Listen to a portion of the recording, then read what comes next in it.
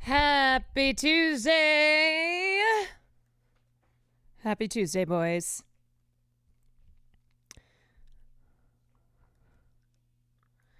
Didn't even realize it was Tuesday.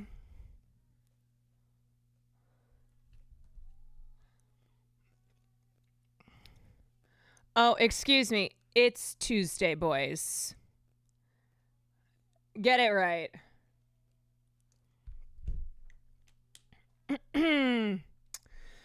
Okay.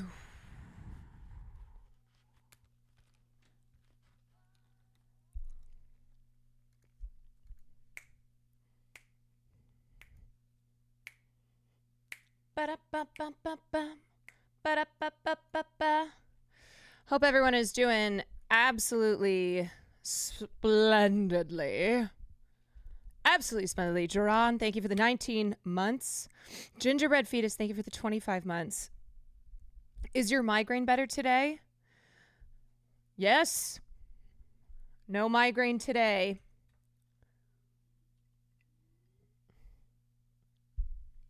Thank God. Gingerbread Fetus, thank you for the 25 months. Got your first tattoo today. Is it my face? Because otherwise I don't care. If it's not a picture of me on your entire back,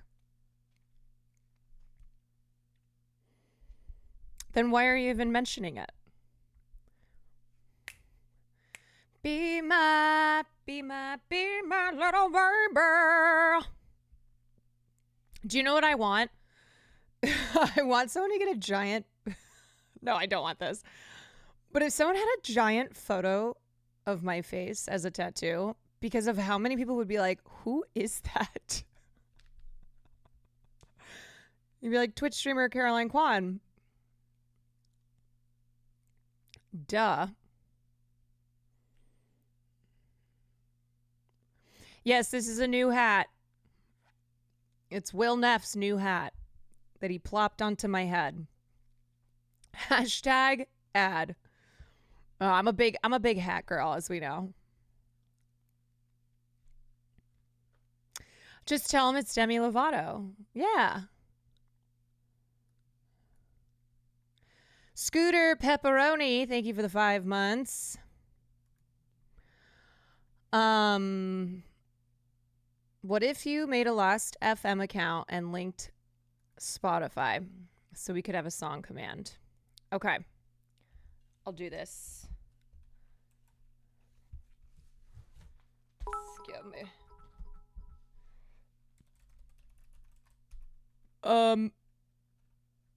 Okay. Says my username is good. Username acceptable. Big titty mama. No, I'm just kidding. Okay. A small titty mama.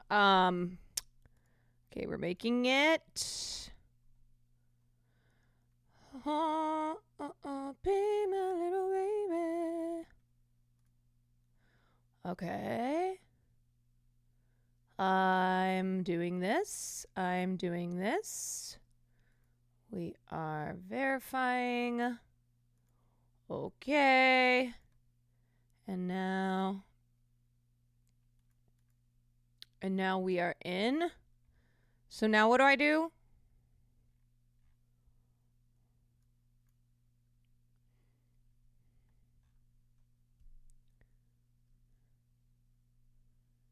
I have the account name is Caroline Kwan.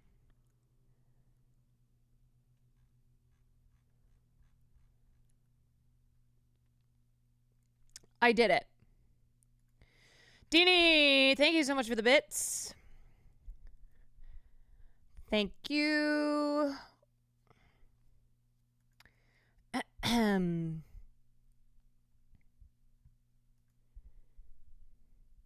Okay, is there anything else I need to do?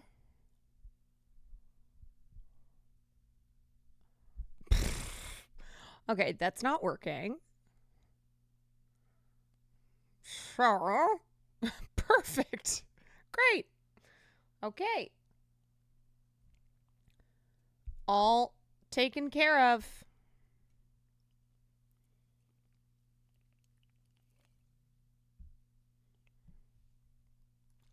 All right. What's next? What is next on the to-do list? Because I got that done.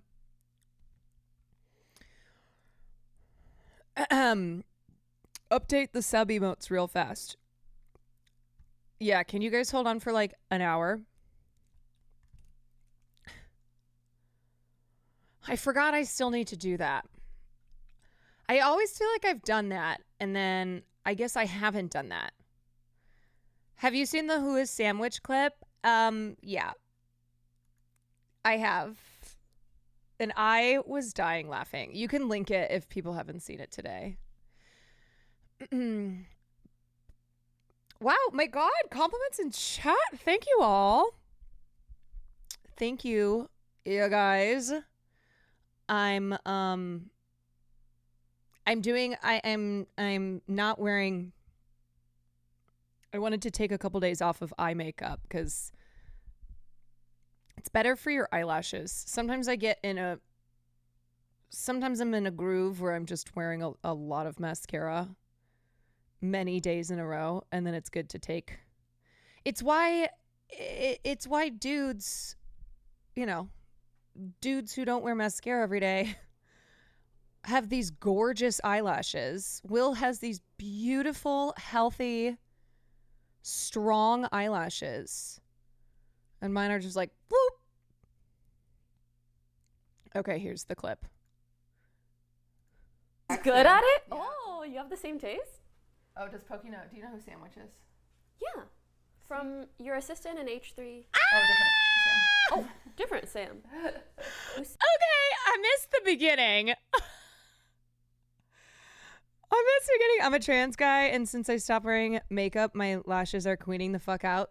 See? Don't you hate how that happens? Okay, I only saw this part.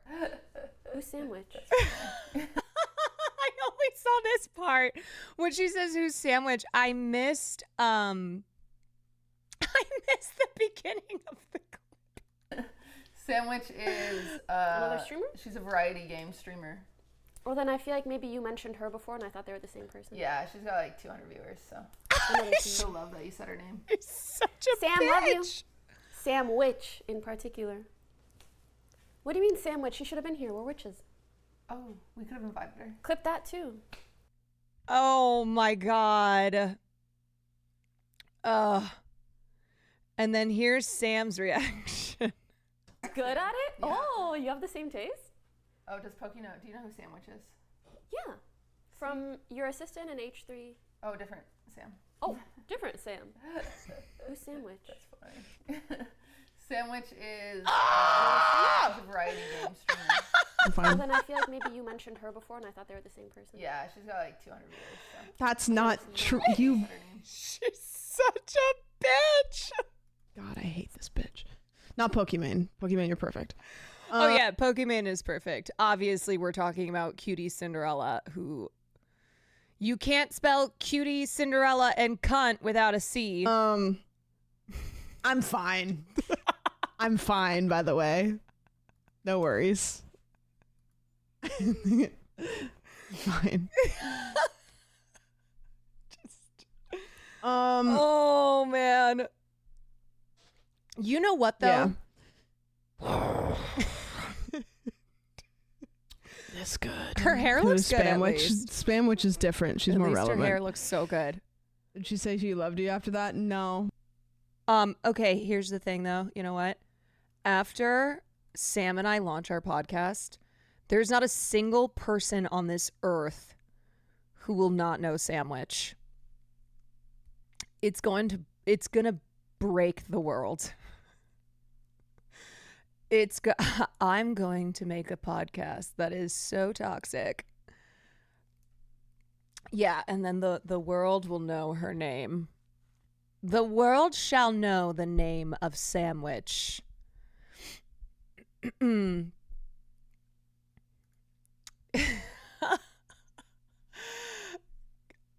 I'm sorry, I'm an idiot. Please forgive me. I'm going to memorize your life story and know you better than you know yourself now, okay? Okay, let me know. Let me know. That is one way at least to get Pokey's to be on Pokey's radar is for her to not know who you are. I wonder if Pokimane had been following Sam or if she just now followed her. Because that would be even funnier if she had been following Sam on Twitter. Oh, boy. Oh, man. Yeah, Sam really got who megaloled. And then Cutie with the she has like 200 viewers. Just saying it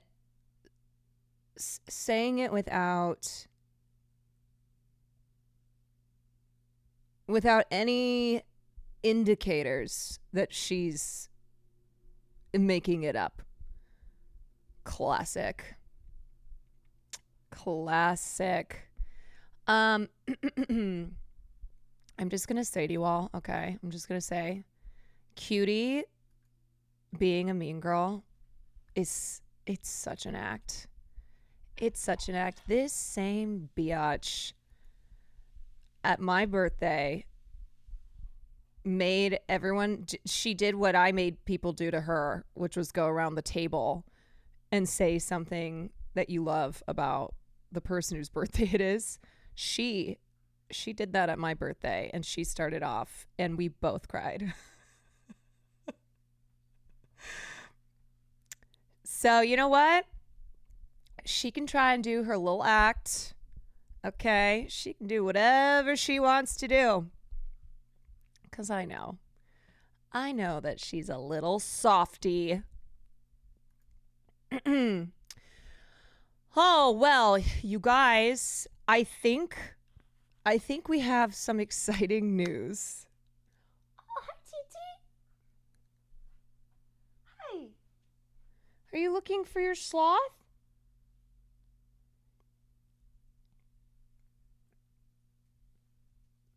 Sometimes I don't know what he wants. When he walks in here, and looks around, is like, nah, fuck this. Nah. Okay, so this is very exciting news, very great news. He it has nothing to do with me. And some of you may not know who this fucking loser is. And if you don't know who he is, I'm honestly glad for you, because he's honestly in the top 5 of most annoying little pieces of shit. And yes, I'm talking about Shy Davide, who, word on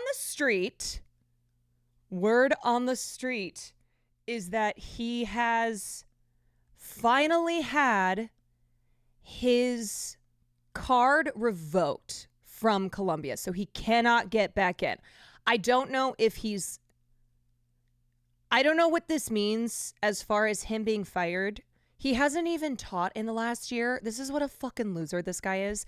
He's not even actively teaching at Columbia. Oh.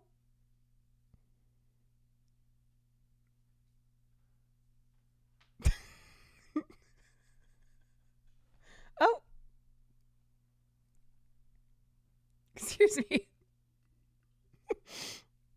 I told you he was looking for his sloth. I knew it. I knew he came in here looking around. Okay, so Shy Davide hasn't even been actively teaching at Columbia. And yet the last year, he has been harassing students to no end. He has been nonstop harassing students, throwing fits. He's famous for... Here, I'll show you a photo of him, and then it might jog your memory. He looks like he looks like he's not well. I feel as if this man has not slept, because he has spent the last year screaming and crying and throwing up over students on campus wearing keffiyehs, students on campus who are Palestinian or Arab, students, being against the genocide of Palestinians. And so he has spent truly the last year just absolutely terrorizing them. And he looks, I know he does look malnourished. He does not look good. Look at this man. This man, if you want the definition of victim complex, Shai Davide. Shai Davide has the biggest victim complex other than Miss, my friend saw a sign that said free parking and she thought it said free Palestine. The Jews are tired. Miss Eve Fartlow, who is lives in Los Angeles and yet constantly is tweeting as if she is in the middle of a war zone. Those two, I think, take the cake for the most annoying people online who think that they are the world's biggest victims. Okay, so apparently, and this happened, remember in April when he had his ID card deactivated, it was temporary. So this is not from today.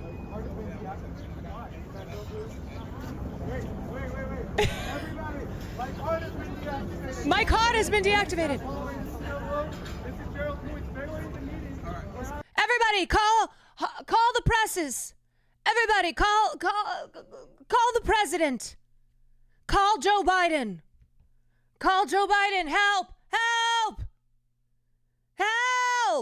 And you want to know the worst fucking part is that Shai Davide gets so much attention, which on the one hand has exposed more people to what a pathetic loser he is, but on the other hand has inflated his ego into believing that he matters, that he actually is a victim. Yeah, Laura Loomer handcuffing herself to Twitter headquarters advice. Help! They've revoked my card! Hamas, the organization, and they couldn't say that it is a terrorist organization. Yo, I'm telling you, this man looks worse and worse and worse because he spends all of his free time name searching on Twitter. If you tweet something that has Shai Davide's name in it and you don't tag him, he will find it. And he will, respond with something that is just the most hair-ripping thing. So he spends all his time name searching. He goes to the library just to intimidate and harass students. This is a faculty member who, again, hasn't actively been teaching a class, but is still hanging around to terrorize students. So super normal stuff. Very, very normal. I'm like, doesn't this man have a family? Is his family not like, what is wrong with you? Not because I'm saying they would have political differences, but because, I'm not kidding, he spends all of his time doing this. That guy is a real jerk.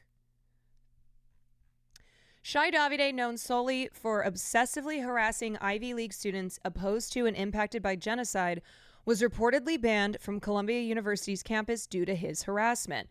He's trying to say, does anybody have the, can somebody link me his response video? He's saying that it's not because of the harassment. Of course not, because he doesn't think that he's harassing students. He thinks that he is standing up against anti-Semitism and standing up for truth. Here he is last semester when his ID was denied because he intended to harass students. This is a classic. He is a literal toddler throwing a tantrum. Anybody remember this? Right now, we are not okay. Right now, we are not okay. Right now, we are not okay. Right now.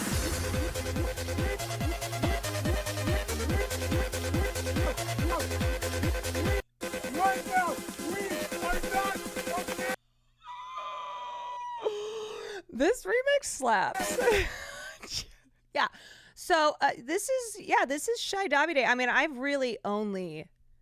This is only the surface. These are some of Shy Davide's greatest hits.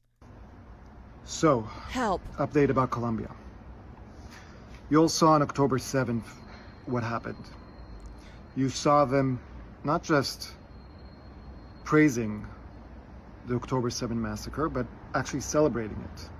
You saw me standing there where I was allowed to stand while an onslaught of anti-Jewish, anti-Israeli, anti-American students and professors kind of marched towards me.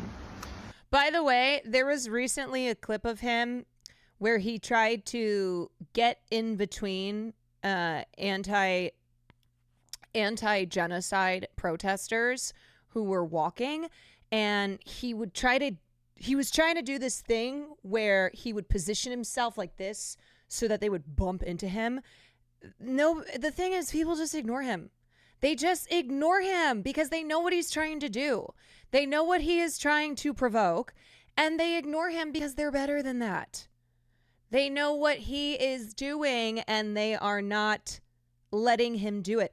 And in this clip, you can see him like this. He goes, see? See? Like they're physically assaulting me. And it's like, oh my God, dude. Oh my God. You know what? Yeah, you are the biggest victim in all of this. You saw the Assistant Director of Public Safety, Bobby Loud, doing nothing, even when a Jewish student is telling him that she's afraid. You saw the COO of Columbia University. Oh, yeah, because it's not like they haven't formed a specific anti-Semitism program, fighting back against anti-Semitism in Colombia, that they have not overwhelmingly ignored the cries of Arab students, of Palestinian students who have faced harassment from people like Shy Davide, from faculty members. And it's still, there's no even, Dragon Army, thank you so much for the 5. Thank you. Mr. Cass Holloway. No, he has nothing better to do. That is what this shows you, okay? Shy Davide, Eve Fartlow, Brianna Wu, all of these wackadoodle-doos, these psychos with the biggest victim complexes in the world, they have nothing better than to create this hardship for themselves, this perceived hardship that is bullshit. These are not the eyes of a mentally well person. No. This man is sick. Look at him. When you even compare him, to like 6 months ago, I'm telling you, he is mentally unwell. He is mentally unwell. He's got crazy eyes. And it's because he has spent all of his time harassing people online, harassing students on campus. This is your brain on Zionism, and his is so even extreme too, in that it's not just that he, politically and morally aligns with the actions of Israel. He has taken this so many steps further in that he does to people what he perceives is being done to him as a Jewish Israeli man. Absolutely nothing. Today I was supposed to be, right now I was supposed to be at the School of Social Work at Columbia, where the Jewish students are holding their own memorial service for the senseless violence of October 7th. But then I got a call from my lawyer who says that the yo, dude, you're fucking cooked, okay? You're fucking cooked, my guy, because you have been behaving for the past year as if no consequences would be applied to you. No consequences would befall you. And that is the mindset of somebody who lives in a world where they do have power on their side, where most of the time consequences are nowhere to be found. You can act with total impunity. You can be a fucking psychopath. You can be a fucking psychopath and get away with a lot. And so he has been doing that. He has gotten away with a lot. Any other professor, if you know, we're doing the like, if the roles were reversed, if this were a Palestinian professor, okay, if this were a black professor, never in a million years would they get away with the behavior that Shai Davide has exhibited over the last year. University has decided to not allow me to be on campus anymore. Yeah, My because job. you're crazy. Why? Because of October 7th. Because I was not afraid to stand up to the hateful mob. And because I was not afraid Right now, we are not okay. Right now, we are not okay. Right now.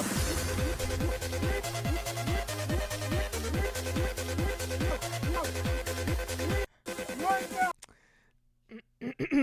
to expose Mr. fucking Cass Holloway for not doing anything about it. This is the same Cass Holloway that in March, when students brought in to Colombia Samidoun, which is today recognized as a terrorist organization, and Khalid Barakat, who is No, today dude. recognized as a terrorist in the US and Canada. This is the same Cass Holloway that did nothing about it. This is the same Cass Holloway that when the students at Columbia University announced that violence is the only path forward and that they stand with the armed resistance, meaning the terrorists, did absolutely nothing. This is the same Cass Holloway that allowed these students for 3 weeks last year to terrorize the entire campus, creating a so-called liberated zone that was only liberated from Israelis and Jews who refused to denounce. Oh, I'm sorry, because I remember seeing the videos of the encampment.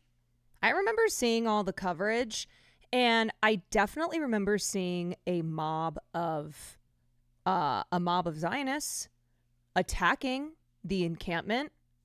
I remember seeing the pro-Palestinian supporters at the encampment trying to have a peaceful, a peaceful encampment.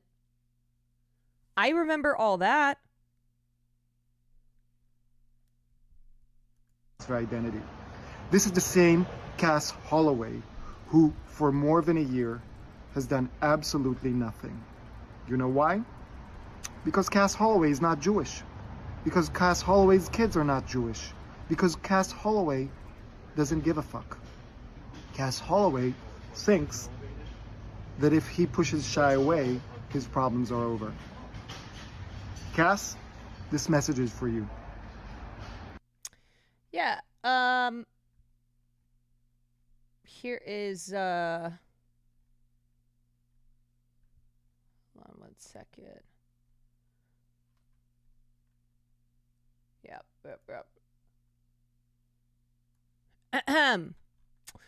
Remember when November Jewish Voice for Peace and Students for Justice in Palestine were suspended through the end of the fall semester. And it was, it was unjustified. But that happened because of the double standard that is in place and because of the bias, the anti-Palestinian bias that has rocked college campuses and the, mainstream media and our government. And then this happened where, this is just one example too. The protest by SJP and its affiliates were met with a new threat at a peaceful action on Friday, January 19th. Columbia SJP reported protesters were sprayed with a horrible-smelling stink bomb at the event before later posting an update that the foul product was identified as skunk, an Israeli-developed chemical weapon used as recently as December in East Jerusalem on Muslim worshippers. Dozens of students told The Spectator that the spray left a strong odor, one that smelled akin to a dead body. According to one graduate student, that led to nausea, burning skin and eyes, and soiled clothing and hair. Numerous students were hospitalized and received care for chemical inhalation. At this demonstration, 2 students sprayed an odorous chemical at CUAD protesters, read a press release from the Columbia University Apartheid Divest Coalition on Tuesday. Following student and community attempts to find the deployers, we identified them as 2 former IOF officers who are current Columbia School of General Studies students. Fucking losers. Columbia admin did not respond to the incident until 3 days later, when interim provost Dennis A. Mitchell announced that the alleged perps had been banned, though not academically suspended. Okay? They did chemical warfare on peacefully protesting students who were exercising their legal right, and they were not academically suspended. I don't know if there's an update to this. This was from November, and again, there have been so many instances of violence against pro-Palestinian protesters, and this is just one. So anyway, back to Shai Davide talking about how horrible these protesters were. I'm not going anywhere. Oh, And no, you? we know. You can go fuck yourself until we meet at court. Until we meet at court. Let me just tell you all, okay? This is a day of celebration that Shai Davide, the most annoying man in the world, has been banned from Columbia. But I also must inform you, you spray fucking Lysol on a cop and it can be considered assault with a chemical agent. Yeah.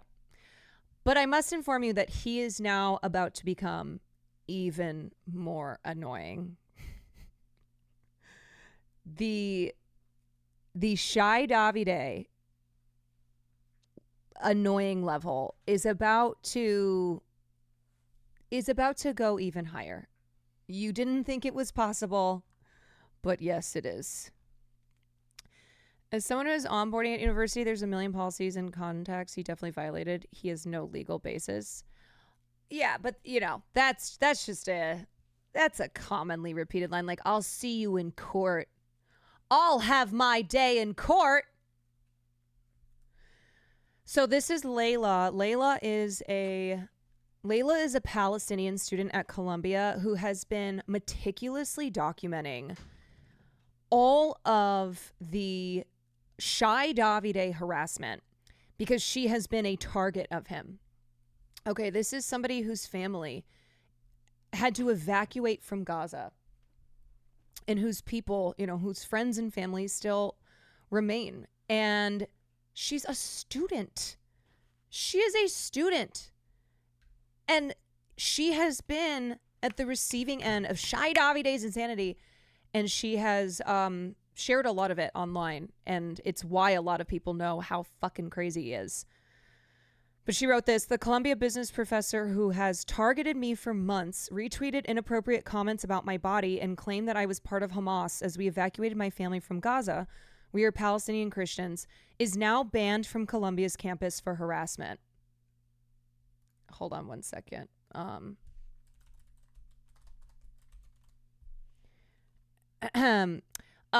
Is now banned from Columbia's campus for harassment.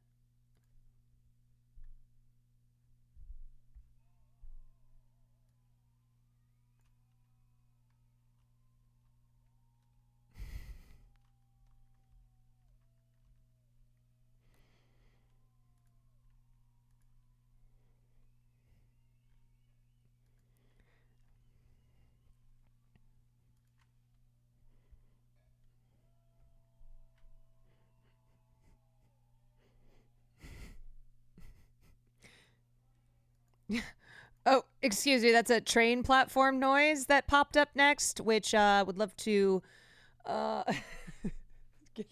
put put that up next. the applause, and then a train just passing by. And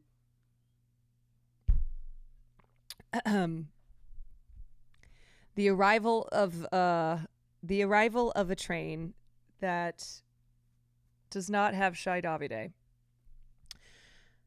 Some highlights: making a video saying the National Guard should be called on students, calling random oh yeah, forgot about that. Calling random security officers members of Nazi Germany, yelling, "This is the sound of civil rights being denied," when he was banned from campus the first time. Sorry, chat, I had to go get this dramatization of protesters assaulting. Brasileira pode dar vantagem, seu juiz. Dá vantagem pro Neymar. Pegaram ele no caminho. E agora, seu juiz? Claro que não. Do you have the clip? Does anyone have the clip of him doing what I described, where he would keep trying to bump into people? Pode. E aí? Here are the outstanding nominees for performance by an actor in a leading role.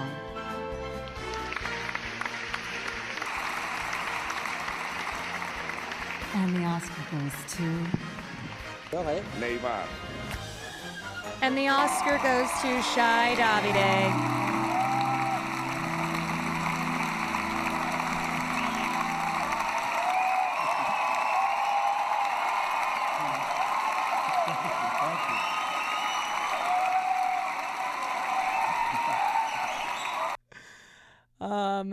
Okay, let's see. Shai Davide's best of moments.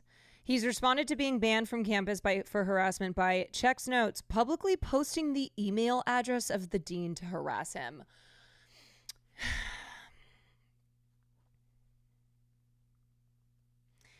This man is stupid AF.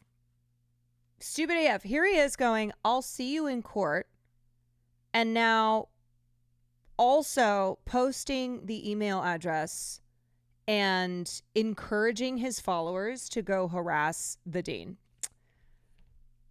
Smart. Very smart. Cass Holloway is a little man with a big ego. That's interesting because I could describe you as that. Luckily, he has an email where you can tell him exactly what you think of him. "I don't care about my future. It's never been about me." No, dude, it's always been about you because you have made it about you. "I care about Colombia's future. I care about what this acceptance of anti-Jewish, anti-Israeli, and anti-American terrorism means for the students on campus."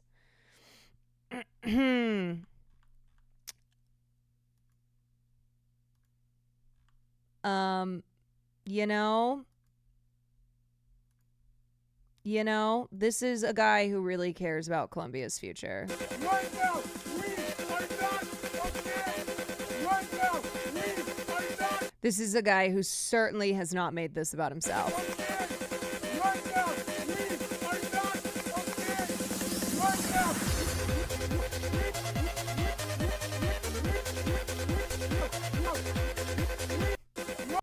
Sorry. That's I just can't stop playing it. Oh yeah, this is this is so fucking funny. How it started, how it's going. Here's Shai Davide 2 years ago. 2 years ago. "I am straight. I am white. I am a male. But let this be clear. No matter what any court says, women have a right to control their own bodies." Okay, first of all, yeah.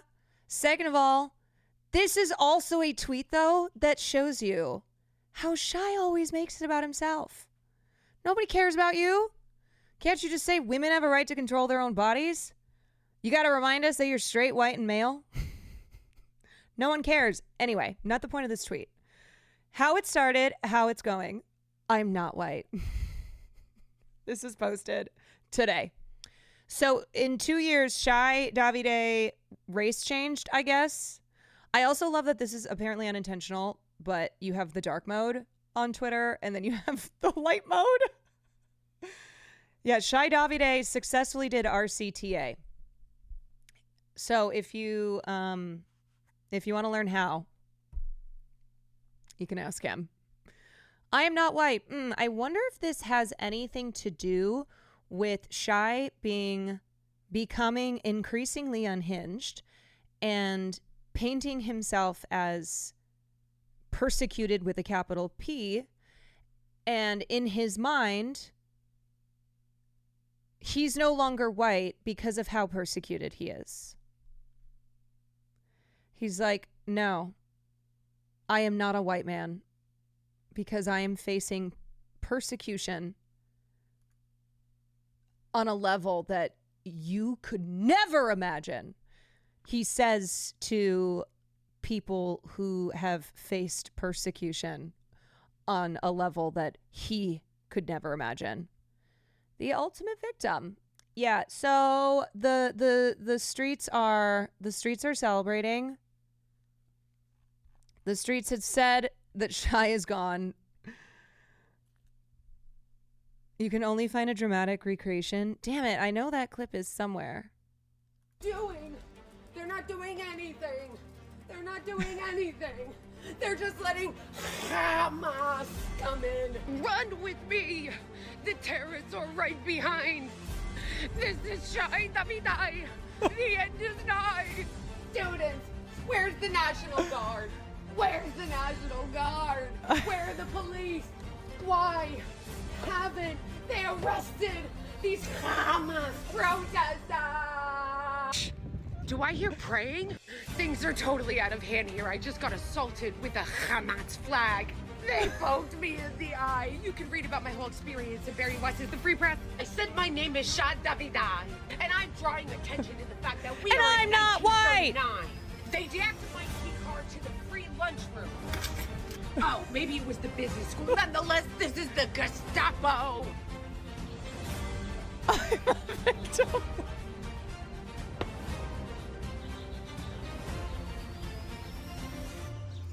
Look at my face!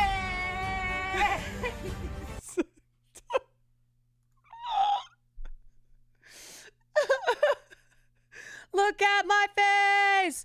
I'm not white. Listen to me, roar. Man. Well, I just wanted to start off the stream with some good news, even though he's about to become 1,000 times more unhinged and insufferable. At least he cannot harass students at Columbia. Well, he can't harass them physically because he can't go. He can't go. His invitation to the party has been revoked. Okay, so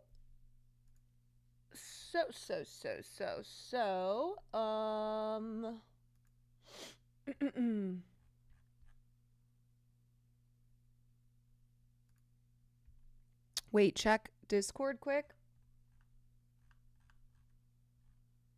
I don't see what. Oh, is this the last FM? When you get the chance, click this. Okay, click Spotify. Click Spotify, connect. Log in. Agree. Okay. Says it's all set. We should be good. Want to try it out? Here, I'll play. The last thing on my Spotify was train platform noise. If anybody wants that track.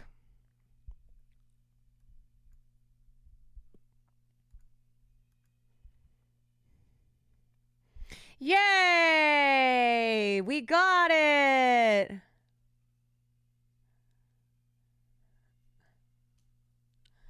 We got it!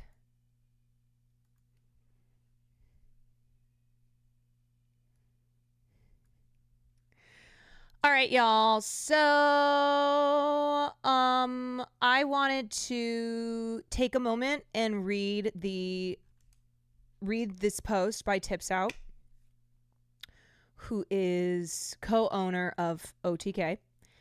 And obviously yesterday was a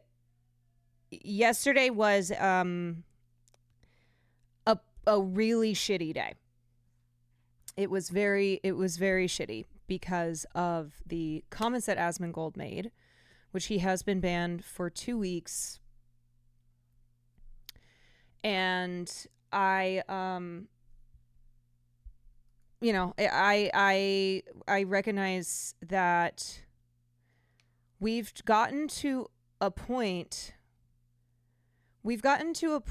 on the internet and on this platform where it has felt like anti-Arab racism is just the norm and it's acceptable, right? And it's everywhere. It's not just the internet. It's just not just on internet platforms. And so, 2 weeks is a pretty light punishment for those comments, but I guess at least Twitch took action, because I feel like without the outcry, I don't know if Twitch would have done anything. And that is an awful thing to think, that people won't feel protected, either streamers or viewers, unless it is so egregiously bad that even accounts like Jake Lucky and other ones who, cover everything in the streamer world identify how bad the comments were. I really didn't think they'd do anything. Was pleasantly surprised, though disappointed by the length. I really believe that the number of people who talked about it and how many of those posts went viral. I mean, I think it was Ariana Jasmine. Her post had like 250,000 likes. It went very, very viral. And that is a bad look for Twitch. So anywho, Tips Out posted this today. And I thought it was really beautifully written. It is devastating, and it is devastating that he was he felt compelled to write this because of what happened yesterday. And one thing I talk about a lot is how often the emotional labor of proving that you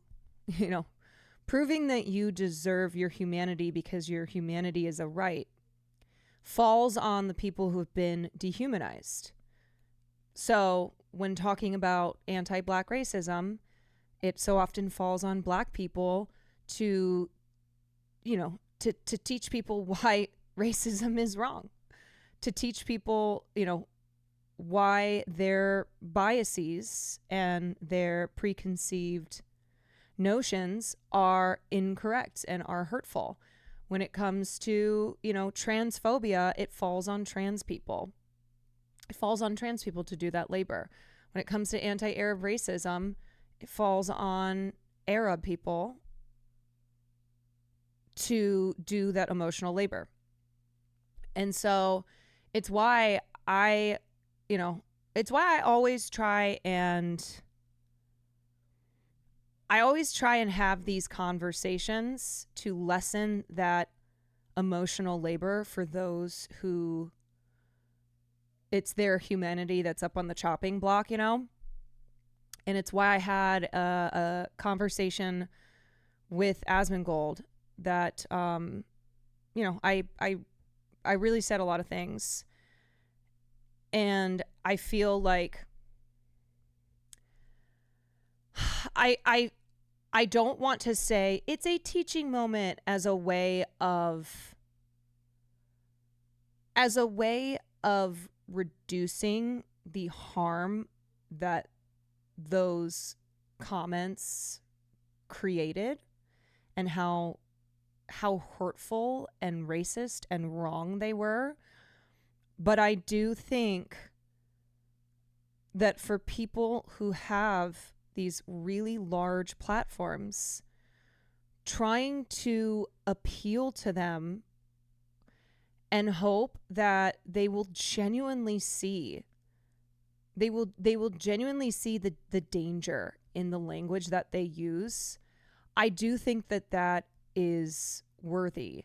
And I hate that has to be done in the first place, because I always believe that having a platform, comes with that responsibility. But a lot of people don't view it that way. And a lot of people have amassed a large platform because they don't see that responsibility. They don't take on that responsibility. And so,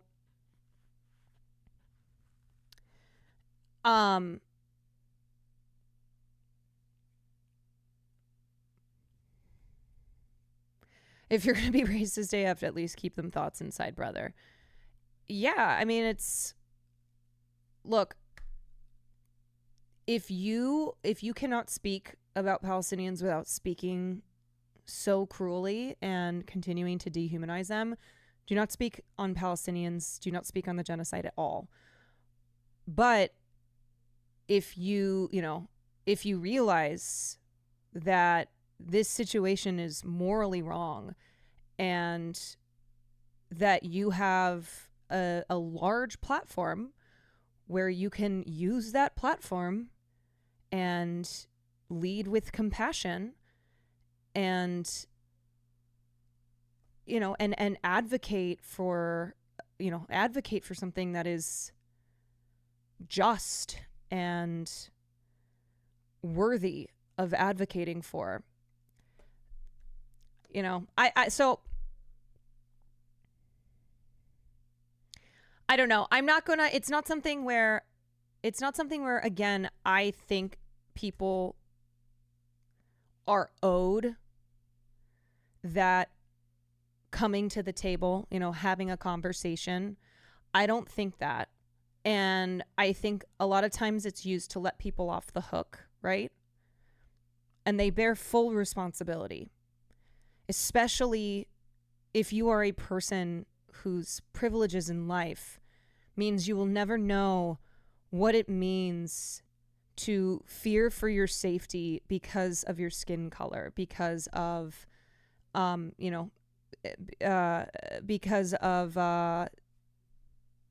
having no power due to the place that you were born. So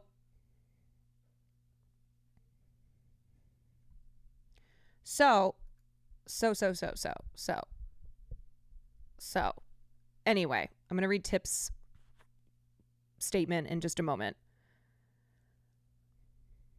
But I think I just am trying to say, I mean, look, I don't think you should have a platform. I don't think you should have a platform if you are spreading hatred. If you are, if you are saying something that is pro-genocide. But the reality is that you will, the reality is that you still will have a platform. And there are a lot of people who have not lost their platforms and, in fact, have only gained more support, have only gotten bigger platforms. And my hope is, like, if there's any chance for people who have these large platforms and have wielded them so irresponsibly to genuinely recognize the wrong that they have done, then that is preferable, because otherwise it's like, well, I guess we just continue on as is, where you can say these horrible things and you'll gain even more supporters, and there'll be nothing that stops you.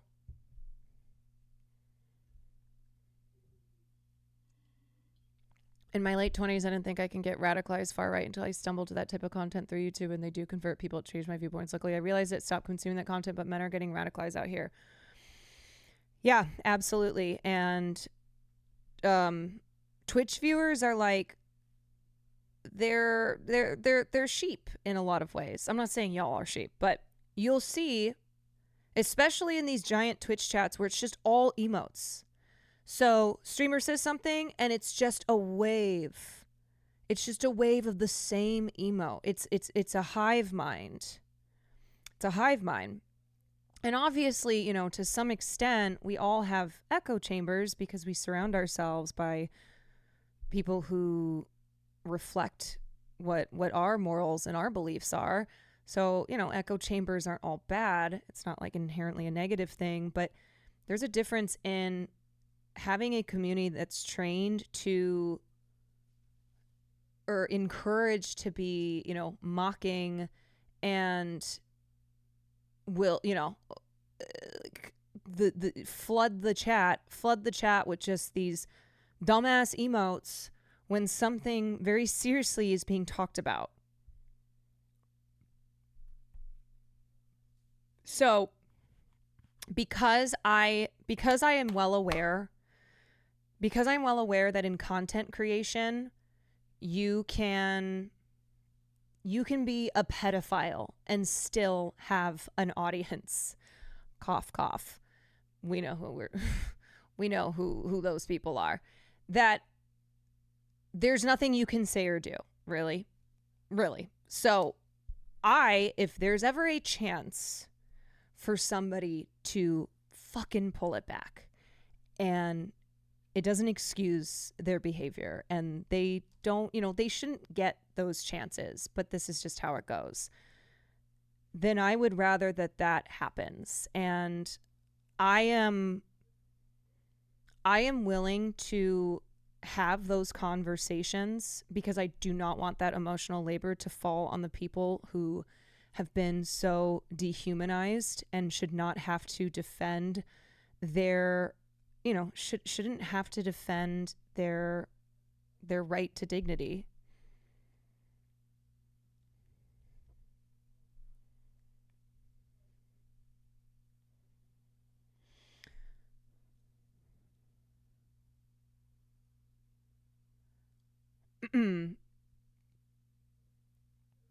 I don't know. And I don't want to do the oh no, I think he's Never mind. Let me just read this.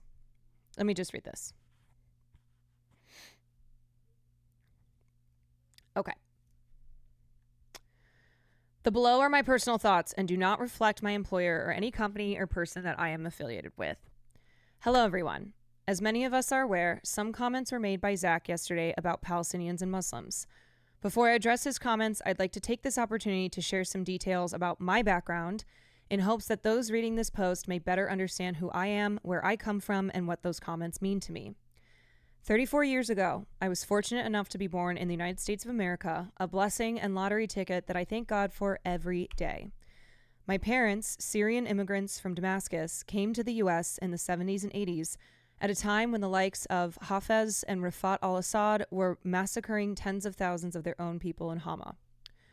The sole reason I exist today can be attributed to the people or to the words of one of my father's neighbors, who informed my late grandmother that my father's friends had just been arrested for political dissent. Sorry, I got something right there. Who had just been arrested for political dissent and that the Mukabat were coming for him next. Quick on her feet, my grandmother, God Almighty grant mercy on her soul, grabbed my 22-year-old father and with tears in her eyes shaved off his beard and sent him to Jordan, hoping that he would make it out. With the help of a few friends and at a time when many thought Syria was a weedy breakfast consumed with milk, my dad was one of the few Syrians lucky enough to be granted passage to America. To that we say, Amduhallah. Amduhallah. Thank God. At some point in the mid-'80s, my father, then working as an engineer in Los Angeles, was serendipitously A for effort. I know. I always just think hamdulillah. Anyway, okay. Look. I know. It's alhamdulillah, but I always hear is hamdulillah. You know. Okay. Anyway, getting distracted. Serendipitously reunited with one of his childhood neighbors and schoolmates in Chicago, Illinois. This man would become my uncle, as his sister, my mother, would marry my father soon after. In typical immigrant fashion, they wasted no time, and my siblings and I were born. Growing up in the early 90s, it was clear that we weren't your stereotypical American family. After all, we were Muslims. Headscarves, no pork, 5 daily prayers, and so on. We dressed conservatively, packed foreign foods in our lunchboxes, and spoke with thick accents until grade school. Yet, strangely enough, I cannot recall a single moment in those early years where I felt different. Yes, our swim trunks could have been less goofy, and explaining what Zatar was to kids at school was a thing, but despite all that, we were just another American family in Southern California navigating life and seeking out the coveted dream. Then 9/11 happened. Offline Tits, thank you so much for the 22 months. For those who may have been too young to remember, September 11th was not simply a moment or a day. It was a monumental shift in thought and discourse. People were horrified, confused, but above all, angry. In a famous incident, popular radio host Howard Stern called for the entire Middle East to be nuked. Bomb them all. Just going to interject real quickly. Doesn't that sound familiar? Who was the Republican Tennessee congressman who said to do the exact same thing to Gaza? I mean, this is something that's been repeated by like Israeli officials and American officials and people in the media. But yeah, I remember early on there was that Tennessee congressman who said pretty much the same thing that Howard Stern had said, but about Gaza. I don't think it was Tom Cotton. Anyway, it just goes to show that this is, that this violent language is something that has been so normalized and has been so casually used to casually used to describe the actions that should be taken to the entire Middle East. Andy Ogles, yeah, what a piece of shit. And his opinion was not uncommon. From school teachers to store clerks, politicians to celebrities, liberals to conservatives, one thing was on everyone's mind. We gotta get them. But who was them? Surely the perpetrators and murderers who planned the attack, killing thousands of innocent people in the process and changing the landscape of modern humanity. However, to some, them had a much broader definition. Oh yeah, here it is. Yep. Andy Ogles stirs outrage with Gaza comment, kill them all. We should kill them all. Yeah. Yep. So things have not changed. One of the least understood aspects of the attacks was the local aftermath, specifically the experiences of Americans who could be perceived as Arab passing.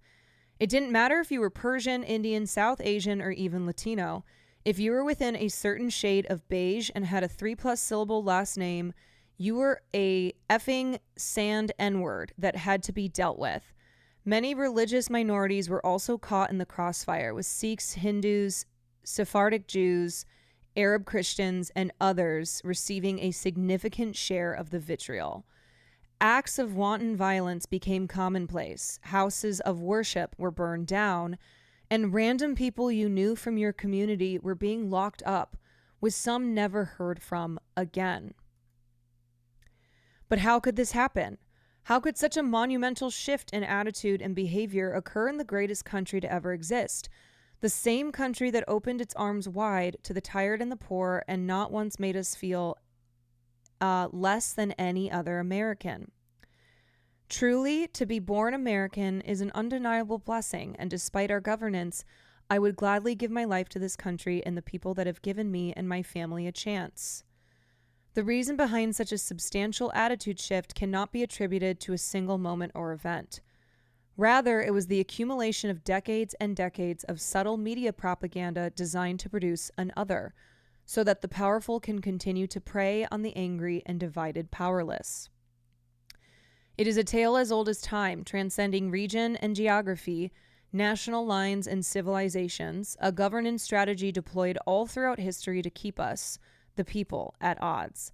It is this same calculated dehumanization that has led to some of the most heinous crimes and bloody massacres, whose horrors we do not utter aloud.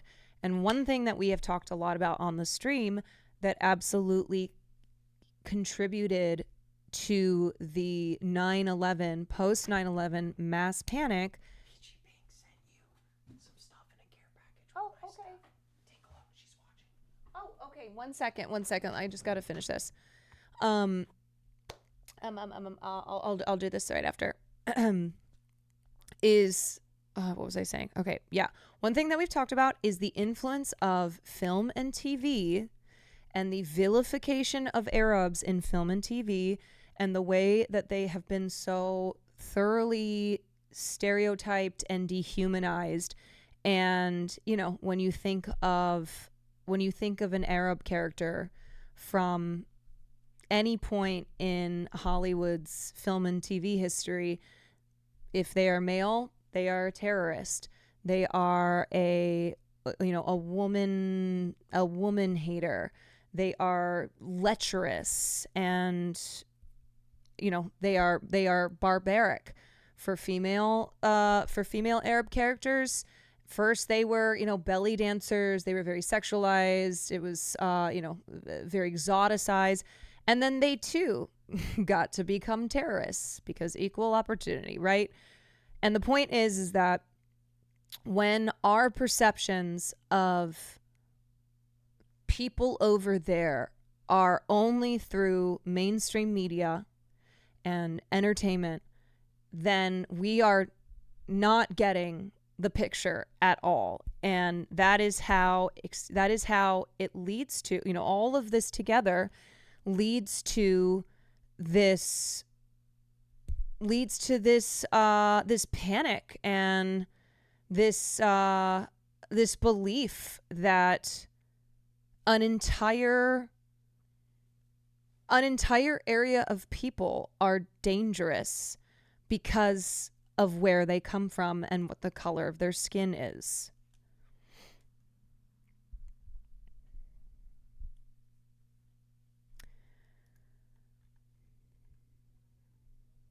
It is the same calculated dehumanization that has led some of the most heinous crimes and bloody massacres whose horrors we do not utter aloud. To many who heard Zach's comments, the language he used, whether intended or not, reeked of the same dehumanization that plagued their ancestors, their grandparents, and in some cases, their families today. It is the same language used to justify wanton violence, genocide, and the destruction of our universal brotherhood. It is the same language used to brush off a video of a Palestinian woman and child burning alive as a price of war.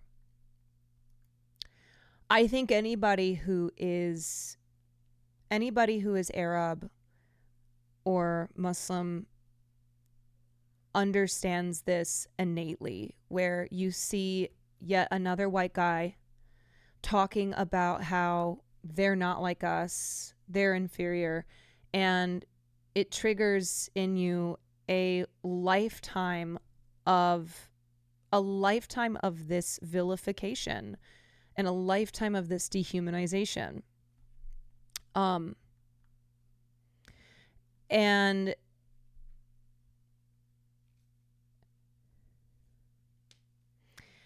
And it is unfortunately a racist mindset that prevails because it is so baked into Western society. It is baked into our laws. It is baked into our policies. It is baked into what our government officials say. It is baked into the biases in media.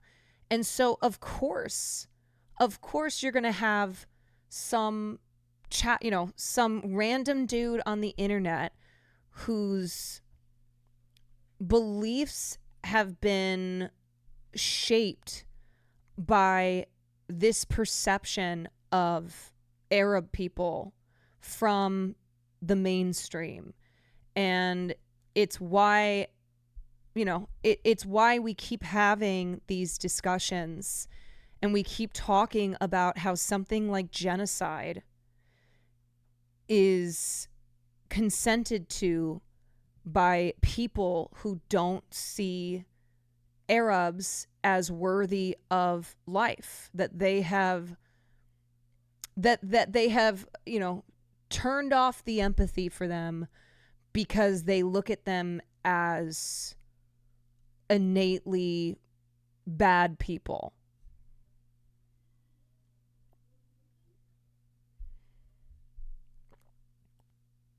I am not writing this post to defend the dignity of the Palestinians suffering in Gaza.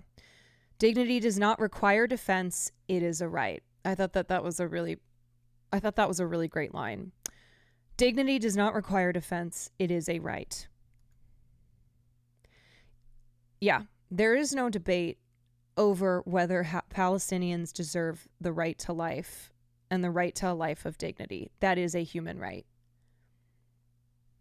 That is not up for debate.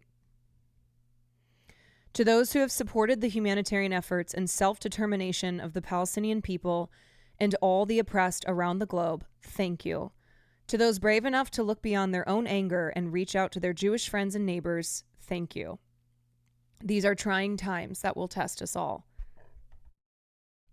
Zach's comments may have been the impetus for this post, but if there's one thing I hope to convey in my incoherence, it is this. I desperately plead to all those reading to wake up to the forces around you that wish nothing more than to separate you from your fellow man and conquer your hearts, your minds, and your humanity. Those that wish for you to look upon your school teachers, store clerks, and neighbors as them.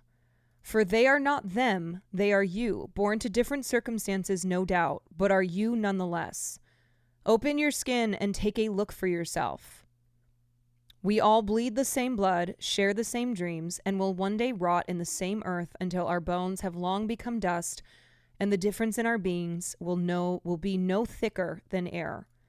Please, for the love of all that is holy and good, look out for yourselves and those around you, and if you ever feel the urge and anger to reduce your fellow man to anything less than yourself, ask aloud, who benefits? Thank you for taking the time to read this. I'll be spending most of my upcoming time working behind the scenes to ensure our staff and teams are all right and that OTK continues to grow into the place I know it can be. In the meantime, peace. Okay, Farley is hitting his bell. Hold on, y'all. Hold on. Yes, TT. I'm coming. Jesus. Can't put my slipper on. Yes, you go to potty?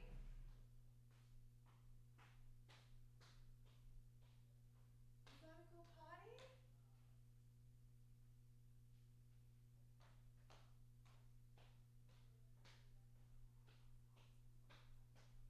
Okay, go potty. Go.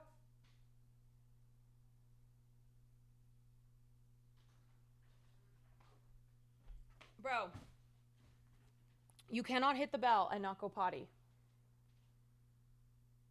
Go. Fine.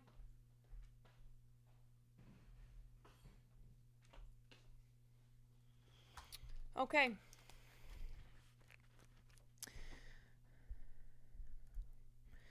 Anyway, I do not know what will happen with OTK. I don't know what's going to happen with Asmongold in general, but I wanted to share these comments, and I think it's an unfortunate thing, as I said, that the people whose the people whose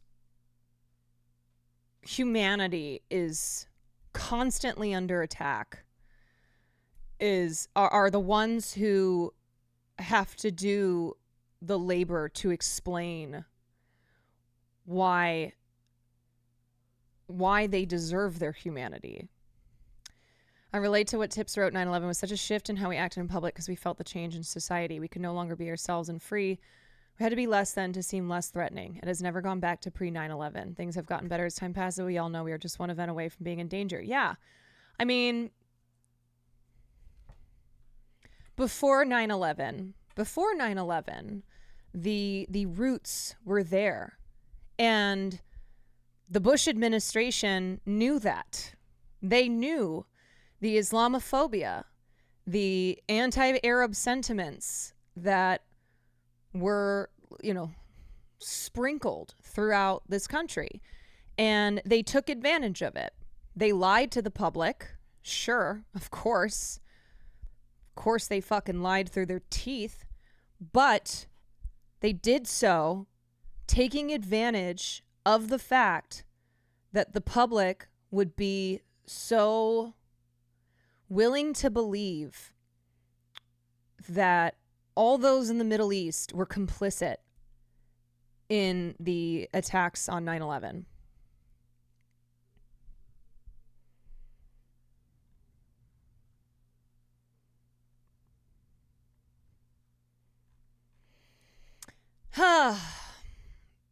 Sweeps, thank you for the 4 months.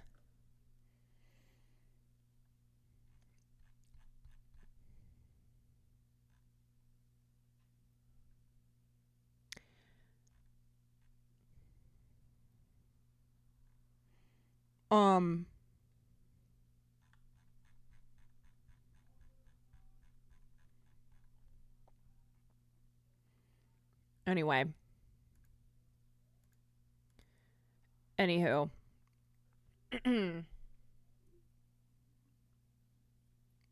The thing is, too,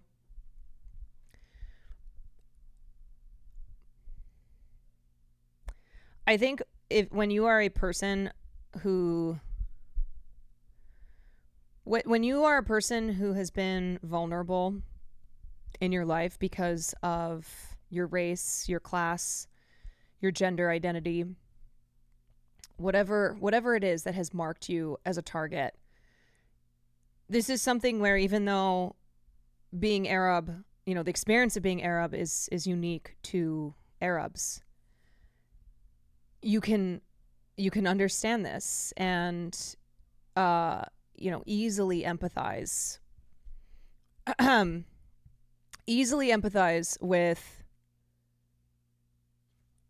with somebody like Tips and with what he said. And it's just, you cannot teach empathy.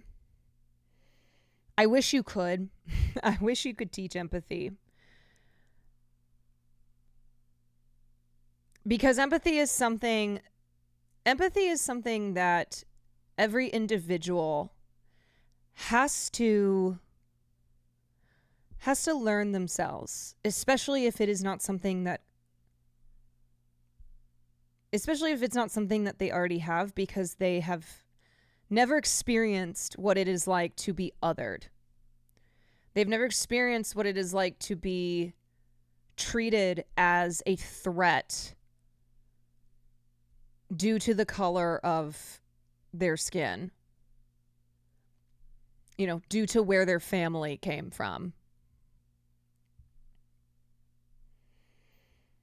And what's maddening is when people who have experienced this cannot see these shared experiences. Like, I look at my own family, and of course, one of the things that weirdos online love to bring up about me is how racist I was to my cousin. My cousin is very racist.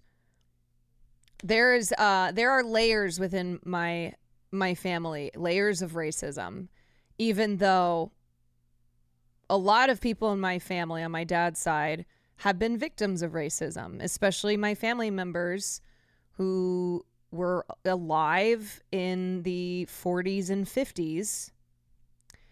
Even though my family is Chinese, because of World War II, racism against Asians didn't matter if you were Japanese or not.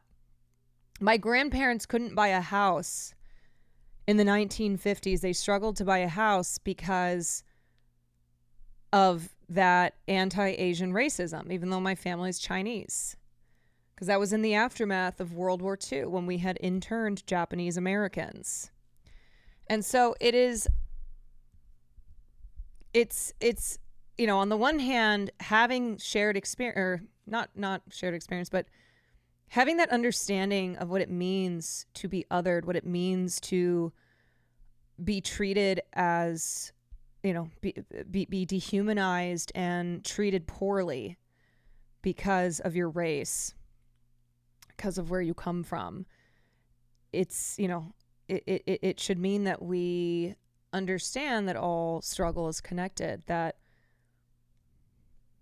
that racism is connected. It's not the case, though.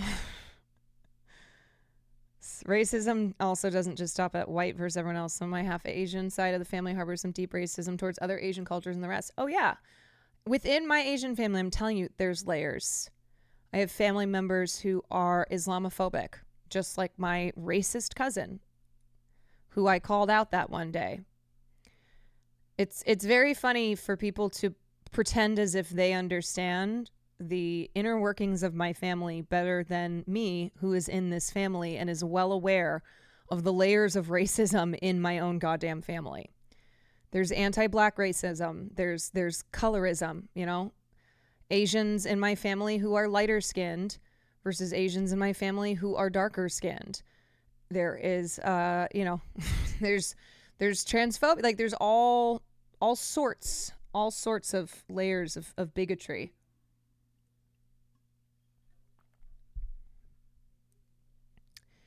And so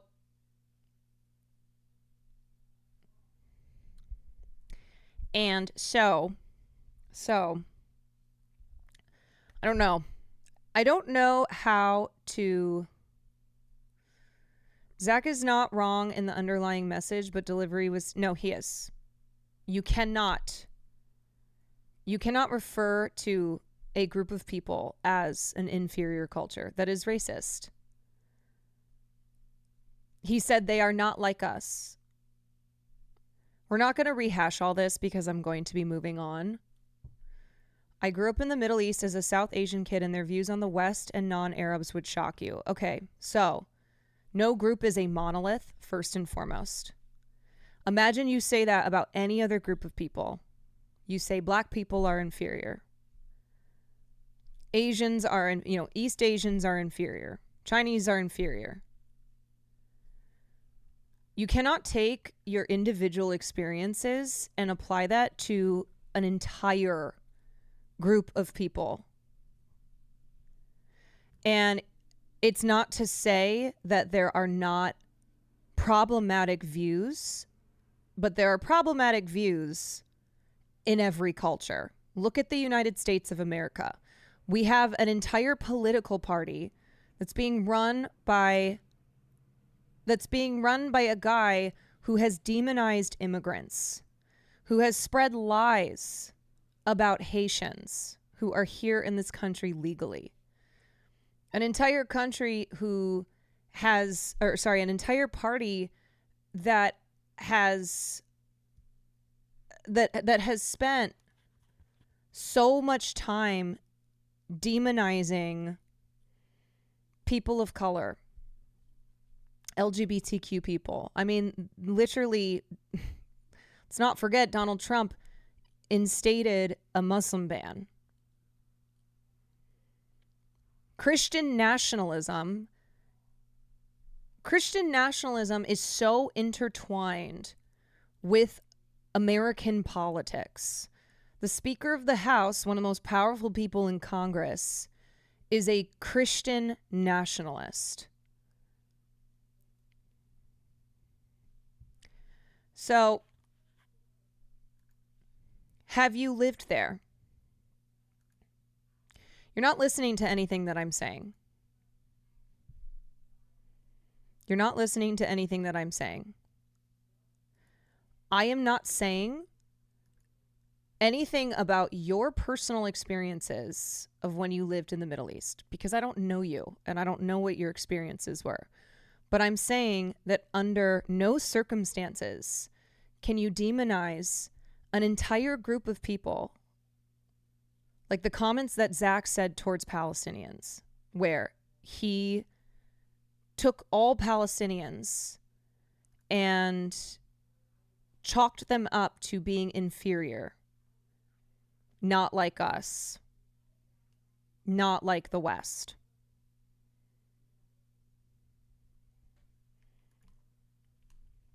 Chatter, thanks. Chatter speaking for all Middle Easterners and South Asian people now. No thanks, you do not speak for me.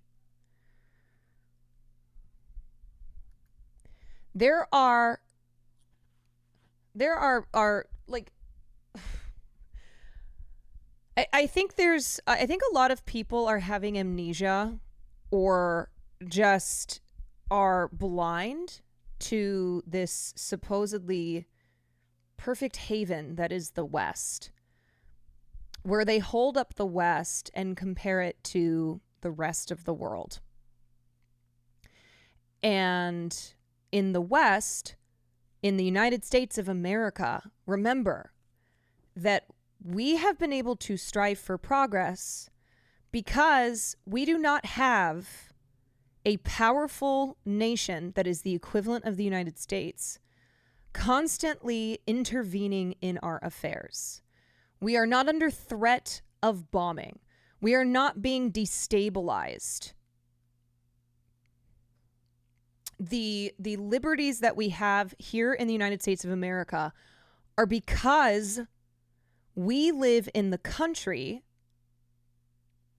We live in the country that has so much power in this world that their influence on many regions in this world have what led to such destabilization, such a lack of social progress, that have led to extremist groups being propped up. And so in the US, because we live in the US, we don't deal with a power that is the equivalent of the United States raining hell upon us. Now we deal with the US in different ways. But this is what I explained yesterday in the conversation around, oh, well, look at all the progress that we've made in the US. Yes, because we've been able to. And even with the ability to have these social movements to fight for civil rights, we take a step forward and we take 2 steps back. So it's not, the West is not some paragon of superiority, of goodness, of anything to hold up and condemn the rest of the world for not being like us, because we're forgetting the influence that the United States has had on the rest of the world, and how in a lot of places, including Palestine, there's been no ability for the people to have social progress, to fight for their civil rights like they did here, because they are under a brutal occupation that is propped up by the United States of America. They are being bombed to death. The Arab kids made it a point to come to our neighborhood to bully us. Okay. You know what? One random person, random chatter who's using their personal experiences, which no one is invalidating and no one is saying is not true, who's using their personal experiences to demonize an entire part of the world. And I know that it doesn't seem like it doesn't seem like you think that the genocide of Palestinians is okay. But by agreeing with the sentiment that Palestinians are inferior simply because they are Arabs in the Middle East, that is in and of itself justification.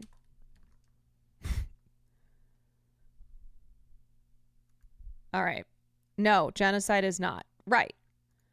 Yeah. I think, I hope every single person in here understands that objectively genocide is bad.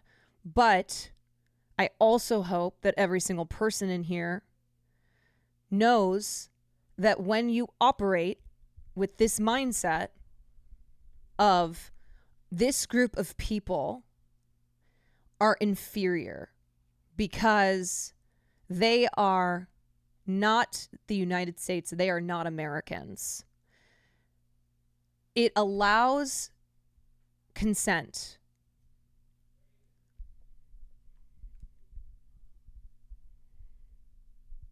Even if you are not saying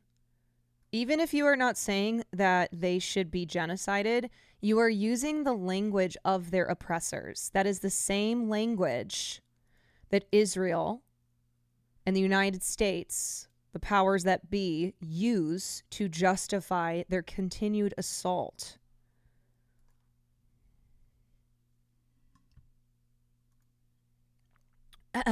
Let's watch this clip. I wanted to watch this. I wanted to watch this yesterday.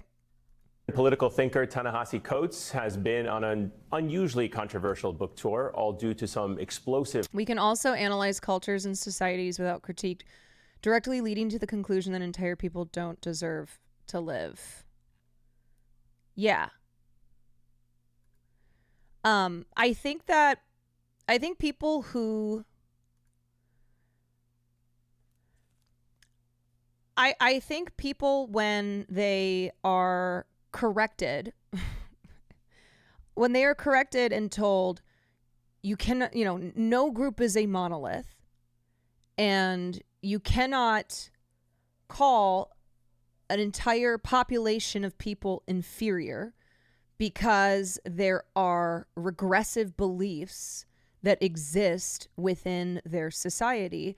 I think they mean that I think they think that we are saying, no, everything's good. All perfect. Nothing, nothing to critique here. It's not what we're saying. And I'd also like to point out that when talking about Palestine, any talk about civil rights, any talk about social progress is ridiculous. It is not the imperative. You want to know why? Because Palestinians are being genocided. They are being bombed to death. Just visualize as a tent of Palestinian refugees is hit with an airstrike and bursts into flames. Do you think they should be thinking about how gay rights haven't passed yet? Do you think that's the concern? Or do you think basic survival is what has been on their minds, not just in the past year, but in all the years of occupation, all the years that they have suffered under an apartheid regime, where they do not even have the basic rights that should be guaranteed to all humans? They can't even fly a Palestinian flag. They cannot protest against the Israeli government without being stolen away in the night, without their children being shot. This was before October 7th.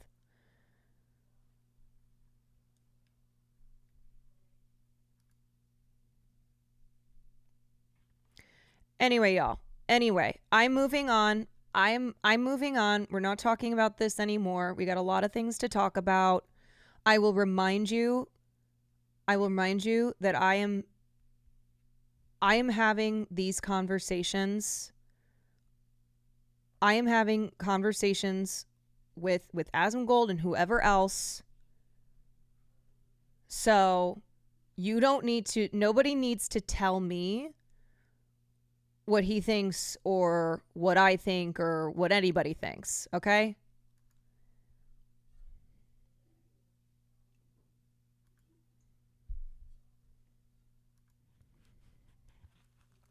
All right. But what I will never do is invalidate the Palestinian experience, and I will not whitewash the comments that were said. No matter what is happening in private, no matter what is happening on the side, we will not do that, okay? Yeah, stop assuming shit. Yes.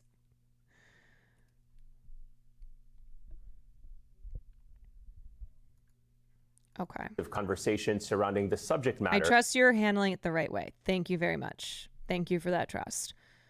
Euphoric Acoustic, thank you for the 6 months. Wonder Gal, thank you for the 14 months. Cozy Sapphire, thank you for the 5 months. Okay, I hope I didn't forget anybody. Okay.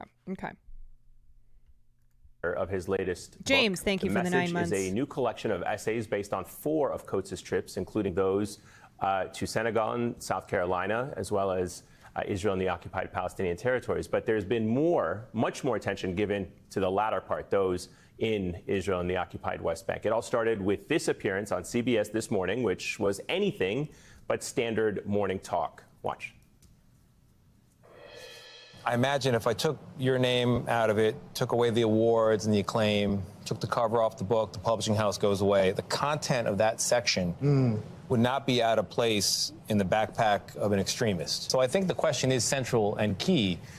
If Israel has a right to exist, and if your answer is no, then I guess the question becomes, why do the Palestinians have a right to exist? Why do 20 different Muslim countries have a right to exist? My answer is that no country in this world establishes its ability to exist through rights. Countries establish their ability to exist through force. Well, this week, CBS News executive said this interview failed to meet the network's editorial standards. Okay, so this is obviously just rehashing the CBS interview. But some journalists and media critics have actually come out in defense of it, calling the line of questioning just good journalism. Wait, the funniest thing was Will watching a different clip of Tony 2 times being racist last night. You know what? The Queef household, we are out here exposing the racism of Tony DeCoupille in all sorts of ways. Even book reviews have taken a sharp turn. Compact Magazine published a review with the incendiary title, Why Ta-Nehisi Coates Hates Israel. Helen Andrews writes in part, quote, yeah, by raging racist Helen Andrews. Y'all, I have read a lot of racist shit, especially in the last year as it pertains to Palestine and anybody who advocates for Palestinian life. But there are still moments when I do this.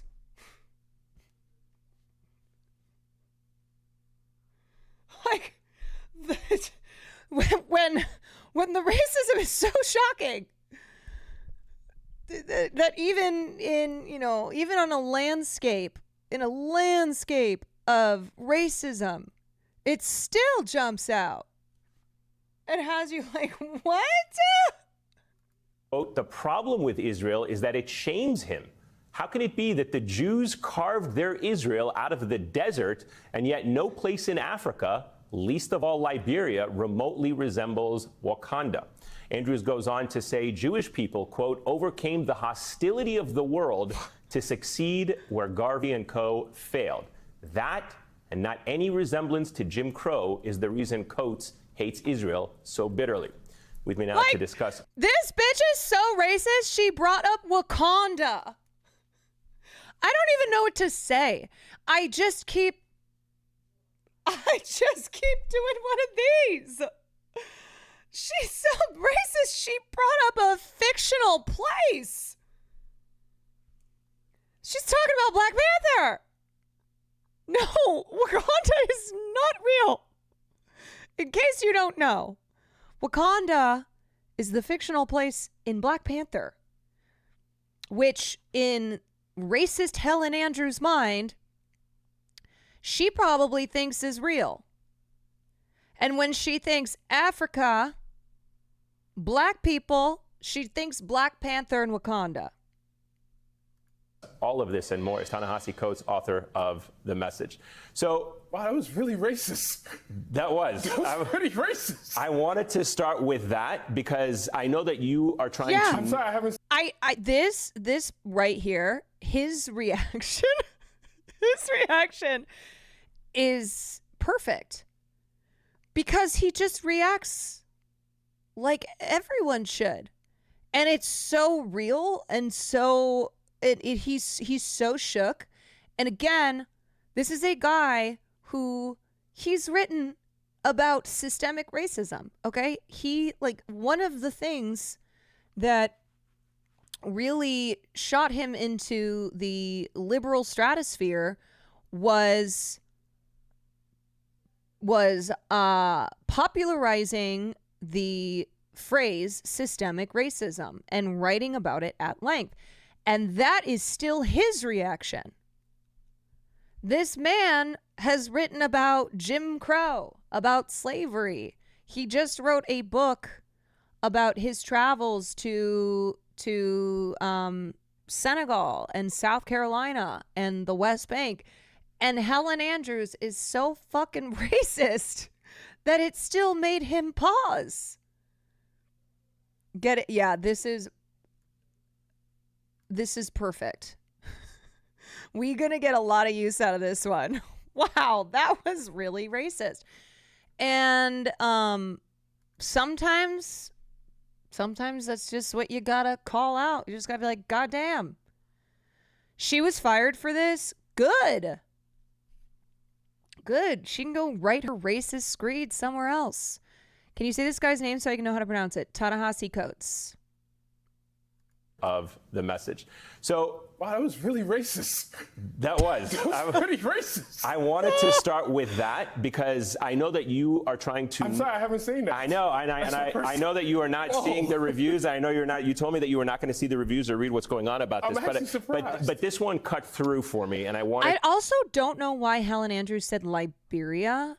Did she just pick a random country in Africa and say that that's where Ta-Nehisi's family is from? To ask you about it because of the fact that in some ways it actually reinforces a lot of what you wrote in your book. But what is your reaction to that?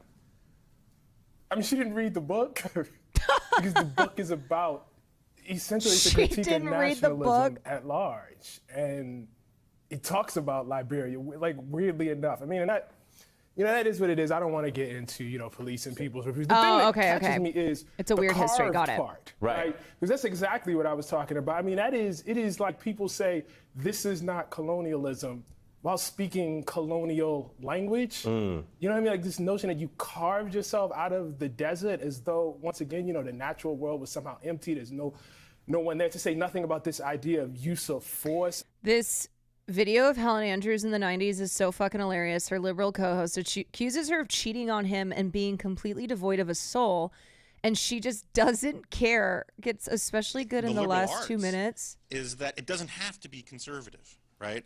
Okay, let's finish this, and then we'll go to.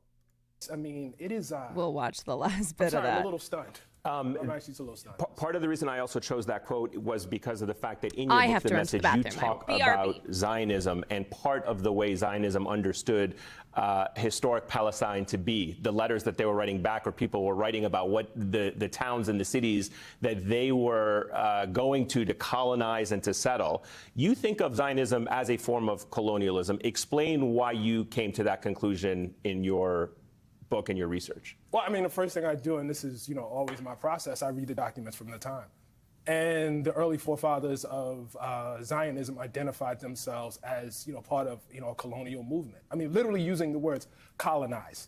Jabotinsky, Herzl, it's a common foundation, but it's not just that.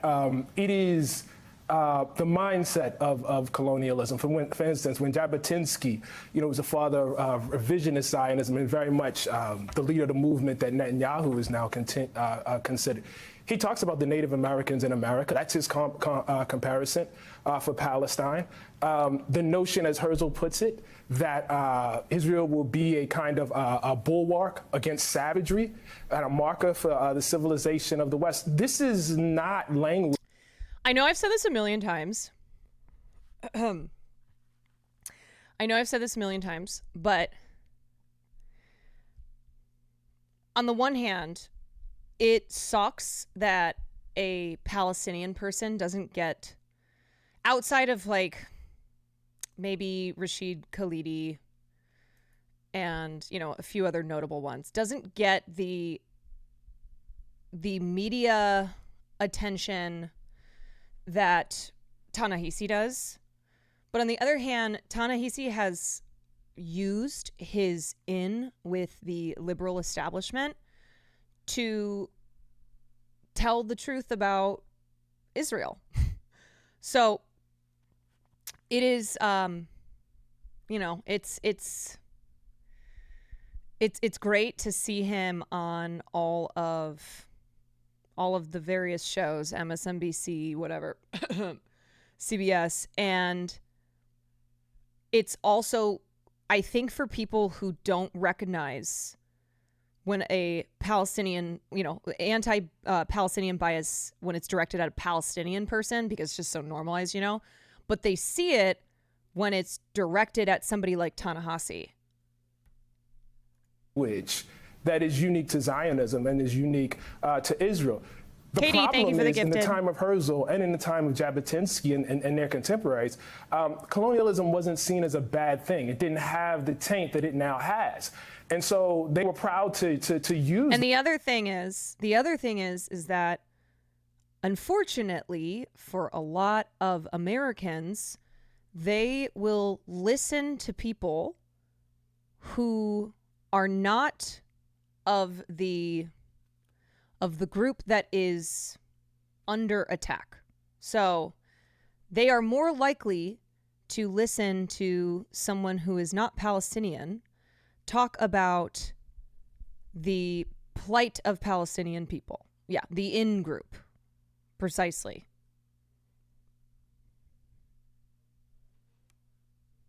I've gained so much respect for him. He could have walked back his statements, but he stood his ground and continues to use his platform to be a voice when, as you said, Palestinians are silenced and demonized in Western media. Yeah, and he knows this.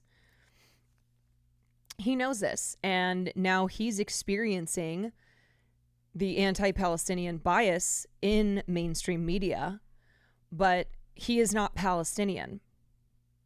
So it is, you know, it's one of those things where Palestinians have been dehumanized for so fucking long, and every time, you know, every time a Palestinian person or just an Arab person would be on air, the first thing that they were asked was always, do you condom hummus? Right? It got to the point that it became a fucking meme. Do you condom hummus? Do you condom hummus? They're not even allowed to speak about their experiences, about the, about the violence that they face without first doing that and having to center, having to center Israeli life before they can talk about the, talk about the violence that they have faced in their lives. The label of colonialism, but now that it has a taint, we have people who somehow want to say that words don't mean what they plainly mean. You also talk about the fact that there's a through line between the three different trips that you've gone to as a Palestinian, I've never been able to use my words. I've had to quote Jewish experts to make my point. And to Israel and the occupied Palestinian territories. Yeah. And that has a lot. Yep. Okay. Last pause, and then I'll play it. Yes. And I caution people who have the right intentions, right? You are anti-Zionist. You are in support of Palestinian liberation. I caution you from only centering anti-Zionist Jewish voices, and I understand the tendency to do so because of the cries of anti-Semitism being directed at anybody who opposes the actions of Israel. So it's why it's why sharing, the words of a Jewish person has been an attempt to show this isn't about anti-Semitism. This is about opposing the political ideology of Zionism. This is about opposing an apartheid state. But also, we have to remember that Palestinian voices must always be centered. Just like in any other conversation where if we are talking about police brutality disproportionately affecting Black and brown people in this country, we're not going to center a white person talking about police brutality. And I mentioned this example of white fragility and how white fragility was a bestseller, and every single white liberal in this country brought that book to understand racism that Black people experience, where that should not be the beginning and the end of your allyship, your understanding, your education. And so when talking about when talking about anything related to Palestinians, center Palestinian voices. Do not allow Palestinian voices to continue to be suppressed and silenced. I agree with you, but we live in white supremacist country where Palestinians are seen by a majority of people here who don't see them as human beings, which is why focusing on anti-Zionist Jews helps the movement. I'm not saying it doesn't help. I'm not saying that in sharing the work and in sharing the words of anti-Zionist Jews that, it's not effective in reaching people who otherwise would not, who otherwise would just be like, oh, this is about hating Jews and there's no Jewish people who are against this because Zionism is Judaism. But what I'm saying is don't forget to share the words of Palestinians. Don't forget to, also be reading in your own, in your own education, in your own gathering of knowledge, be reading Palestinian scholars and historians and reading the works, viewing the works of Palestinian artists and understanding Palestinian life and culture from Palestinians. If that makes sense, if we know what I mean by that. So I get it. I understand the tendency, the comfort in sharing the voice, in sharing the words of a Jewish person who's anti-Zionist, but it's a reminder to not forget about Palestinian voices and not allow them to fall to the sidelines when we are talking about the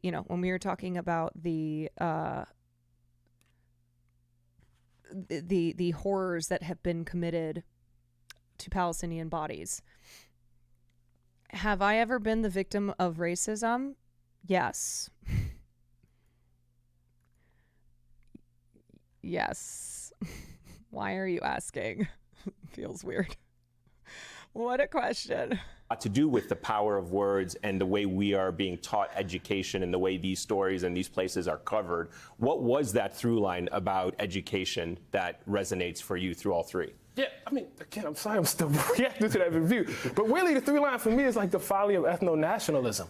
I mean, it starts in Africa and trying to, find some real sort of connection. Not you're about to what be. The real connection is, between me and the people that I find where myself, are we going with this? With and grappling with that and trying to, do it in such a way that feels reality-based and truth-based. Where are we in going South Carolina, with this? it is obvious, you are in a state whose foundation is ethno-nationalism that we're very, very familiar with the Confederacy and white Americans. And, the chapter ends with, me visiting the Capitol. And okay, their response to chatter was, who said, what do you think? Was no, ?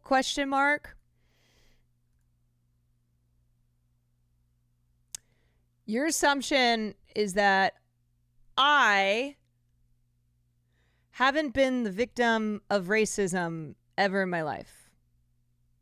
Just a little backstory on me. I grew up in the Midwest. I grew up in primarily white suburban Midwest. But even if I hadn't, I think it's safe for you to assume that yes. Maybe in school, but probably not adults. Actually, my best friend, when I was in 7th grade, her father used to speak to me in fake Chinese. When I would go over to her house, lovely Christian family, I would go over to her house and he would say, Kong chong chong chong. Literally would speak to me in fake Chinese in the most racist fucking accent you have ever heard. He would say ching chong ching. When I was in junior high, this was a 45-year-old man. Okay, so unfortunately, I have experienced racism from children, from adults, from old people. A lot of old people, especially old men, asking me what my real name is. And when I tell them Caroline, they don't believe me because that's not a Chinese sounding name. It's also not just racism, it's fetishization. So you've got the sexualization component in there. So when I was little, I first became aware of my sexuality, not because I understood it, but because I was sexualized and I got it all confused. So I went from people thinking that I was ugly because I didn't look like everybody else. I was spit on. I had rocks thrown at me. I was very, very bullied. When I moved to a new school, I was told to go back to where I came from. And then things started to switch when guys that I went to school with started watching porn, and a lot of the porn that they were watching had Asian women in it. So they made the association then that I was like the women in the porn that they were watching. So then in high school, guys and girls that I went to high school with started asking me questions like, is your vagina super tight? Is that true? I've heard that you have very tight vaginas. This is like, I was a virgin until I was 17, 18. So again, all these things were put upon me before I even understood what it meant. I didn't understand where it was coming from. I just knew that it made me feel bad. So I hope that answers your question and maybe changes your assumption here. And you're weird. It's very weird.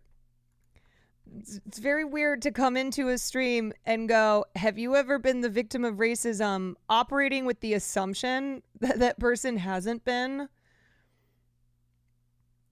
Okay, sorry, my apology. Thank you for apologizing. Please don't ever do that again. I don't always love pulling up all my shit, but sometimes I will do it.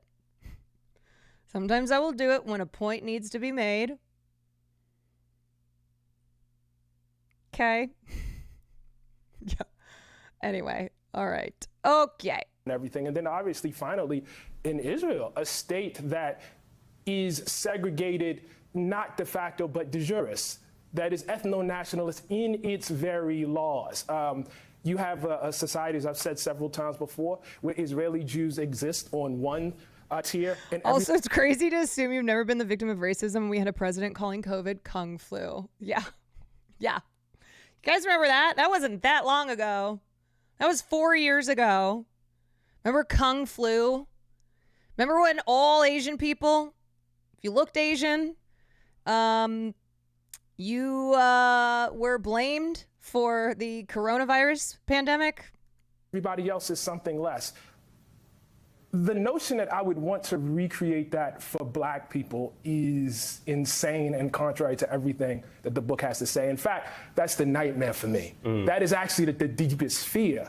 You know what I mean? That you interrogate a system And instead of, coming to understand the system and its evils, you decided the real problem is that it's just being applied to you. Speaking Trump of called that COVID the China ethno-nationalism virus that you're today. describing in Sick. Israel, We're so the back. pushback would be that, and this We're is the argument so that back. a lot of supporters of Israel say, is that put aside the West Bank for a moment. Inside Israel, you've had Arab Supreme Court judges, you have Arabs that serve in the Israeli army, you have lawyers, you have doctors, you have engineers that are all Arabs, and they use that and push that, say there is no discrimination against the Arab citizens or the Palestinian citizens of Israel. What do you respond to that? It's a lie. I mean, it's like in the most literal. I mean, there was a Supreme Court judge. Yeah, sorry. The facts are not lies. Sorry. The notion of equality is. I mean, and let me be clear about what I'm saying here. For instance, if you're an Israeli Jewish person and you fall in love with somebody that is a Jewish person in America or anybody else, frankly, you have the ability to make that person a citizen of Israel. Far be it you be an Israeli Jewish citizen living in Tel Aviv and fall in love with somebody that lives in the West Bank. You will find it very, very hard, i.e. impossible, to have some sort of family with that person. We're so back, babes. If you want to move into certain communities within Israel, these communities have the right to discriminate. I mean, it says it, right there in the law on the basis of tradition and culture. In America, we call that redlining. But it's Do you know what I wonder? I wonder if these,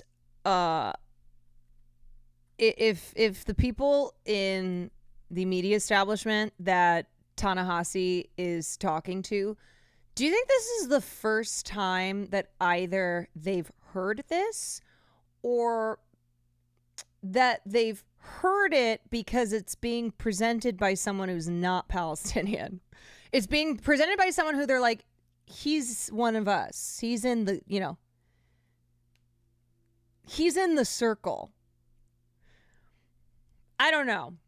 Perfectly legal in Israel, and even in America, redlining was not legislated within the federal law and did not have court decisions behind it in the same way.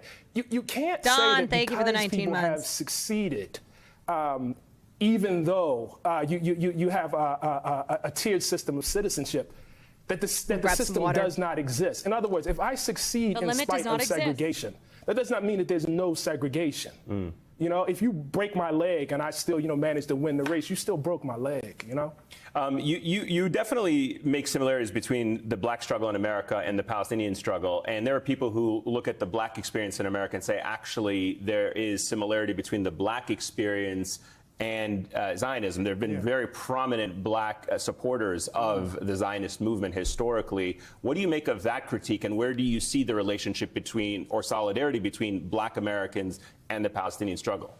I mean, I think as a factual matter, it's actually correct.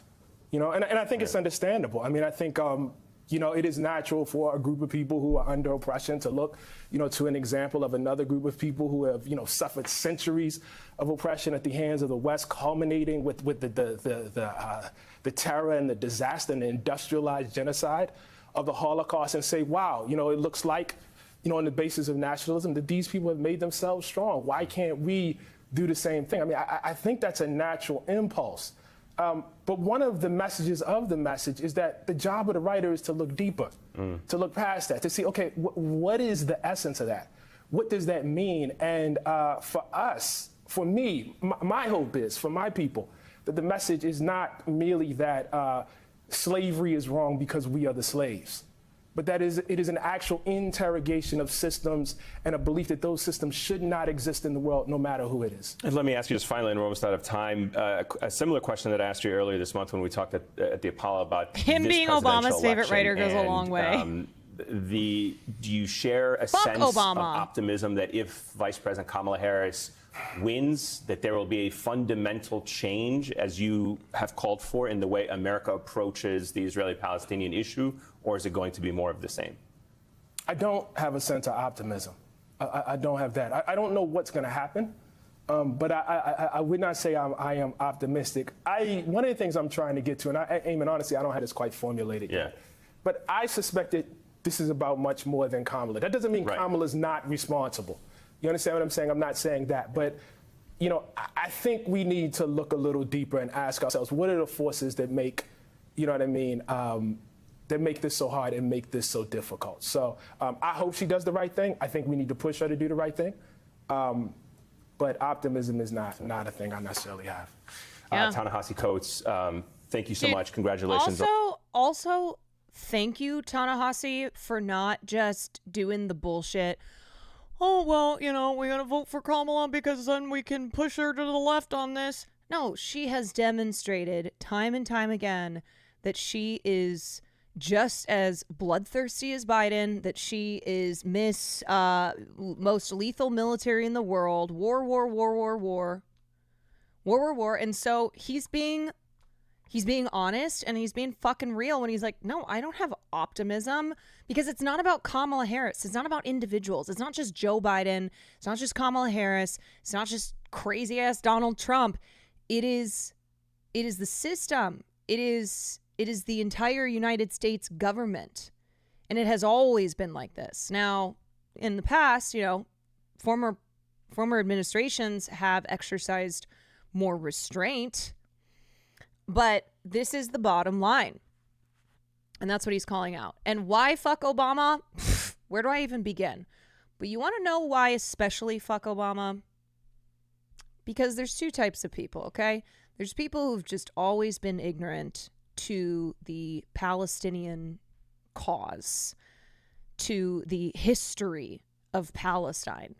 And fuck those people too, right? Especially now, okay? There's no excuse. But then there's the other people, and Barack Obama is one of them, who absolutely knows the reality, the history of the Palestinian people. He was friends with Edward Said, renowned Palestinian scholar who passed in 2003, so before you could see Obama take over and absolutely fail the Palestinian people. He was friends with Rashid Khalidi. He was friends with a number of Palestinian scholars and activists. And when he was, when he was a congressman and then a senator in Illinois, he would have meetings all the time with his Palestinian community. And he demonstrated a real empathy and understanding. He had campaign events with Palestinian activists. They raised money for him. And he turned his back. He reached for his neoliberal cronies, and he turned his back. He turned his back on Palestinians. There was a real belief that when Obama came into office, that finally things were going to change, because Obama knew the pain and suffering that Palestinians had endured. He was empathetic to it. He showed that he was not going to just be like how every other administration has been. As Felix Biederman pointed out, Obama really knew better. That's what makes him so bad. Yes. And in my mind, that type of person is worse. That type of person who has deliberately chosen to turn their back in pursuit of power. So fuck Obama. And fuck Obama for his comments about black men. Fuck Obama for scapegoating black men already. Obama is already setting black men up to take the fall for if/when Kamala Harris loses. Barack Obama has always had a lot of criticism for black people, and seems to really have none for white people, who are the ones who fucking got Donald Trump elected. And if Kamala Harris loses, it will be white people again. It will not be black people.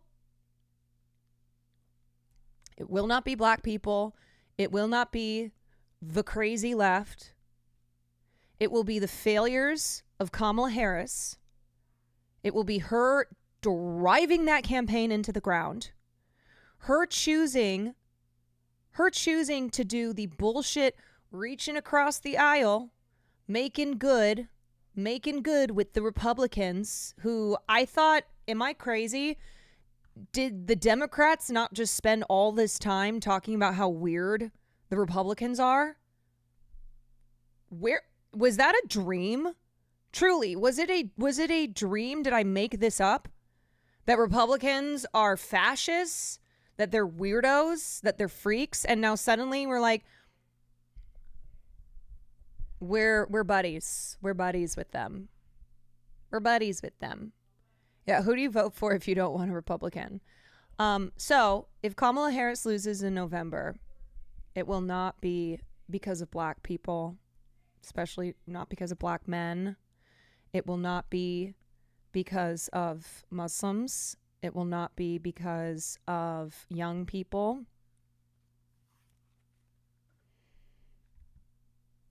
They fired the campaign manager who came up with calling Republicans weird. I mean, I think a prime example of this was the vice presidential debate. The guy who had put weird into the mainstream, Tim Walz, who, you know, everybody fell in love with Tim Walz because he was going on news outlets and saying Republicans are weird. And yeah, they are fucking weird. And it was a very, it was a very simple but great way to get across the message that Republican policies and their obsession with trans people, with women's bodies, with immigrants, like, gross. They're weirdos. Why is JD Vance thinking about my cycle? Why is he thinking about how fertile I am? Anyway, that same guy got up on the stage and debated the dude who he had previously talked about how weird he is, and multiple times said, yeah, we get along. Ooh, I agree with you. Really showed how there's not quite a separation between them after all. Dumb. Absolutely dumb. Okay, before we watch the tail end of this Helen Edwards video, I forgot that Will came in here. So I don't know if you're still here. Peachy Pink, I'm sorry. Peachy Pink. I don't know if you're here, but I'm going to open your gift. Caroline, I hope you enjoy the books and other little gifts. I rushed this card, but I craft a lot, so I figured it would be a waste if I didn't make you one. Much love, Peachy Pink. It's very cute. You're here. Hi, Peachy Pink. I love it. The card is art. The card is art. It is lovely. Absolutely lovely. Okay, let's see what we got. Oh! Okay. All right. A book? A book? The night ends with fire. Oh. KX song. Let's go. Oh, this is a gorgeous book. Plus, I am on a real female Asian literature kick. This is beautiful. Judging a book by its cover, where this book looks amazing. Thank you so much. Okay, and then I have another thing.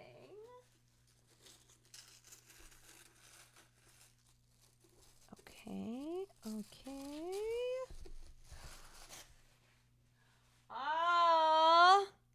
Book number 2.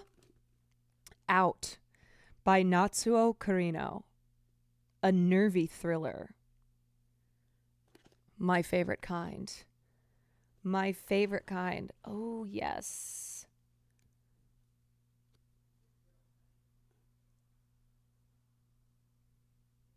Thank you. Thank you. Thank you, Peachy Pink. I appreciate you. I'm so into books again, y'all. I am in my book era. Book club when we're getting it going. We're getting it going.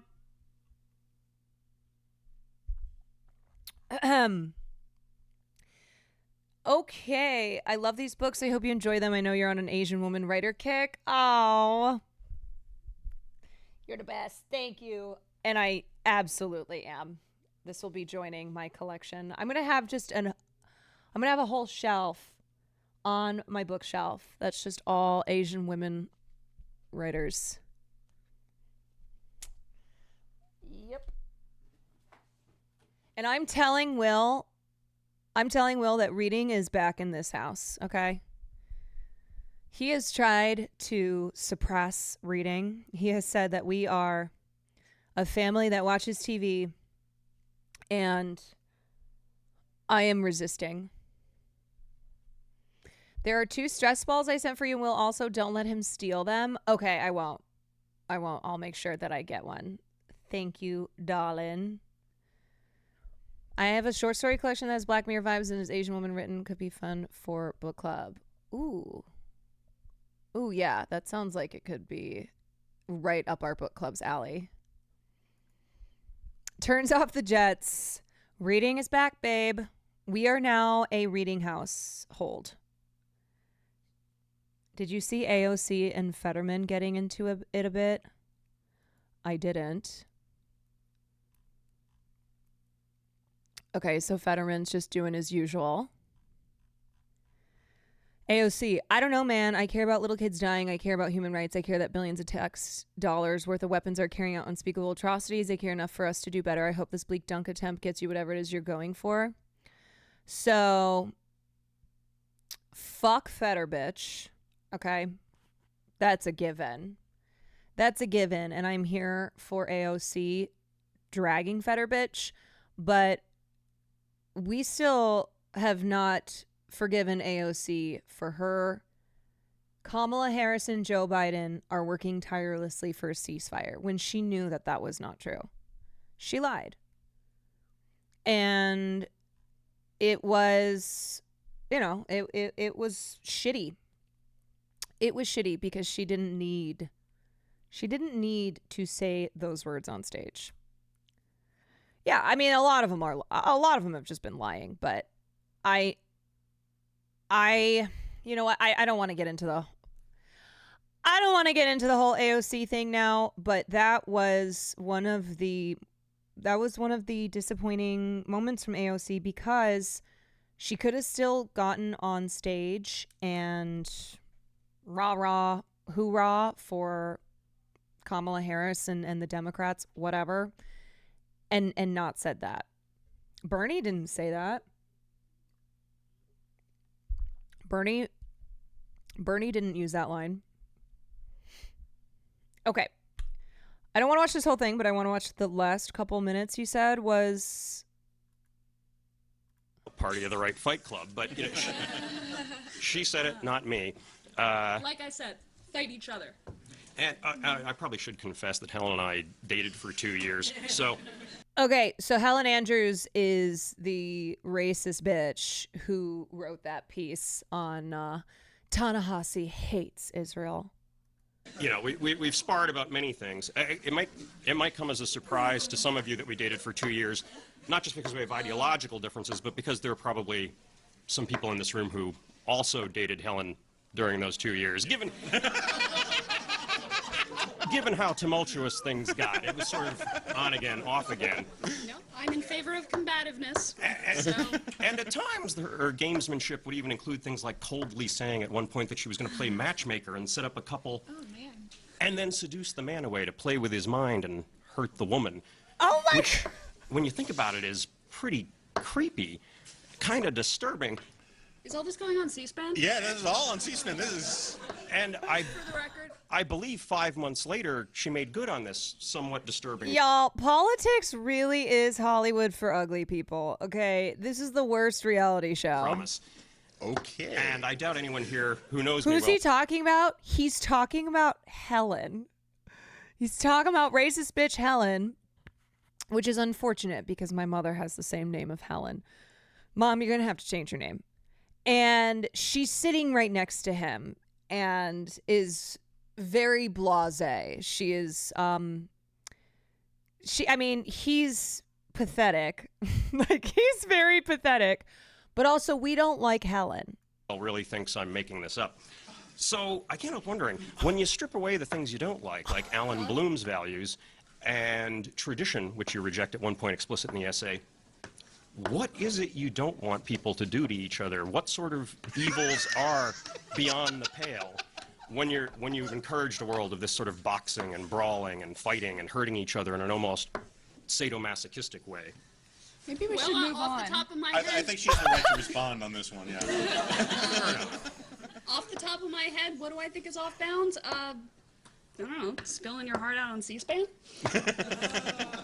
Perhaps. More questions. I just think this is a darkness that can be concealed by references to tradition and G.K. Chesterton, and something maybe a little scary we need to worry about rather than just thinking it's all fun and games. The right can perhaps conceal nihilism as disturbing as the left's.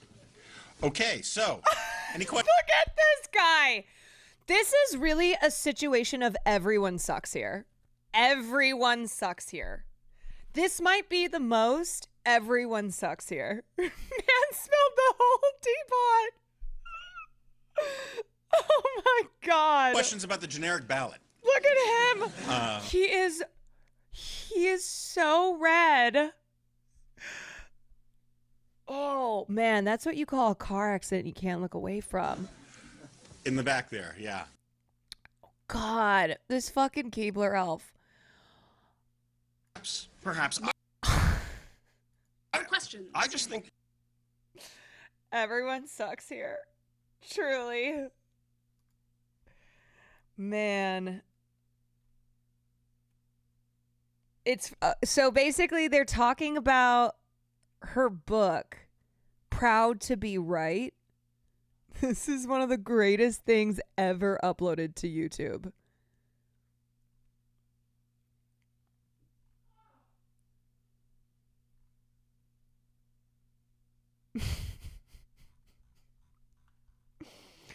I hate her hair. So did 2010. Oh, man.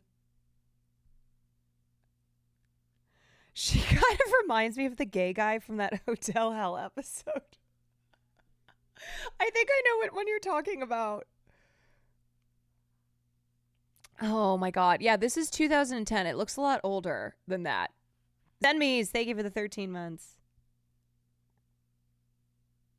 Shit, God, that's funny stuff. That is good stuff. All right, let's see. We got Jerry Seinfeld. Jerry Seinfeld. Okay, and then I have two crazy articles.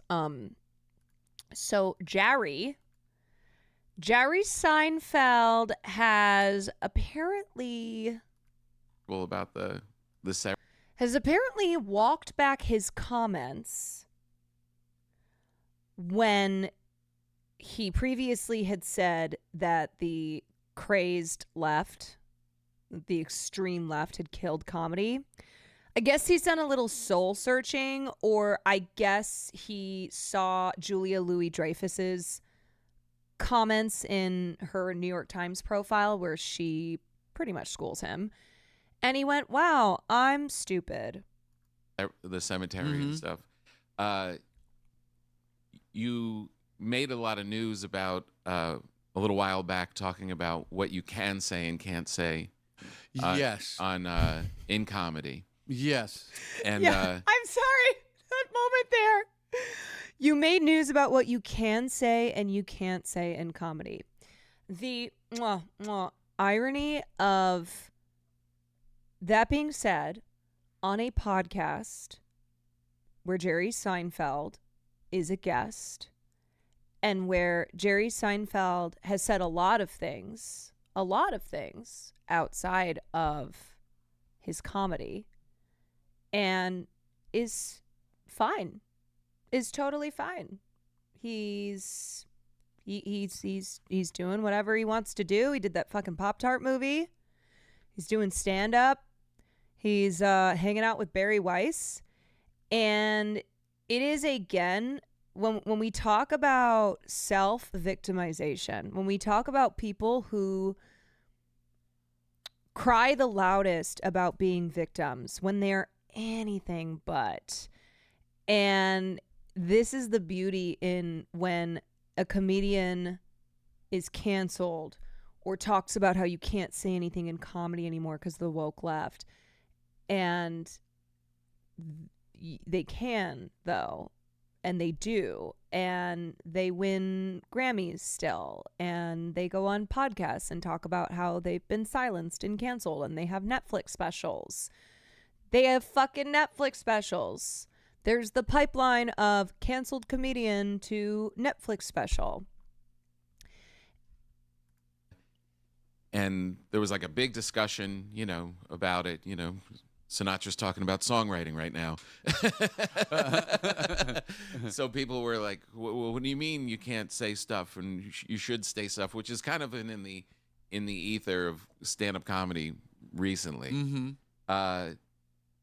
What do you think people got right or got wrong about what you were saying then? Well, here's the thing that I got wrong is I didn't know. This was all press I was doing for Unfrosted. I did a bunch of it, and I enjoyed all of it. I did not. Yeah, dude. He made these comments doing press for a movie about Pop-Tarts. Is when he popped off and said that the extreme left, the crazy left, has killed comedy. That comedy is dead while promoting his Pop-Tart movie. No. That people care what comedians say. That literally came as news to me. You want to know why? It's because no one's ever cared what Jerry Seinfeld has said because he's had nothing to say. Jerry is not a groundbreaking comedian like a Richard Pryor, right? Or a George Carlin. So I guess it does make sense that Jerry learned for the first time that people care what comedians have to say. Because I guess he's never been a guy. I guess he's never experienced it because nobody has cared what Jerry Seinfeld's had to say. Yeah. You know the other thing too? What this shows is that Jerry views comedy as separate from the norms and progress in society. He views comedy as a completely separate entity rather than a reflection of the society that we live in. And it's why comedians who get it, who understand that their comedy evolves as society also evolves, and you can still do amazing comedy. And it doesn't mean that you've been silenced. It doesn't mean that you can't make jokes anymore. But they recognize that the two, that there's an ebb and a flow there.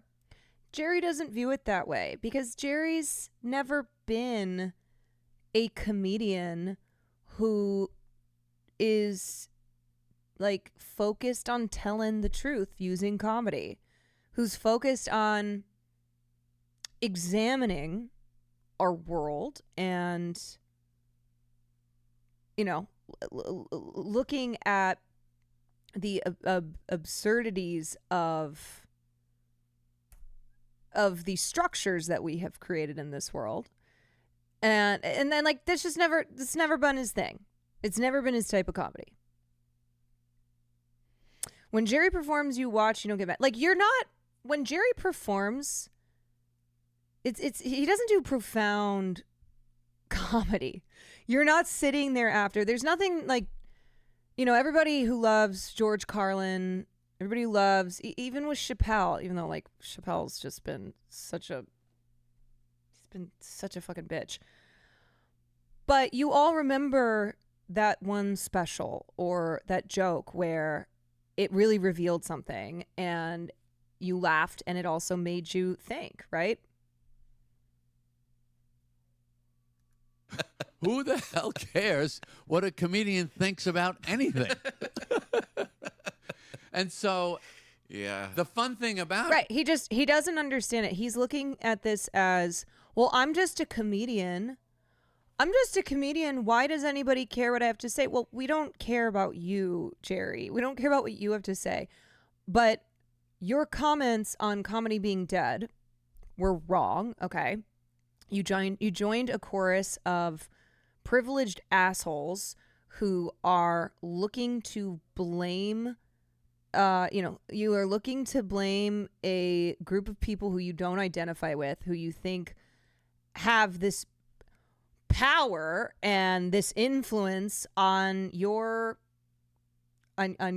career field, and you have this perceived idea of the destruction that people on the left have caused to something that you think should be, is untouchable. Man surrounded himself with teens, so shocked when someone listens to what he says.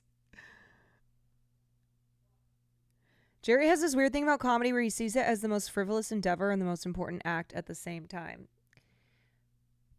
Yeah, it's really strange because I've heard him talk about comedy, like when he talked with Barry Weiss. And he was tearing up and blah, blah, blah. And how, on the one hand, he has acknowledged the role that comedy plays in this world. But then on the other hand here, he's like, I don't get it. When does anybody listen to comedians? I don't understand. being a comedian, I thought, say whatever the hell you want. Right. No one's listening. No one's No one listening, cares. Right. And if it gets a laugh, you get to do another set tomorrow night. Right. So I did an interview. So there were two things that I have to say I regret saying and that I have to take back. What do you mean? And I'm going to take them back here on the Come to Papa. Right. Is that the name of the show? This is the Breaking Bread. Oh, this is Breaking Bread. Yeah. Is that why we have the This is really reading into it, but apparently there was something about his relationship with Gary Shanley. He wasn't invited to his funeral. It was kind of a big deal in their circles. Sorry, being celeb para. Oh, I didn't know A lot that. of shows. I had never heard that before. Normally I would have baked you bread. Yeah. If we were in L.A., I would have brought you bread, but I got you some croissants. Thank you. You're welcome. So here's two things I regret saying and I have to take back. Okay. Number one of them I didn't say, but people think I did, so it's just the same. I said I don't play colleges because the kids are too PC. And because they're not young for them. enough, and so I'd prefer to play high schools. Is that it, Jerry? Right. Not true.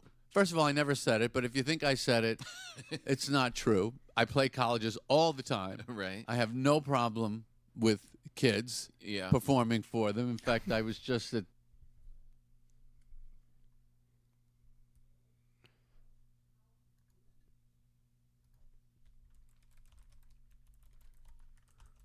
Yeah, just as a reminder, if you don't know, if you know, you know. But if you don't know, Google Jerry Seinfeld 17. the University of Indiana, Kentucky. We did UT. I mean, I do colleges all the time. So that perception that I don't play colleges, wrong. I do. I play them all the time, and it's not a problem. The other thing, I did an interview with the New 1738. Yorker. Hey, what's up? And Hello. I said that the extreme left has suppressed the art of comedy. Mm-hmm. I did say that. Yeah. That's not true. It's not true. No? No. Duh. Again, you want to go back? Let's go back to our solid liquid analogy. Okay.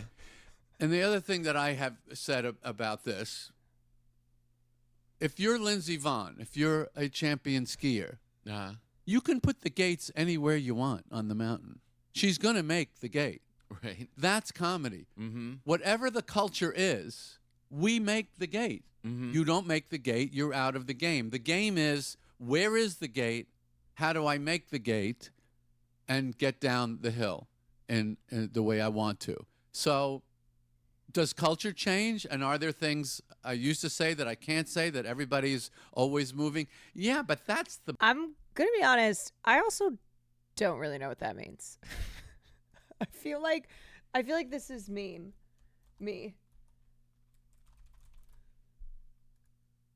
I was trying to follow. I was trying to follow along like this. I was like, gate, what? The biggest, easiest target. You know, you can't say certain words, right? You know, whatever they are, versus about groups. So what? The accuracy of your observation has to be 100 times finer than that to just be a comedian, to just understand. I do this bit now about your kitchen sponge, that it looks up at you at a certain point and goes, "Really, more? Today yesterday was not my last day." So that I perceive that people. Okay. So, yeah, he's saying you're either good enough to get through the gates, no matter where they are, or you're not. So he is conceding that he said that he was wrong, and he's saying that comedy was not killed by the woke left. Woke left killed the comedy star. Woke left killed the comedy star.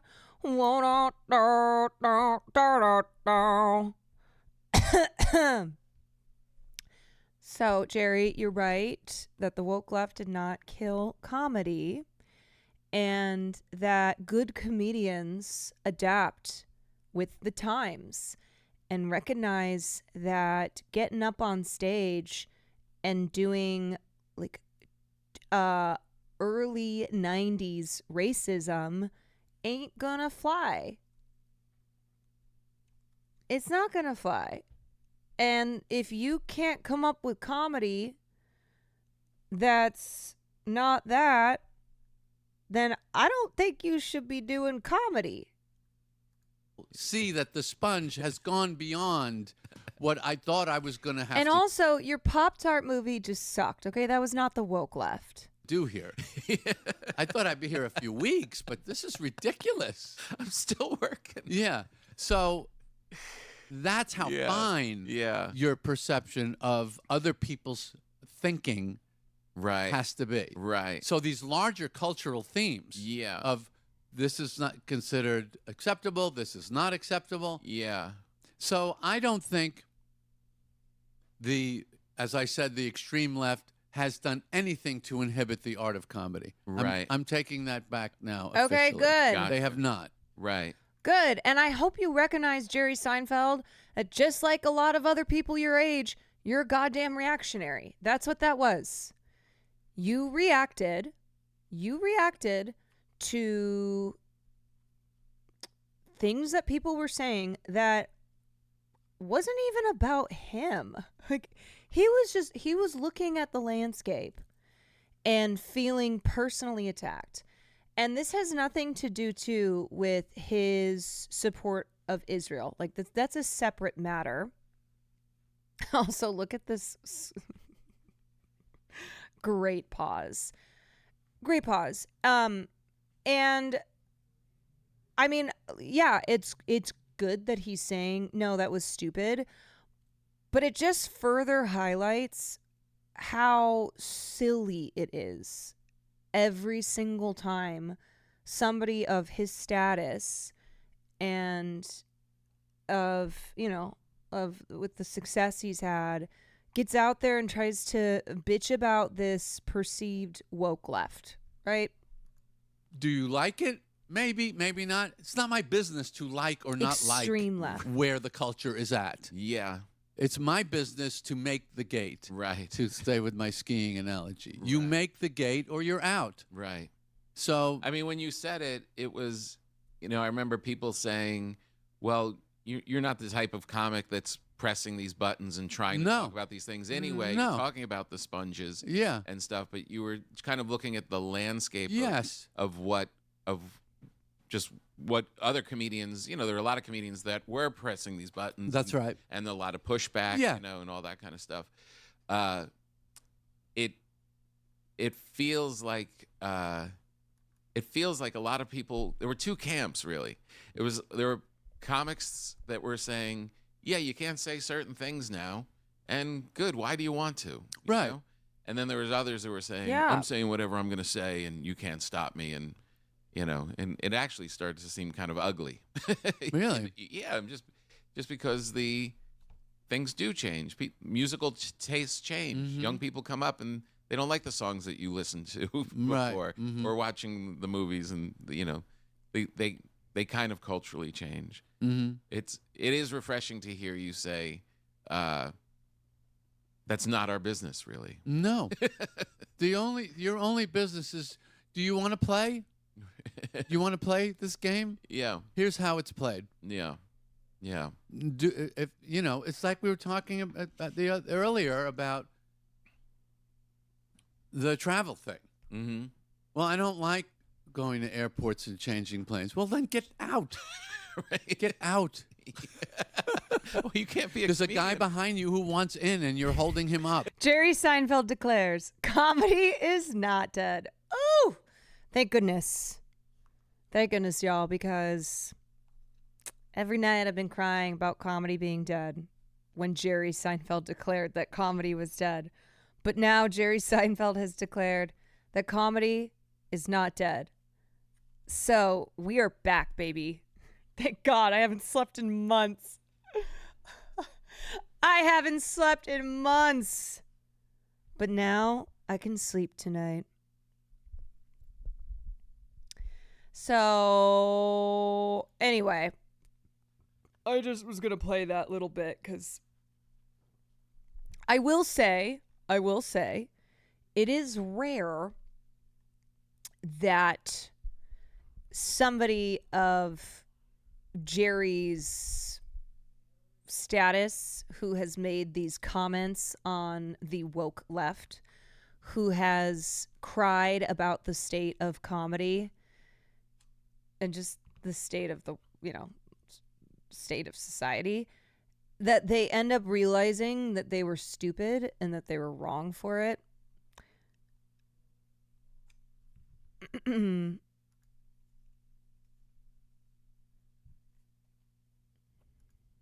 However, not forgiving Jerry for the fact that he's done things like go to a terrorist camp.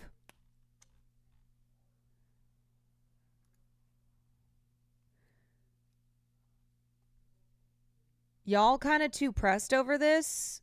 Who?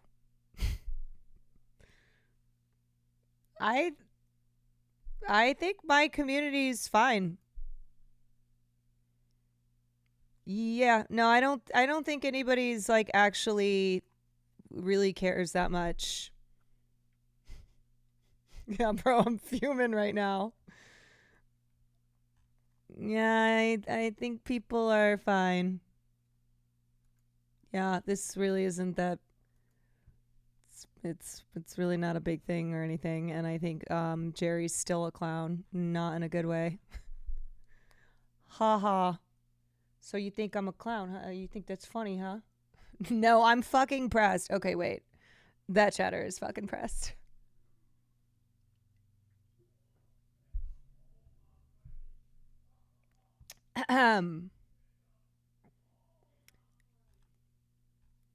Yeah.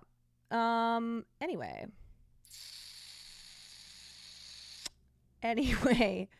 All right, everybody, calm down. Take a deep breath. Take a deep breath. Chill out, y'all.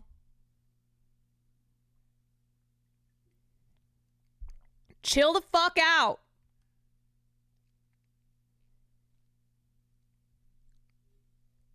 Okay. What else do I have? Oh, yes. Let's look at this crazy ass. We're not going to read the whole thing. We're going to look at this, and then we're going to look at this, which is wild. Which is wild.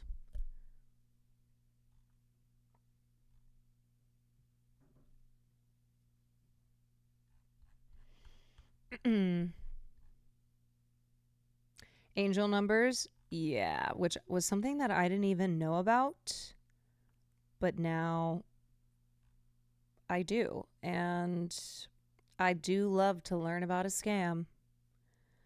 I do love a scam.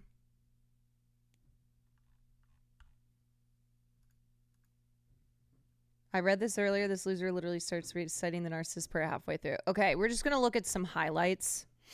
So,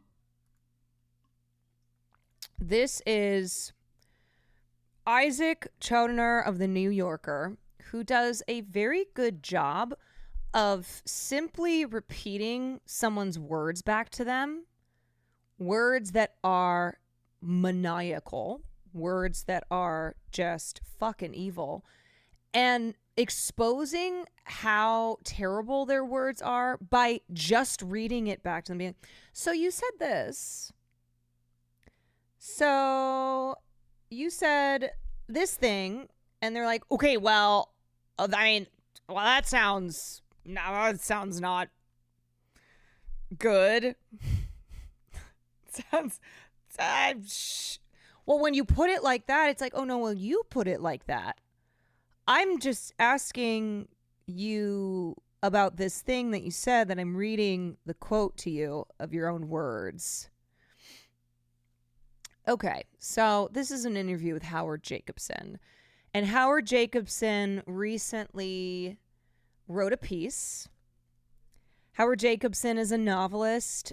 He is British and has written a lot about Brexit. He has written about his concerns of anti-Semitism in Jeremy Corbyn's Labour Party. His recent novel is called What Will Survive of Us? And in his most recent piece that made the rounds online, he threw a fit about the fact that the media is showing too many dead Palestinian children. And it is a new form of blood libel against Jews. That's right, folks. This privileged, pompous British twat is upset that thousands of children have been killed in Gaza because that is blood libel against the Jewish people. He's not upset about the dead kids. He's upset that they're being shown in the media. So let's just look at a couple of highlights here.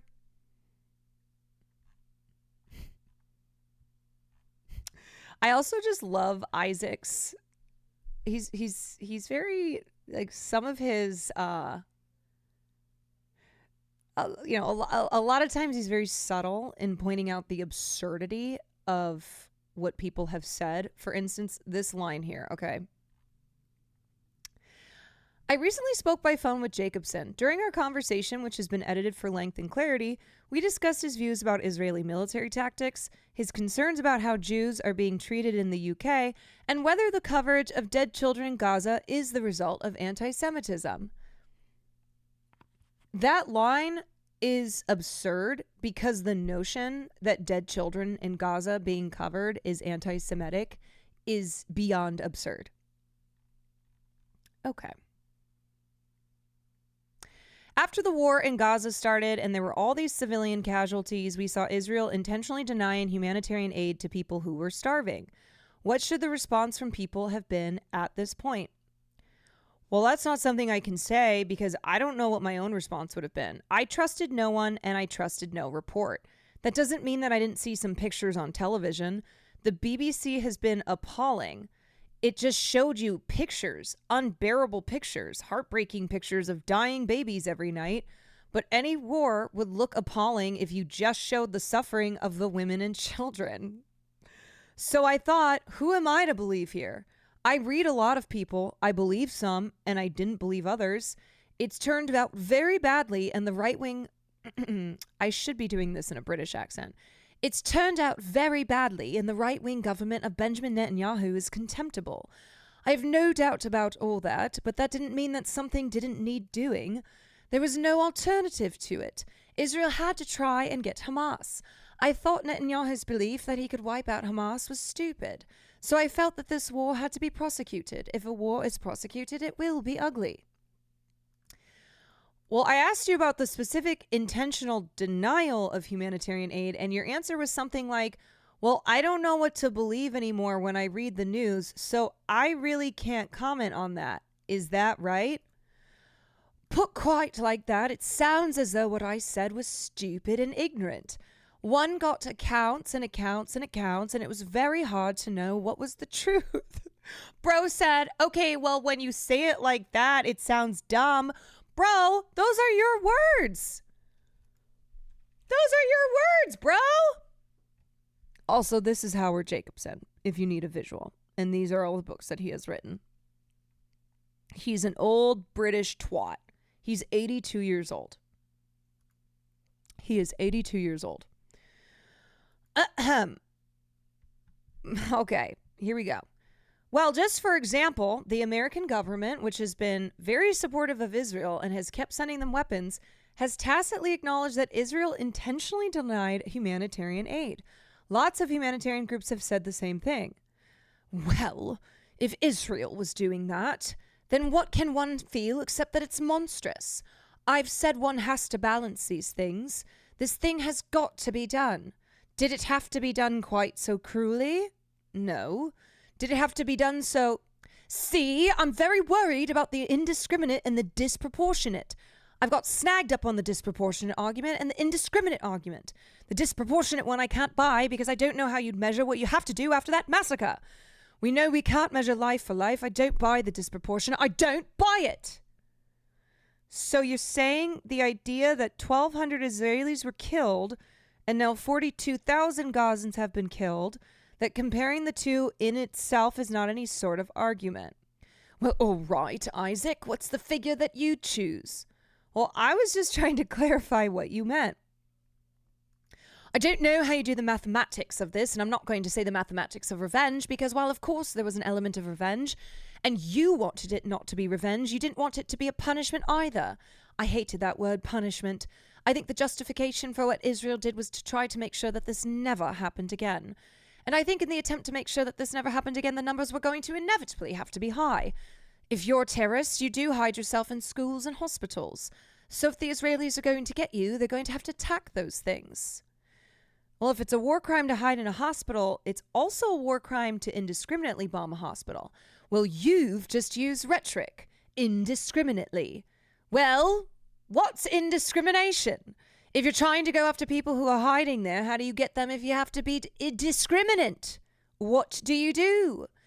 You have to make a judgment about balancing civilian casualties with war.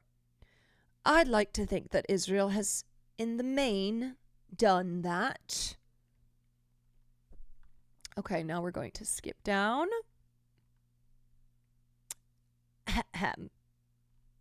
This is the craziest part. Your piece brings up the number of children being killed in Ukraine and the number of children being killed in Gaza. And you say that the news coverage of the two has been very disproportionate. Can you talk about that? Yes, it's interesting. Of all the pieces that I've done, this is the piece that seems to upset people most. I've thought about writing it for many months and didn't, and then I thought, well, no, I'm going to have to do it and just risk it. Oh, he's so brave. And it upsets people because the minute you talk about the death of children, not only every word, but every comma is scrutinized. Crazy how that works. Well, I get it, and now think I should have trusted my own feeling at the beginning. Don't go there. But I wanted to record the experience as a Jew, and it was shared by many of my Jewish friends. Night after night, after night, after night, the BBC showed pictures of a beautiful Palestinian child alive 1 minute and dead the next. That is the most monstrous thing. We shed tears. We couldn't bear to see it. Were some children targeted? If children were deliberately targeted, that is absolutely monstrous and indisputably a war crime. If some were targeted, I don't know. But when a plane flies overhead, it doesn't deliberately target the Jew. It cannot. There's no such plane and there's no such pilot. And to turn the war into nothing other than the murder of children made me sick, made me not want to trust the news. I was happy to say, this is like watching Hamas propaganda.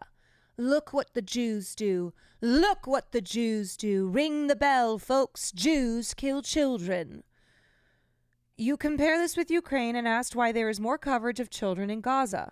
About 2,000 children in Ukraine have been injured or killed in 2.5 years of war. This year in Gaza, more than 15,000 children were killed. By the way, minimum. Well, how do we explain that? Some Ukrainian children were able to leave many of the frontline areas. Gazans, including children, are not allowed to leave. And Israel has fought an incredibly intense war that has killed a ton of children because they're not trying to avoid civilian casualties as well as they should. That's how I would describe it. And how careful do you think the Russians are to avoid civilian casualties? I don't think they're being careful. And in fact, a lot of Ukrainian children have been kidnapped and taken to Russia. But you were talking about the media. And way more children have been killed in Gaza, so that could explain some of the discrepancy. Well, why should this be a matter of numbers? I'm not saying that the media should underestimate the number of Palestinian children killed. It's a question of whether you choose to lead every story with children killed. 45 children were killed today. 30 children were killed today. 15 children were killed today. It became an obsession. It became and still is. What should be the lead story on days when lots of children are killed? I'm not talking about those days. This was every single night. I'm telling you, I saw a dead baby every single night. You couldn't look at a child, pictures of a child being killed every single night, without thinking this is making my people, my kin, out to be child murderers. I've got two options for you. I can believe it's true. Okay, it's true. It's true. That's what we do. That's what the Israelis, not us, but the Israelis do. But we feel a kinship with the Israelis. That's what they do, and so maybe there we are again. Maybe everything they said about us in 1200 and 1300 was true. This is what the Jews do, kill children. I'm not going to buy it. I'm not going to buy it. Howard, I think maybe we're in a bit of a worrisome place if you see photos of dead children on television and your first thought is, they're trying to make me, a Jew, hate my people. You've twisted what I've said. That's not my first thought. That's not my first thought. Second thought?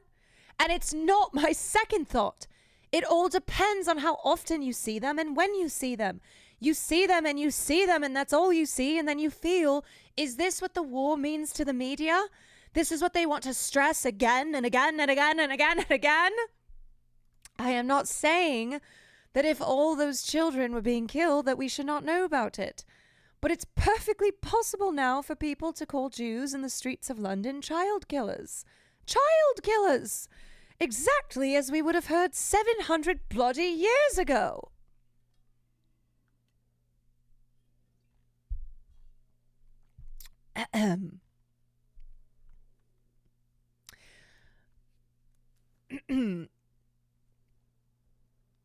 Look, the war isn't about me and the war isn't about my nature. You know, Howard, I think anybody reading this interview would think that you did think that this was about you. I think they would think that.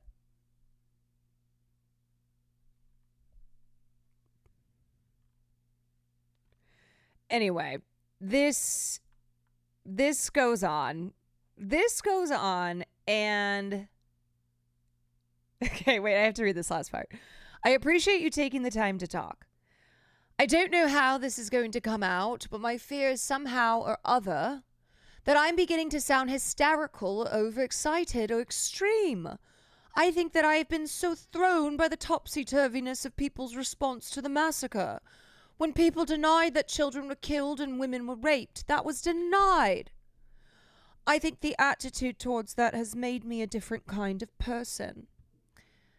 I have never seen somebody with the ability to make dead children about themselves. It's quite impressive. And by impressive, it's fucking insane.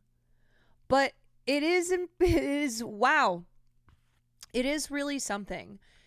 And what I want to point out is it is Zionist freaks like Howard Jacobson who are doing the anti-Semitism that they are crying about in interviews like that. And let me just show you an example, right? Because here in this paragraph, he's saying, look what the Jews do. Look what the Jews do. Ring the bell, folks. Jews kill children. You're the one who's saying that. You weirdo. You weirdo. You're so angry about the media coverage, which, by the way, let's not act as if mainstream media has at all covered the number of dead, which include thousands of children in Palestine, in the way that it should be covered. It's insane. It's insane to think that mainstream media is out here prioritizing Palestinian children. They're not. But Howard Jacobson, in his twisted, addled brain, does not want there to be images and videos of Palestinian children who have been shot by snipers, who have been burned alive in tents, who have been crushed by their houses collapsing on them, because he goes, well, everyone's gonna just like hate the Jews. And that, you weirdo, is what happens when you conflate the actions of Israel with all of Jewish people. And do you mayhaps see why that is a dangerous conflation that you are propagating? Because in your mind, oh no, Israel's killed a bunch of kids and people are talking about it and they're showing the photos on Twitter and on in the media, and now everybody's going to hate Jewish people because everything Israel does is what all Jewish people stand for. Right? People like him refuse to let us properly distinguish between Zionists and the Jewish people as a whole. If they'd stop doing that, we could make it very clear that this is not what the Jews do. Right. But that's, yeah, I mean, that's why this is just such a clear example of why Zionism should never be synonymous with Judaism, and how that is the doing of Zionists. That is the doing of the founders of Israel, of the fathers of modern Zionism. They did that. They, made it, or, they tried to inextricably link Judaism with Zionism so that they could hide behind Judaism, use it as a cover. So you can't criticize us because that's anti-Semitic. And how many fucking times can we say how dangerous that is, how wrong that is in the first place, and how dangerous it is, and how it's actually anti-Semitism?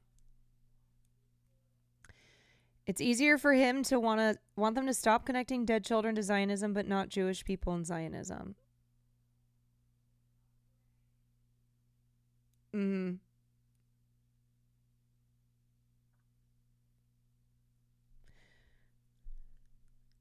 Imagine the relief this man could feel if he allowed Jewish people and Israeli state to be separated and he can be a Jewish person against Israel's actions, right? Like, dude, you don't need to support Israel. You know that. You don't have to support the genocide, which includes a population that is half kids. You know that you don't have to do that, right? And you know that by separating yourself from the ideology of Zionism and by separating yourself from the state of Israel, that you as a Jewish person are not responsible then for dead children. But he's so twisted, right? His brain is moldy cheese. His brain is moldy cheese, and it is how many examples will we have of how Zionism rots your brain? Zionism turns your mind, body, and soul into moldy cheese.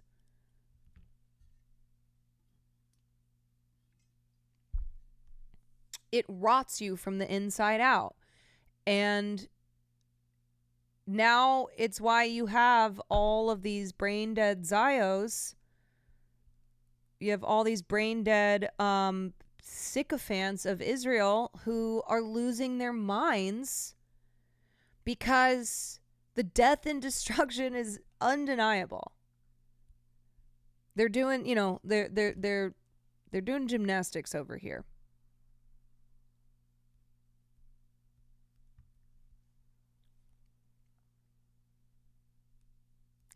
Zionists view the Jewish people in countries like Iran who have rejected the Zionist project as traitors, so they're fine with inciting violence against them. Yeah.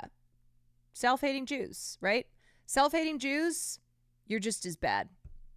And in fact, a lot of Jewish Zionists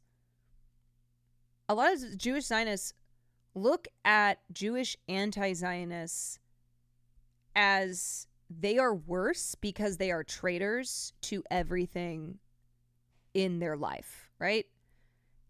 How dare you turn your back on your people? How dare you not care about the pain and suffering that we have gone through? You are a traitor. You are a blood traitor. That's what they hurl. That's what Jewish Zionists hurl at anti-Zionist Jews.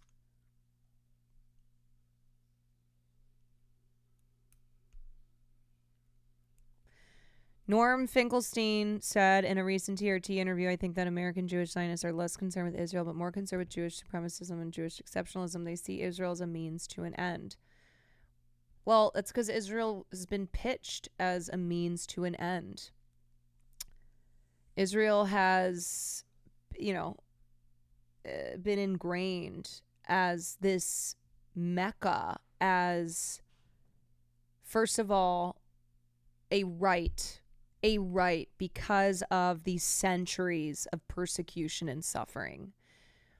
And it's also, it's also a fear that has been preyed upon in believing if we do not have Israel, if we do not have the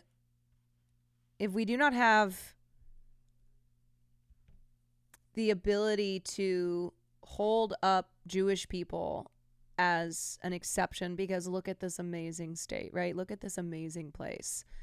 Then the Holocaust will happen again. My mom keeps telling me to apologize, but I don't want to. Never apologize. My dad hasn't talked to me since Yom Kippur dinner on Saturday because I made a comment.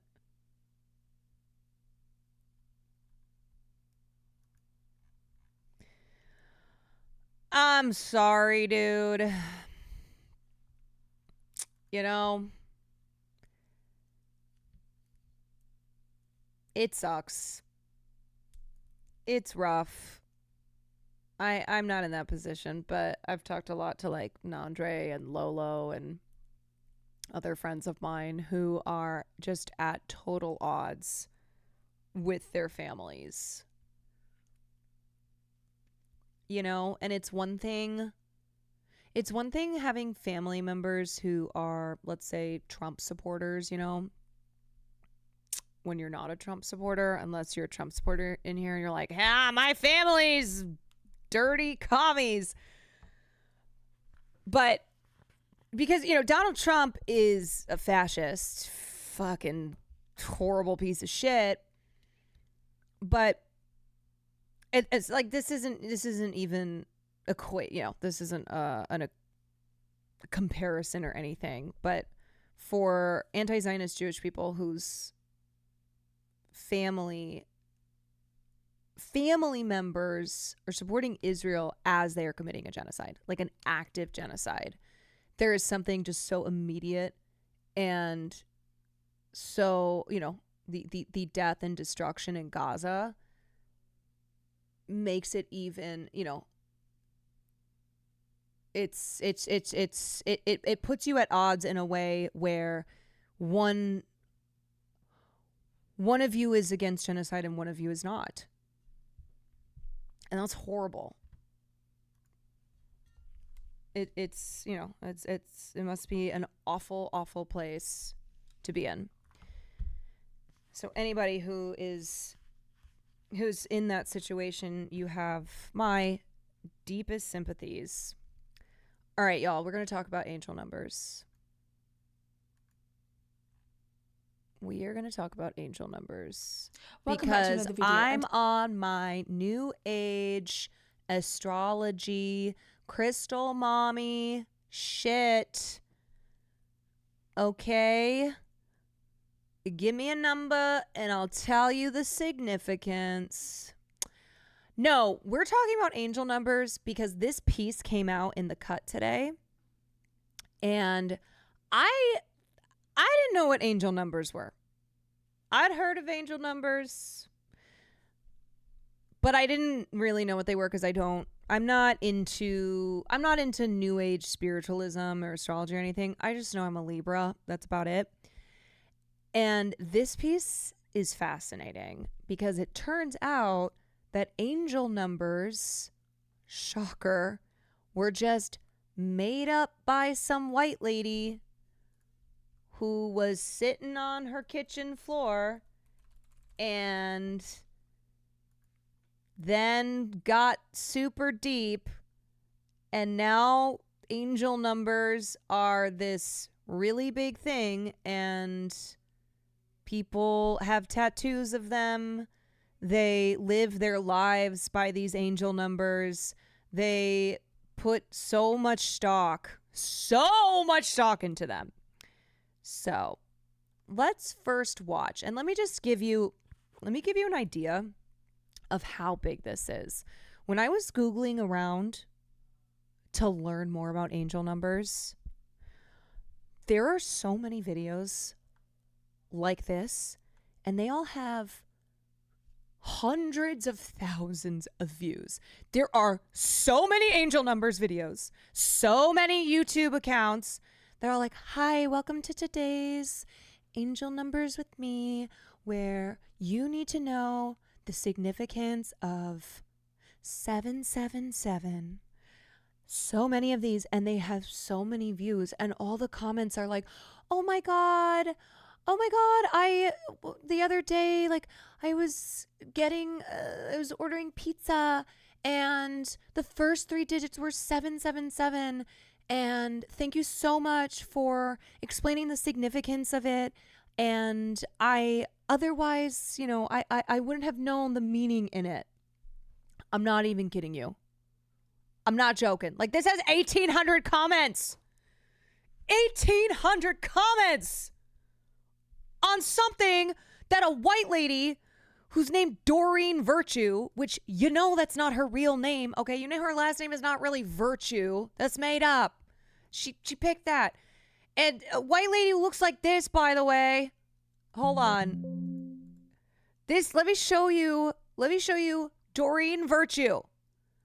This is Doreen Virtue. She looks exactly how you would think that she looks.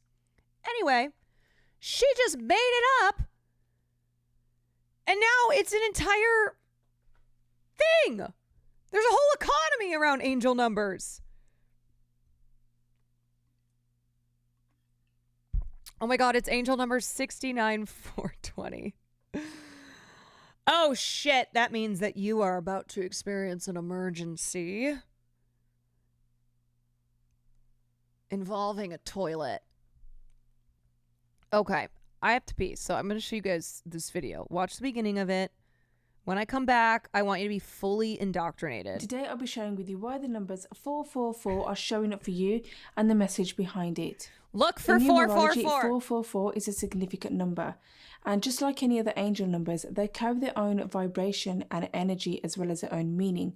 And if this is showing up for you, then it's a sign, it's guidance from the universe that you are on the right path and things are aligning up for you.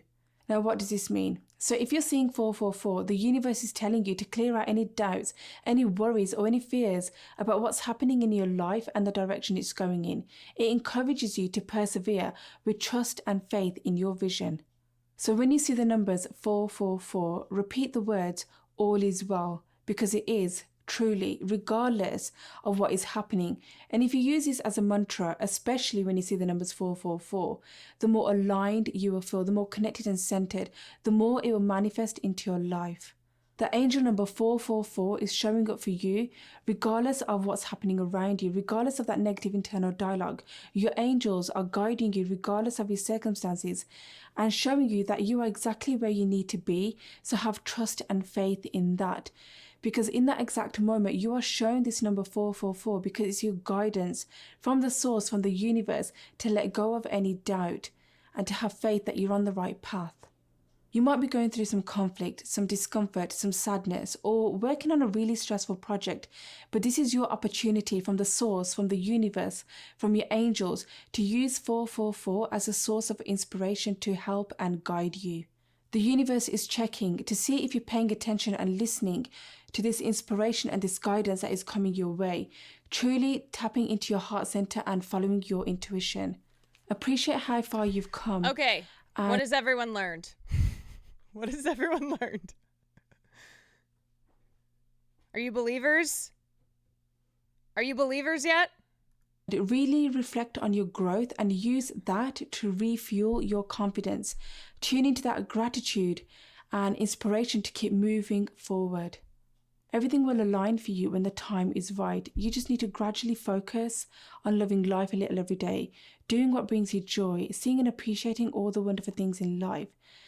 Basically creating less resistance and trying not to look at life from a place of lack. Because let me tell you, there are always lessons to be learned in life. And when you take that step, you are telling yourself that you're ready for that change. You're ready to change that negative belief into a positive belief. And that's when things will start to shift and gradually change. Because remember, everything is vibration and energy. 444 is a sign to prepare yourself for positive changes in your life. It's a sign that you are exactly where you need to be. And everything that you are going through is essential for your personal development and your... Okay, great. Let's just watch another example before we dive into this article. So, that's 444. Here's... The first on the angel number list is 0. This number represents infinity, and when seeing 000, it represents an... Anonymous, thank you for the 4 gifted subs. That's 1-4. That's 1-4. What does 1-4 mean?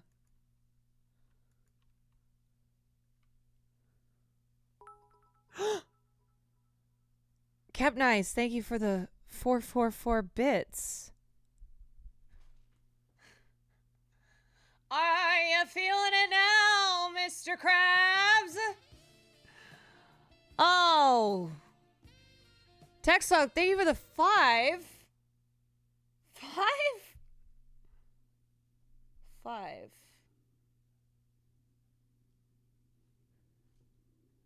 Matt Popcat, thank you for the 7 months.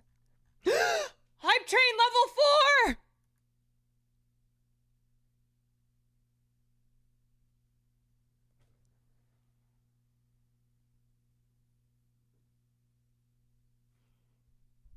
Hype Train level 4. 5 is 4 plus 1. There it is, 444. Canadians are sorry. Thank you for the 4. Thank you for the 4. The proof is in the 4. The proof is in the 4. infinite supply of guidance and support from your spiritual helpers. This number Oh also my appears God. when you're living your spiritual purpose as your authentic self. It may also symbolize the much 4. like the number 2, the number 4 represents balance and also wholeness. Okay. The number 4 is often a reminder that it's important to take care of the foundational things in your life. The foundational things in my life. It's abs. Thank you for the 5. Slattern, thank you for the 100 bits. Such as relationships and self-care. Relationships. I've been neglecting. I've been neglecting Billy Omnificent. This is my sign.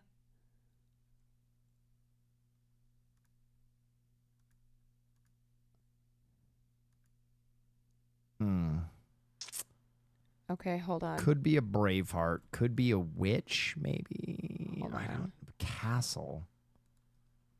I'm gonna go Braveheart. I don't think it's Braveheart. Why It's too isn't blue. this working? Oh, shit. Horses on a road. Oh, no, it's broken. You guys. Is it Gladiator? It's not working. What the?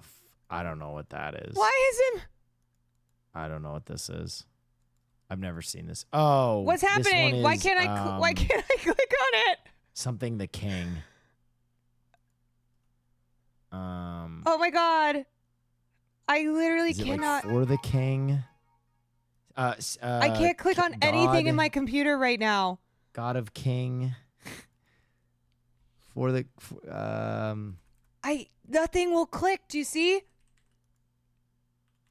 Nothing will click. Kingdom of God. Oh my god. Kingdom of Heaven. Gotta be. Did I get it? Got it. Okay. Fuck yeah. Curl. Can I do random ones? I feel like I'd be pretty good at this. Can't. Wait, this is. I cannot click on anything. Omen?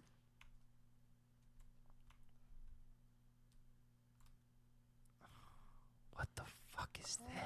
Oh. Where's the door? Oh. Bed knobs and broomsticks. Alt tab. Wait. No, it's not working. What?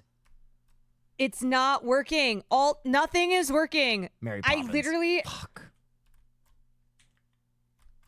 I'm doing Curl Alt Delete. Okay. Not terrible. Not terrible. Nico, I don't know what's happening. Just a truck in the middle of I can't click anything a spear gun. on my computer. I can't Curl Alt Delete. Oh.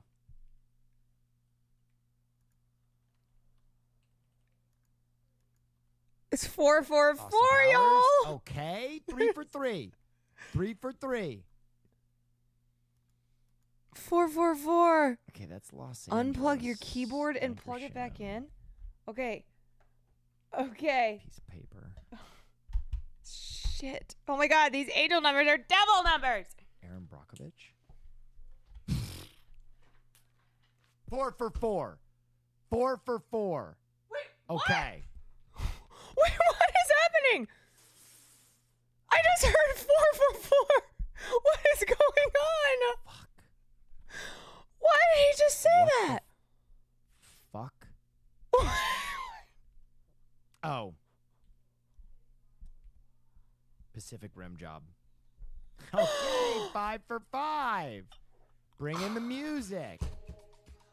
Oh my god. Oh my god. Oh my god. Okay. How the fuck do you spell Highlander? I don't know if it's Highlander. What the fuck? What the fuck? Oh. What dreams may come. Okay.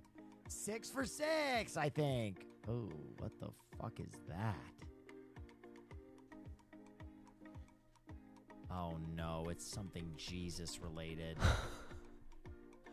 What is?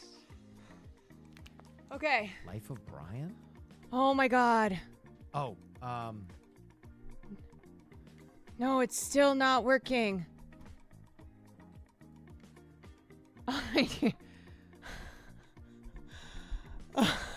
It's just. Can you right click the taskbar? I honestly don't know this film. Ben-Hur. I should have gotten that. I don't think I've ever watched Ben-Hur, though, to be honest. I'm your beast twin. Oh no. Ooh, a sugar skull. You guys. No, Oh, it's I a can't. James Bond. Fuck. I Alt. don't watch James Bond. I've tried to alt tab. Oh, Wait. And of course James Bond doesn't call themselves James Bond anymore. It's like Skyfall or some dumbass. Fuck. Skyfall, Casino Royale. I don't. Fuck. What My was the keyboard other is on. Yeah, look. I don't know. I never watched it. Spectre. I hate James Bond. Okay. Oh my god. Okay. Rain Man. Okay. I'm sorry. I'm sorry to the numbers, okay? I'm sorry to the numbers. I will take it seriously, I swear. Oh, it's a I swear. Nico, I don't understand what has happened. I just cannot click anything. Aha! Okay, that will. When Okay. I was 5, my favorite movie was The Gremlins. Okay, that is open. One tap, baby. Okay, we're so back. We're so fucking back. We are not back over here. I cannot right click. Does anything happen if you press window? No. They don't have Talladega Nights.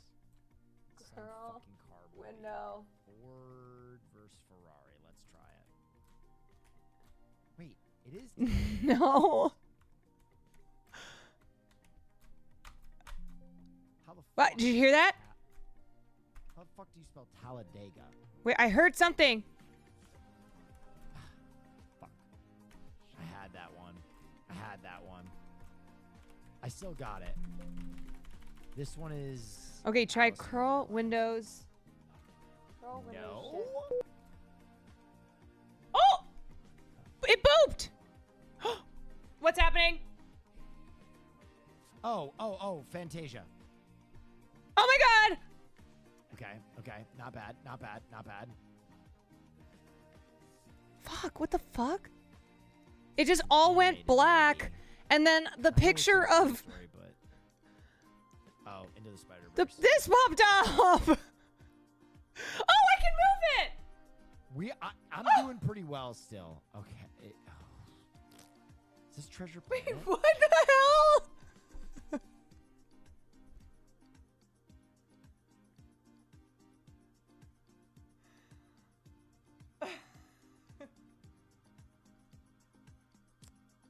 Oh, fuck. This is the other one. I do not understand. I don't know. Nico, thank you. Thank you, Nico. Try to open Task Manager now. Okay. Let's see. Task Manager, curl alt. Control. It's not, I still can't click. Oh, things are happening. Wait. Okay. Okay. Wait, is Schindler's List? Okay. Schindler's List. There we go. There we go. I've got it open. Oh, Shutter Island. Should be good then. Okay. Oh.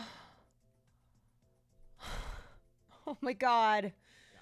Nice. Okay, one tap that one. We're back. Neatly organized peas and a steak. You guys, that was actually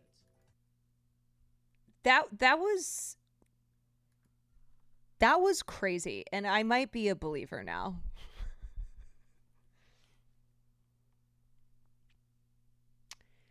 I might be a believer now that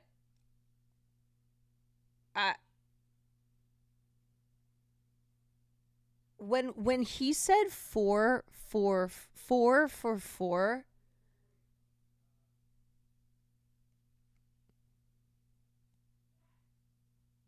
I mean, that's eerie. Doreen turned us into believers.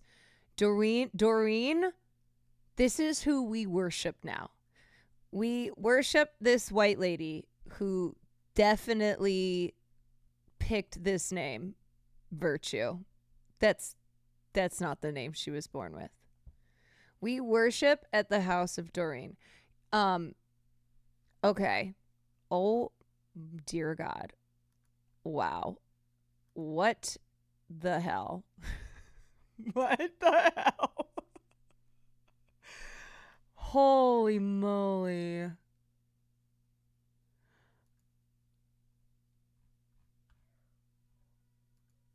Holy moly. I'm shook. I'm shook.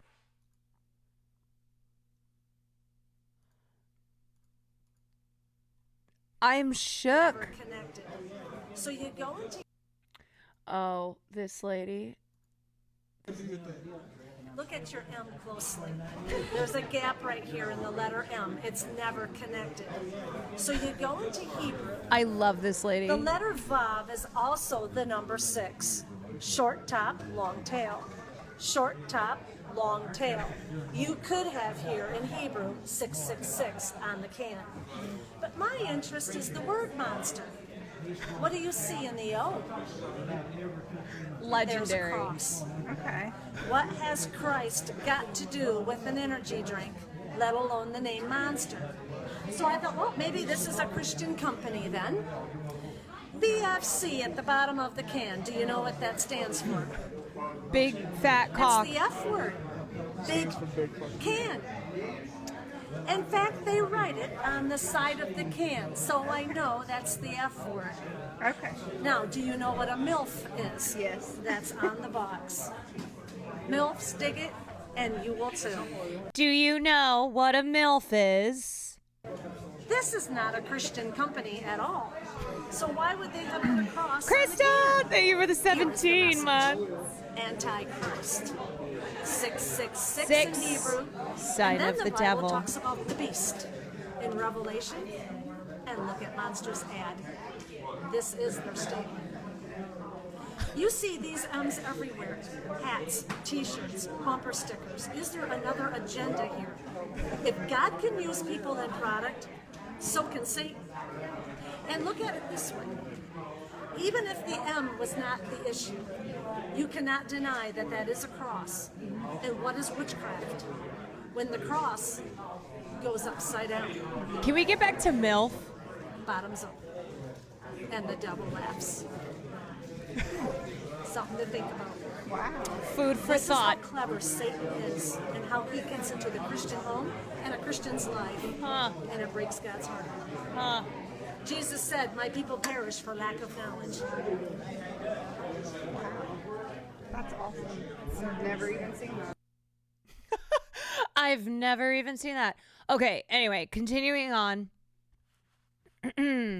So this is just to give you an idea of how popular angel numbers are. Look at this. Boom. Boom. Boom. Boom. Boom. Boom. Boom. Boom. Boom. Bum bum bum bum bum bum bum bum bum bum bum bum bum. Ew.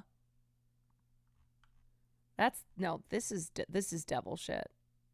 This is devil shit. So. Okay. Alrighty. Let's read about Doreen Virtue and angel numbers, which we are believers of. Okay. We started off, we weren't believers, but now we're believers.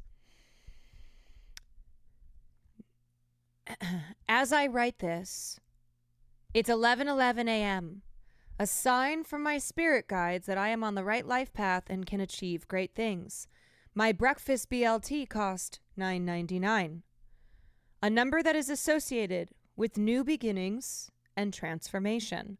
And my dog just licked my hand 5 times in a row, an indication that transformation, change, and personal growth are coming my way, though it could also just indicate that I had a BLT for breakfast. These sequences are commonly known as angel numbers, a New Age concept that suggests the numerical patterns that occur in everyday life contain hidden messages. Numbers that repeat 111, 333, 666, 444 are especially significant. They are also everywhere. On TikTok, there are hundreds of thousands of posts under the hashtag angel numbers hashtag, instructing you how to calculate your own angel number, essentially by adding up the digits in your birth date. Okay, let me do mine. 9/29/1992. 9 plus 29 is 38. Plus 1999 1992. So it's 2030. What does that mean? Or wait, I add them, or it's just 92992? September 29th, 1992?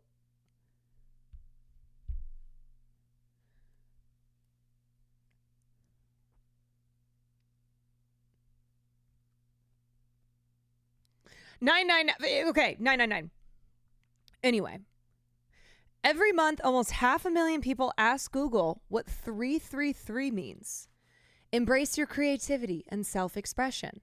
Or 444. The angels are sending you love, support, and guidance. Kylie Jenner often wears a necklace sporting her own angel number, 222, while The Hills' Kristen Cavallari has 1111 tattooed on her bicep. To believe in angel numbers is to believe that there are divine messages hidden in every corner of the universe, no matter where you look. They appear on clocks, on license plates, on airline tickets, on a speedometer. Taylor Swift, a 31-year-old woman from Pennsylvania? Is this Taylor Swift? I recently spoke to, told me that angels recently tried to warn her about something bad happening to her. She woke up feeling unwell that morning at 4:11, which stands for stability and connecting with one's intuition. She wanted to call in sick, but decided to drive to work anyway, getting into a car wreck on her morning commute. The experience, she said, quote, taught me that I needed to listen to myself. The idea that numbers contain hidden messages is not necessarily new. Numerology has been around in some form since ancient Greece, when Pythagoras postulated that numbers such as 1 and 4 contained mystical properties. He also thought that all odd numbers were male and all even numbers female. But the term angel numbers has only been around since 2004, when Doreen Virtue, our patron saint Doreen Virtue, a former New Age spiritual teacher, came up with the idea while sitting on her bathroom floor. It's kind of perfect because this stuff should be thrown down the toilet, Virtue says when I reach her at her home in Washington State. It's garbage. I regret it and I'm sorry that I made them. It was the mid-90s and she was a stay-at-home mom of 2 boys in Newport Beach, California. She often locked herself inside her bathroom to meditate in peace. And one day, she says, she received a download that angels were sending repeating numbers on receipts and telephone numbers, and these patterns meant something. Virtue was already a well-established New Age teacher and author. She started her career as a psychotherapist treating patients with eating disorders, but quit in 95 after surviving an attempted carjacking. She became convinced that angels had been with her during the ordeal, allowing her to escape unharmed. I started to talk to people who'd had these weird, unexplainable experiences that went way beyond coincidence, she says. We all thought it was angel intervention. Where's my fucking angels, man? Come on. She began writing about her experience with otherworldly entities, publishing oracle cards and books like Healing with the Angels and Angel Therapy. Her publisher loved her angel numbers idea, and she started drafting the meanings behind the numbers with her co-author, Lynette Brown, with whom she had already written a previous book. It was very fortune cookie stuff, very generalized, she says. In 2005, the two published Angel Numbers, Angels Explain the Meaning of 111, 444, and Other Numbers in Your Life. It was a pocket-sized, 306-page glossary of the hidden meanings behind every three-digit number in existence. Want to decipher four-digit or larger numbers? You'll have to find a copy of the 2008 sequel, Angel Numbers 101. Look at the clock. Is it 7:08 a.m.?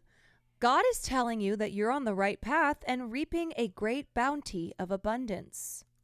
Virtue and Brown write, is your flight number 433? You are loved, guided, and supported by the Ascendant Masters. Mulling over a purchase of $77 pants? Congratulations, you're on the right path mentally and physically. The book sold so well that Virtue took her teachings on the road, lecturing to audiences around the world about angel numbers. She went on to publish more than 50 books and tarot card sets in 38 languages worldwide and appeared on The View, Sally Jesse Raphael, and Oprah twice. 2-2. I was being treated like a rock star, she says. My husband and I were flown around the world first class talking to standing room only audiences. Bro, I am in the wrong business. I am in the wrong business. What am I doing? Why am I not doing something like this? Why am I not flying around the world telling people something that I made up, taking a shit on the toilet?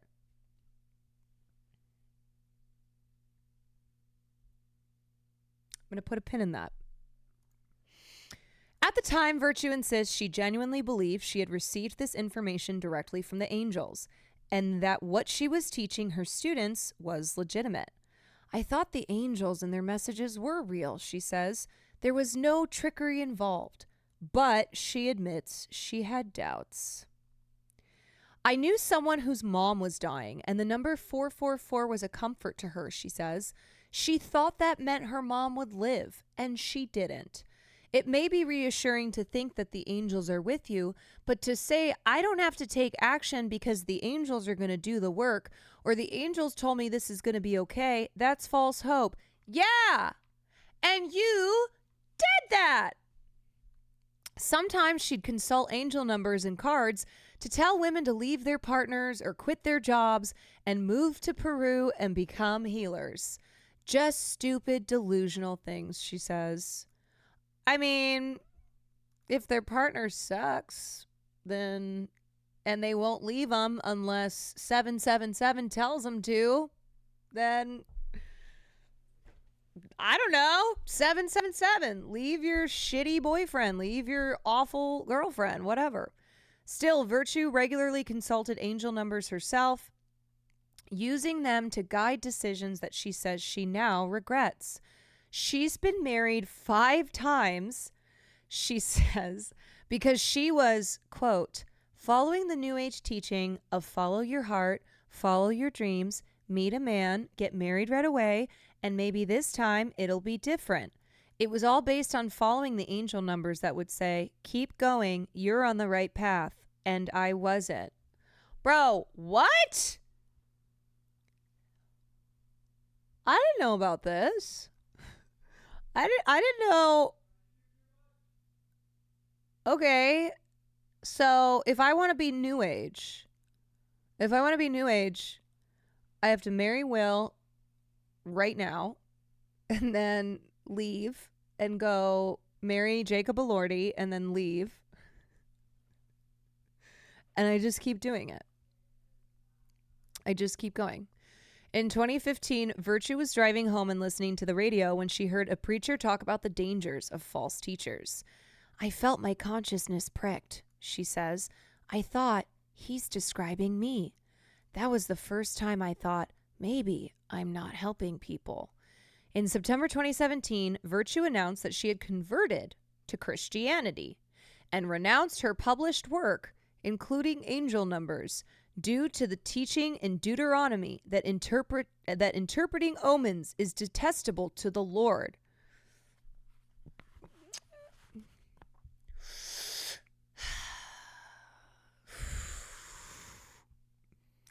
The backlash was immediate. People told me they felt I was their spiritual mother and they felt betrayed by me, she says. Her publisher cut ties with her and started refunding people who had bought her books, and Virtue offered refunds for her classes. Because of her spending habits, including maintaining a ranch in Hawaii, raising rescue animals, and traveling the world first class, she ended up in serious debt and says she currently owes the IRS $2 million in back taxes from the year she was fired. Holy shit. Oh my God. Bitch has a whole ass ranch in Hawaii. A Jesus arc could be profitable. Oh, yes. I think she's on that right now. I don't think she's never not been on an ark. Besides Noah's Ark. She and her husband were forced to sell their home, leaving the Hawaii ranch for a smaller place in Washington state to care for their ailing parents. Any residuals from her old books, she says, go directly to the IRS. I'm not rich and famous from all this stuff. It was a mistake, and I'm still dealing with it. Today, Virtue is a Christian YouTuber and regularly goes on podcasts warning people about things like manifesting and positive affirmations, believing that they breed passivity and delusional thought. God gave us a whole range of emotions, she says. It's okay to be angry. It's okay to be sad. And it's not going to attract negative things into your life if you admit these things. She's like, nihilism, baby! Teaching otherwise, she says, is a form of mind control. You know, Virtue... Wait, excuse me. Doreen. Me thinks that maybe you should just go do something else. Maybe don't have an arc, you know?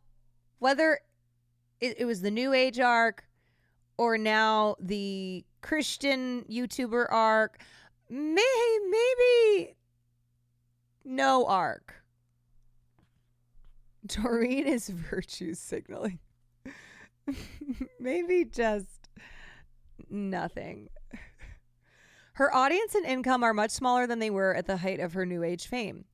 On YouTube, she makes about $1,000 to $2,000 a month by largely relying, $2,000 a month, she says. She makes more than I do on YouTube. Largely relying on Social Security and her husband's income to get by. I'm making it in a year what I used to make in a week when I was in the New Age. Okay, so if I'm going to pick Christian or New Age as far as like my next arc, we're going New Age. 2 years ago, Doreen heard that angel numbers were going viral on platforms like TikTok, and she started making videos denouncing them, using evangelical Christian vernacular to criticize those wearing 444 necklaces. Believing in angel numbers, quote, means you don't trust God with your future. Okay, I have a question. What the fuck is the difference? And I am not trying to be disrespectful here, but genuinely, what is the difference between angel numbers and then going, trust God. He's got the whole world in his hands. He's got the whole world in his hands. Do you know what I'm saying, though? Because now what she's doing is saying, no, no, no, no, no. Angel numbers are the devil. You just need to put everything into God. But as far as like there being something not of this earth that is dictating your life, that's calling the shots, isn't this kind of the same thing? Like she's doing the same, it's different, but the same. Jesus, take the wheel. Jesus, take the wheel. So she said this in a 2024 video filmed in front of her bookcase, wearing a simple cerulean tunic in lieu of the indigo-hued robes and beaded jewelry that she wore in the 1990s. You want to peek into the future to know if it's going to be okay. Trusting in the Lord is what we are called to do instead. God has got this. The comments on that YouTube video, as well as the other videos on Virtue's channel, are disabled due to the immense amount of hateful feedback she gets from former acolytes. People find comfort in this because they want this magical solution to problems. But there is no magical solution. You have to do some hard work, she says. You have to get a job. You have to be responsible for your finances. You have to go to the doctor. So was she telling people not to do those things with the angel numbers? Is that what I'm gathering? These are things that people often don't want to do. They'd rather have this fantasy that the angels are taking care of all of this. Virtue's efforts have done little to dissuade those on spiritual TikTok. Years after she left the New Age, some of her former students still make videos theorizing why she made the change of heart, hypothesizing that she was possessed by a demonic spirit, or controlled by her husband, or that she experienced a form of spiritual psychosis. Virtue says that none of this is true. Many of these influencers point to the roots of numerology in ancient Greece to make sense of Virtue's actions, not angel numbers being used against her. Not the numbers being used against the numbers lady. And justify the veracity of angel numbers even if the woman who coined the term insists that it's bunk. Angel numbers still hold value. One popular influencer puts it in one of her videos. The angels are still using those numbers to communicate with you regardless, even though the woman who coined the term doesn't align with her anymore. She was just a vessel for them at one point in time. We really have come full circle, y'all. But most angel number devotees probably aren't aware of Virtue's role in coining them, or of the fact that she has since disavowed them. There is still a growing number of people who use them as a guide for making significant life decisions. Look at any number of subreddits and you'll see a woman fretting that her mother, who's experiencing chest pains, may soon die because she's seeing the number 69 everywhere. Ah! Ain't no way. Ain't no stopping us now. Do they know what 69 is? Do they know that the common association with 69 is not death, but a very uncomfortable sex position that, let's be real, is not that great? Very overrated. Some might say, not fun. Some might say, one of the worst.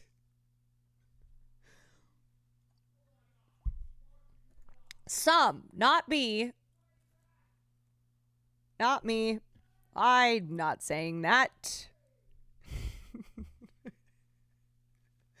I'm not saying anything.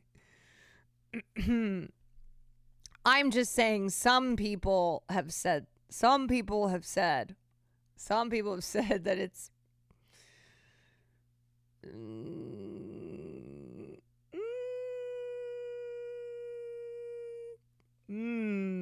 we're not sure. Anyway, Or a woman debating whether to stay with a boyfriend who has cheated on her because the universe is sending her repeated numbers like 888 and 666. Okay, I have a question. So obviously, I'm new to angel numbers, but from popular culture and from, like movies and shit, 666 is the sign of the devil, right? There's literally a Titanic movie called Titanic 666. 666, sign of the devil. 666, sign of the devil. So if I'm debating whether to stay with a boyfriend who's cheated on me, like in this subreddit, and I'm seeing 666 everywhere, won't I look at that as sign of the devil? Gotta get out? But that's just my understanding. That's how I would interpret it.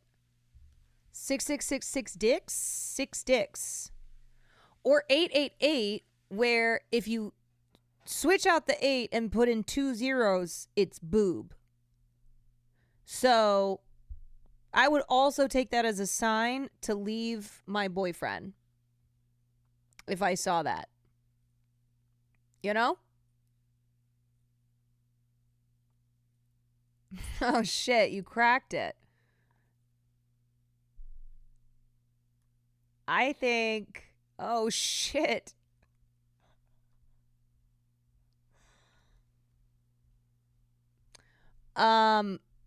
Strange things have been happening in this segment.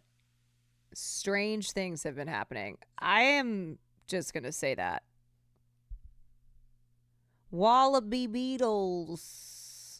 Thank you for the 12 months. Will?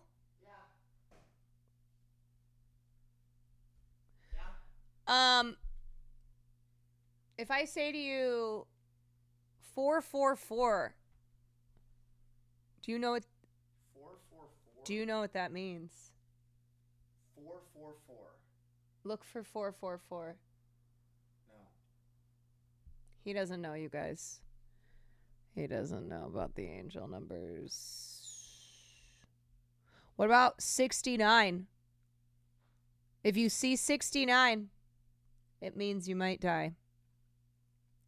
Taylor, the Pennsylvania woman who believes her failure to notice angel numbers led to her car crash, concedes Taylor, the Pennsylvania woman who believes that her failure to notice angel numbers led to her car crash, concedes part of Virtue's argument when I raise it to her. A lot of people are not just angel numbers, but all woo-woo stuff to avoid responsibility. Okay, Taylor seems to understand. Still, Taylor, who has 888, the symbol of abundance, tattooed on her forearm, maintains that numbers can be a conduit for divine spirit's communication with us. I do believe in a higher power and think the angels have something to do with it for me personally, she says. Anything she believes can be a message. And I think that is true. Anything can be a message if you interpret it as such. Taylor Swift is not wrong. Now, here are my thoughts. Okay, obviously I'm a believer now because some crazy shit happened earlier, and I believe now. I don't care what you do. I don't care what you do. But if you are basing major decisions off of numbers like 69,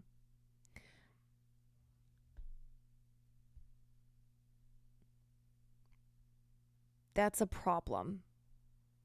That's a problem. If you are like, oh my God, I can't go to this thing I'm supposed to go to because I looked at the clock and it said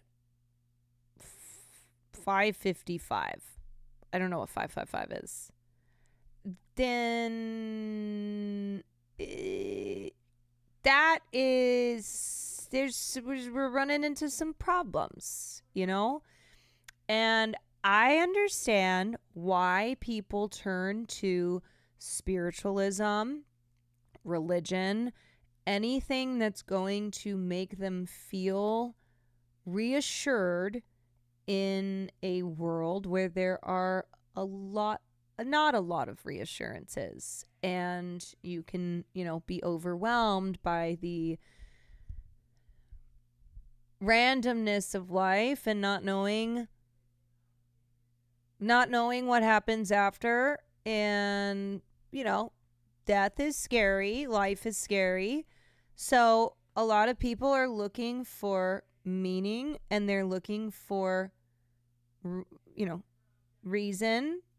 And they also need to feel like they're being guided along, need to feel that like things aren't random, that they're not actually making these choices. They've been made for them. Okay. All right. Whatever it is that you choose to believe in. So obviously it's always, you cannot put that on anybody else. You cannot negatively affect someone else's life because of what you believe. And I also think it's not best practices to not believe in like free will. That's just how I feel. Look at the clock. It's 10:13. 10:30. Yeah, it's, it's a variation of things happen for a reason type of thing, which, okay. But obviously this is something that it's ripe for scams. Everything in religion and spiritualism, new age shit, scams galore. And so that's not cool. That's really shitty. Vulnerable people who believe in all this, they're looking for something, and they fall for these scams. There are a lot of scammers. There are a lot of grifters, a lot of scammers. Not me, though. When I start my next arc, I just want to say that I'm the exception. I would like to just put that out there. I wouldn't be a scammer, and I would not be grifting.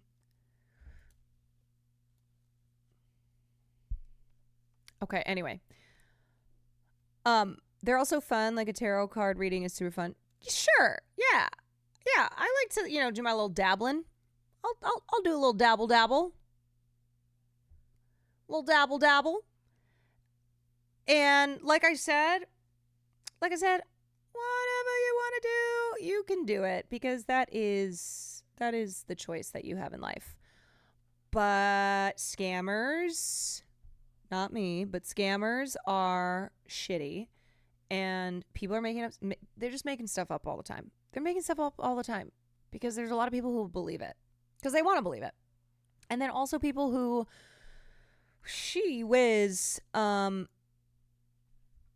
really having an open mindset, and people who are making these big decisions on what the numbers say. I don't think that's good. I don't think that you should break up with someone or not break up with someone depending on if you're seeing enough 888s everywhere. And possibly, calling out. 4 years ago, I really started to dive into learning the significance and meaning of angel numbers. Maybe all these videos, I'm telling you, numbers come from. That's the other thing too. If I want to get my YouTube views up, I'll just do this shit. Angel numbers stem from numerology, and numerology is the study of mystical relationships between numbers, letters, and patterns. As in most methods of divination. Do you ever notice repeating number sequences that show up consistently in your life? Well, seeing repeated number sequences is one of the many signs that your angels and spiritual guides send you. But what do those number sequences mean? In this video, we're going to decode one of my favorite angel numbers, 333. If you've been seeing this number a lot lately, then dial in and get ready for some divine guidance that might... I could totally do this. Why do they all look the same? It's the new age vibe. It's that look. Yeah. I saw a lot of zeros in my bank account after making videos on angel numbers. Might just blow your mind. Your angels and spirit guides use number sequences as shorthand for bigger spiritual messages. Some of these number sequences can include 111 or 1111, 222, 333, 444, and so on. Even more random numbers. I have to say too, it is pretty funny that when people find out that angel numbers, specifically angel numbers, was something that was made up by this lady, they just go, I don't care. Whatever. Sequences like, Like, for it's- example, it's 532 real. all have coded meaning to them. Reagan, We could thank really you go for the down the prime. rabbit hole exploring all the meanings of these numbers, but today we're going to focus on one of my favorites, 333. Comment below if you've been seeing this one lately, as threes have been showing. So here's the other thing with numbers. Did I just hear Farley? Give me an explanation for why I'm always hearing this goddamn bell. Did you just hit the bell?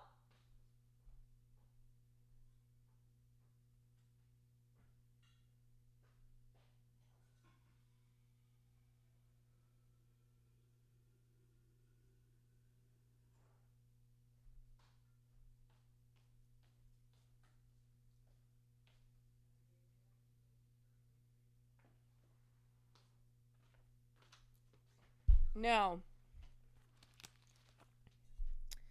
He did not hit the bell.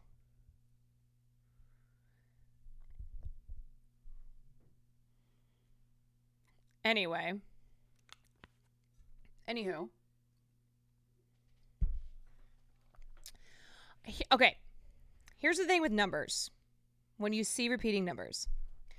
First of all, when numbers are the same, they're more likely to stand out, right? You're going to notice them more. Second, if you are taking note, then yeah, you're going to notice if you look at the clock and it says 9:11, right?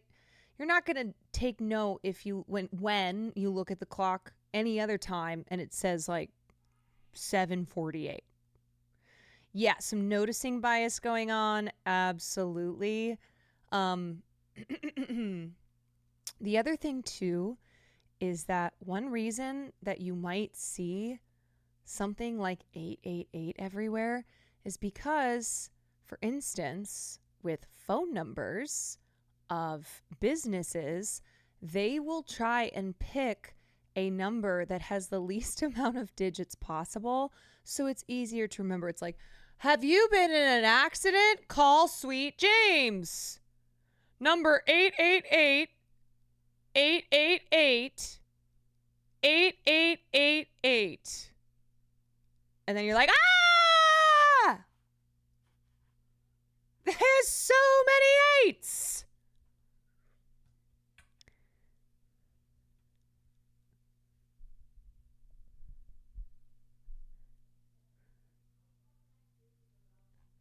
There's so many.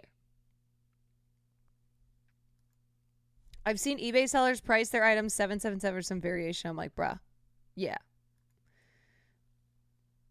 Frequency bias. Notice bias. Yeah. Sweet James isn't a lawyer. He just gives you a kiss on the forehead. I see his ads all the time. Sweet James. I see the Accidentes. That guy. I see God, there's just so many accident lawyers are always advertising. Wait, that's a real person? Yeah. I think it might just be in LA. But he's everywhere. I swear I see him everywhere. Dude, what's the significance of that? Of me seeing Sweet James everywhere. I thought you made him up. No. Here, I'll show you. I'm telling you, I'm not crazy. This is Sweet James. Sweet James.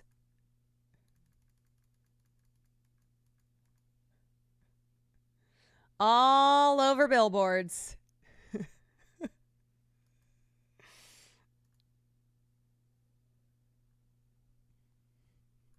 SweetJames.com. Oh, sorry. The number is 800-900-0000.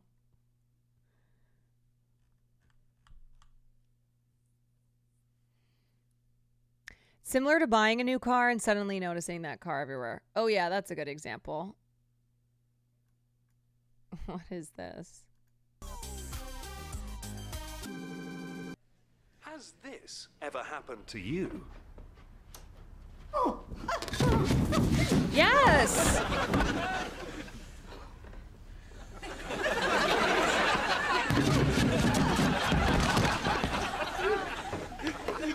From today, dialing 999 won't get you the emergency services. And that's not the only thing that's changing. Nicer ambulances, faster response times, and better-looking drivers mean they're not just the emergency services, they're your emergency services. So, remember the new number.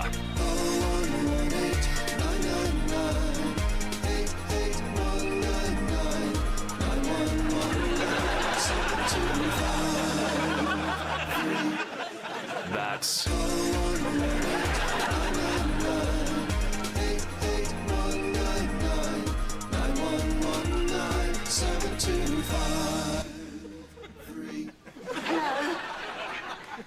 I've had a bit of a tumble.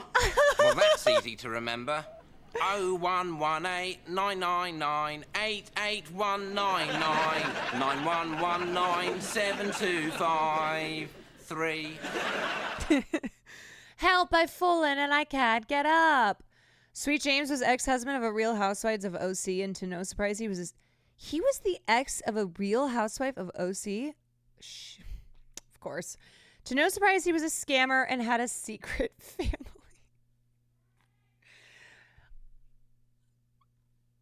Can I just say, I don't understand how you have a secret family. Like I've always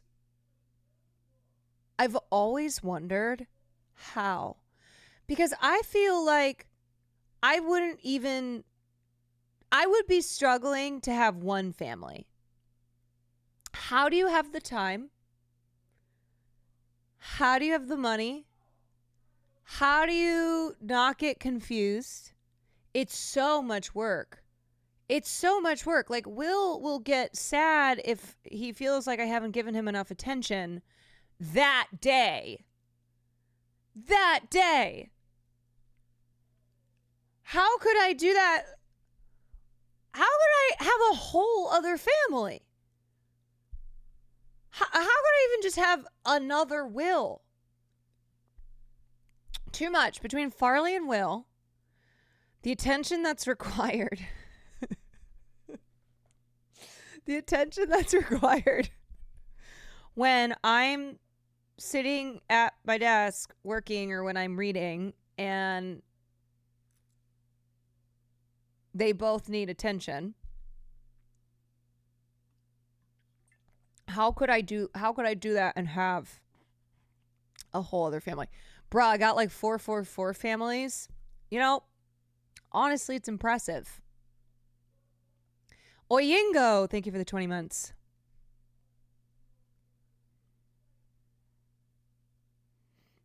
I literally don't even have enough energy for myself, let alone an entire ass family 2.0.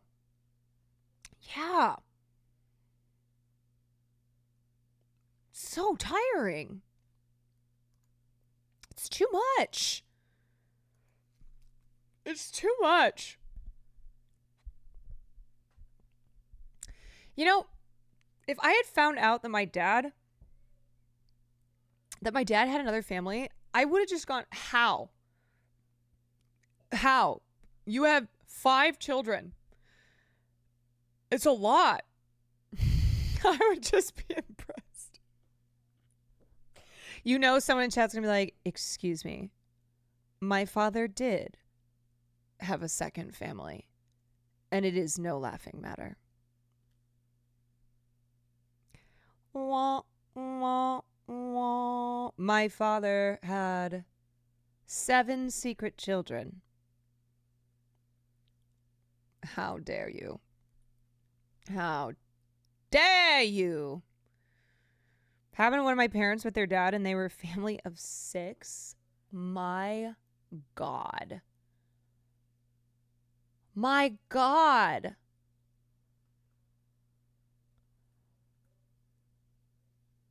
Yeah, you gotta have some dough. You know what? Having a second family is something that also is only available to the rich. It's just another thing that, you know, capitalism has divided. Capitalism has made it so that there are people who cannot have a second family.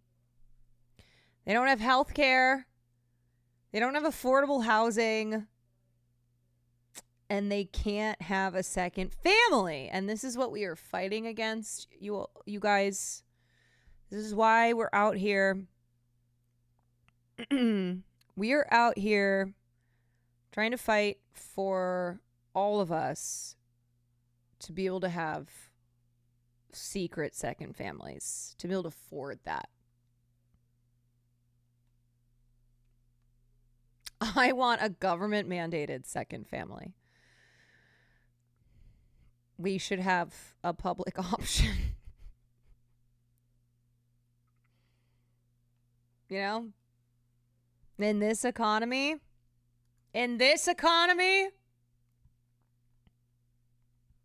I don't even like people. 2 families is so much. Yeah, it's a lot.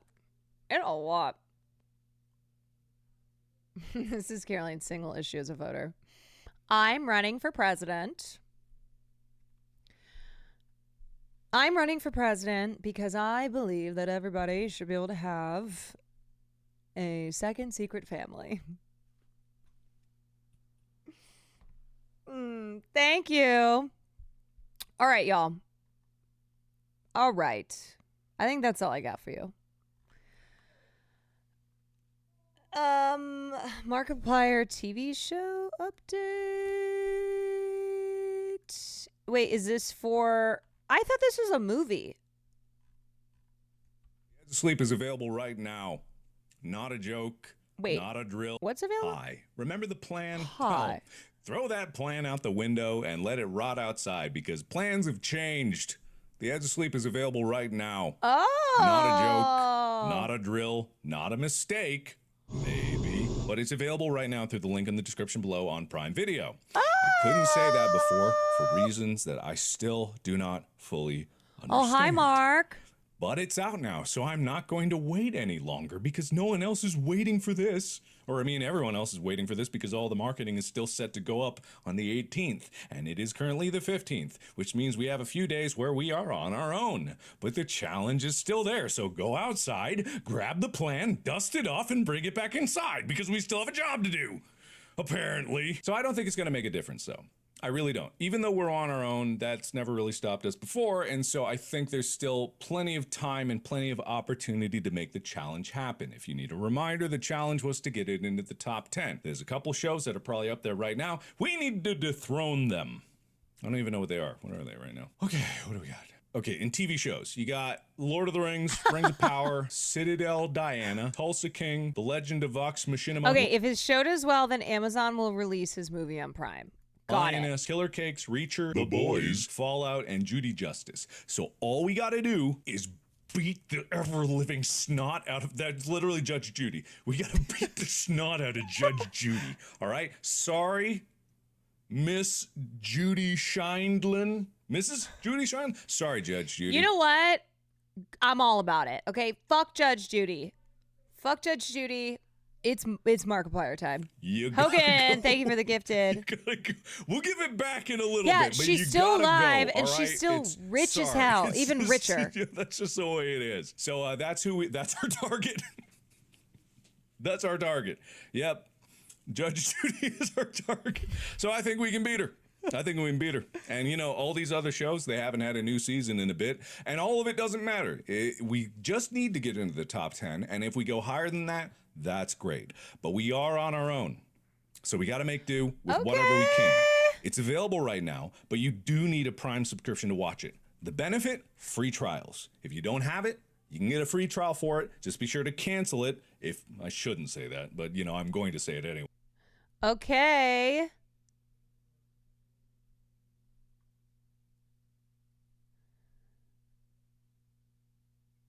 Okay. Dude, I might see if Will wants to watch this tonight.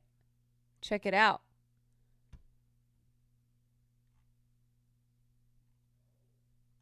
Are there any early reviews on it?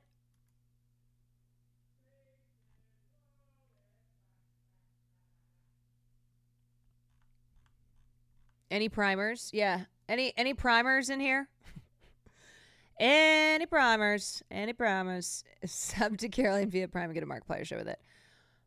Okay, I might try to check out episode 1 and report back. Premise is interesting. Yeah. Indeed. All right, you guys. Anyway, before that, I was going to say, let's do some gaming. This is the end. Hold your breath and count to 10. Feel the earth move. And then, yeah, baby. Hear my heart burst again. Well, the search around. Oh, the music is on. Let me turn that off. I'm drowning, dreamt this poem. Guys, remember when my computer broke earlier? When we were not believers? Remember how crazy that was?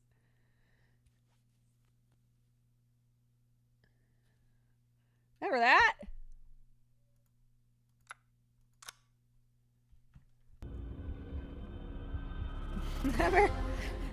Remember when the angel numbers came for us?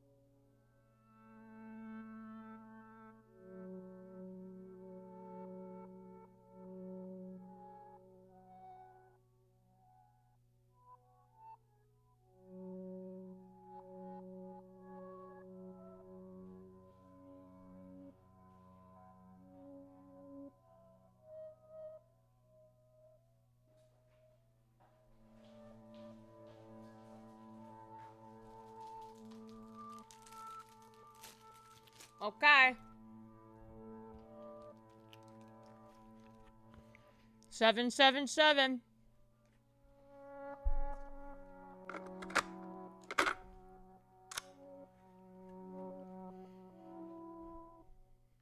Will told me that Silent Hill 2 is very scary. And if he says that, he said it's really hard and it's scary. And if he's saying that means something. Alright. Oh, yeah. Where's that little biatch?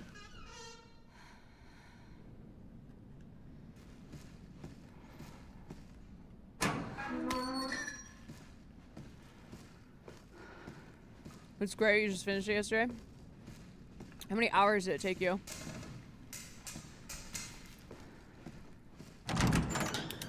Yeah, and I jump scared him. He deserved that.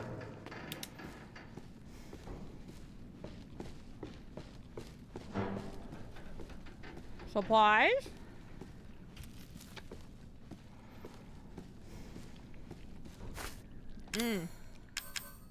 Let's go.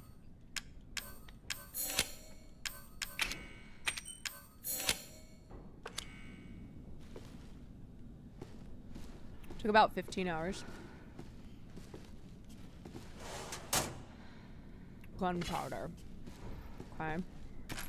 Machine gun ammo.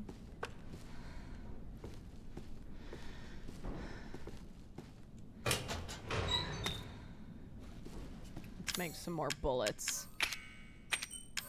I'll bullet up.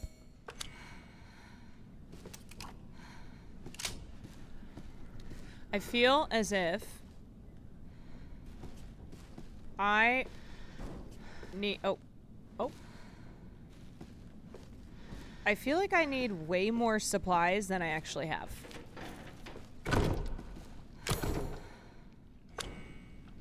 What happened to all my bombs and stuff? How do I have... Shit.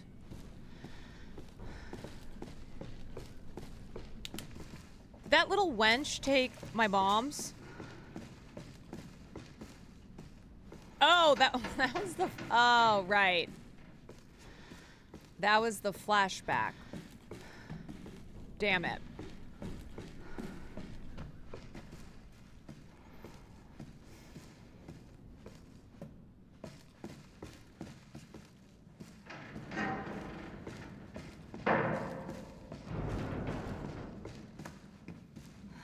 Your mother sucks cocks in hell.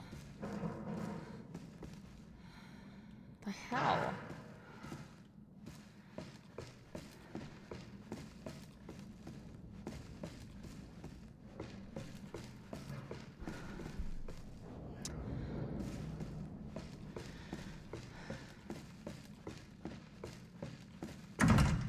It's locked from the other side.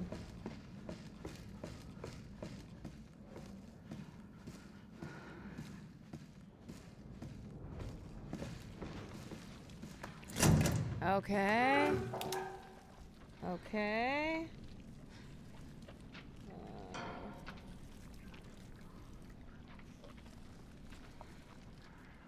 Alright, T. Do you think I should heal? I don't know.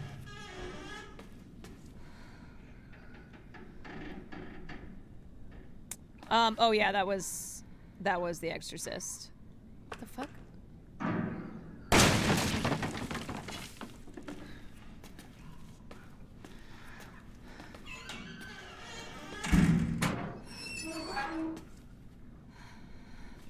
Empty? God damn it. Oh, God. Oh, Lord Almighty.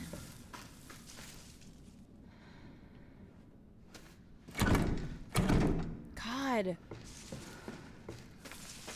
There is no loot. Everything is empty.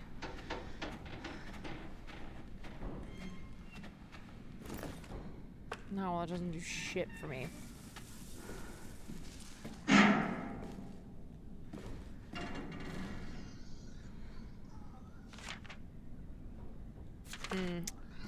Already saw that in the flashback. Damn.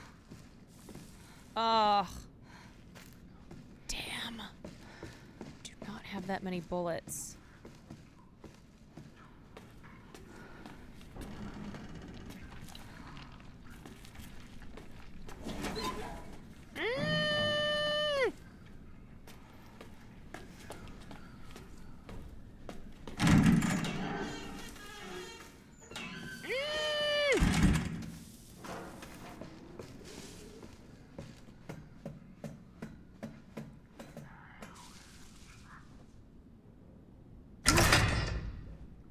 Shit! Oh. Oh. Boy.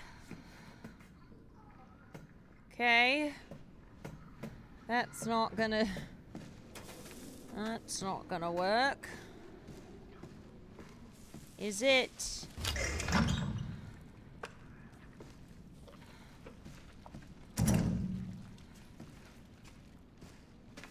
Okay. This.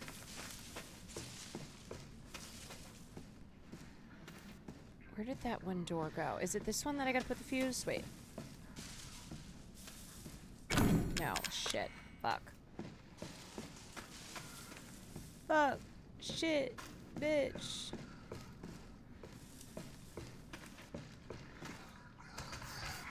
Oh, you. No! No! No! No! No!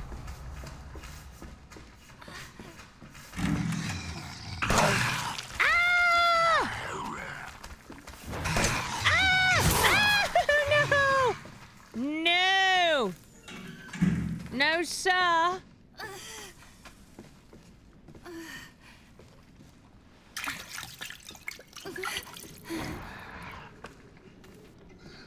Where's this door?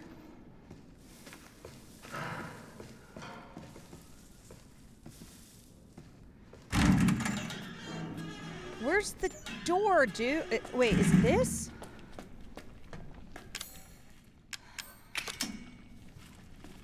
Is this where I want to go?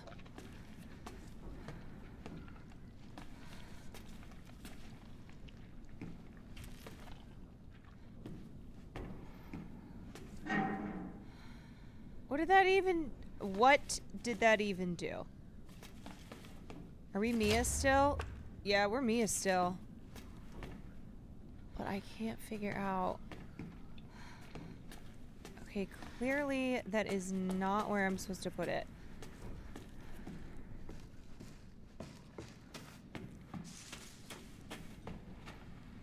I'm at a loss.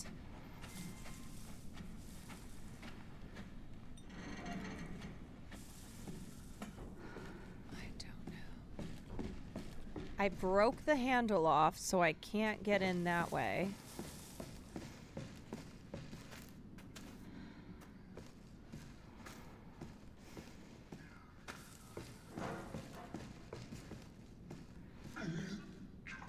Here we go. Wait. I'm sorry! No, shit! Oh, I'm so bad at shooting. Oh, shit! Oh, fuck!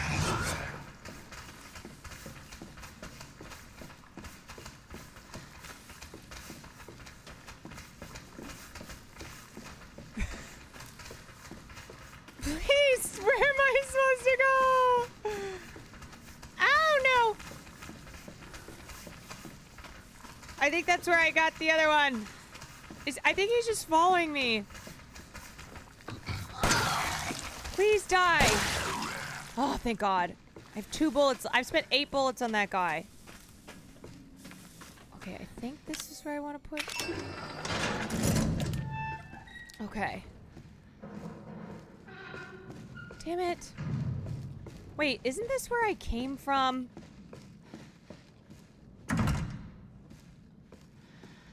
I came this way. Okay. So am I supposed to go up? Where did that little harlot go?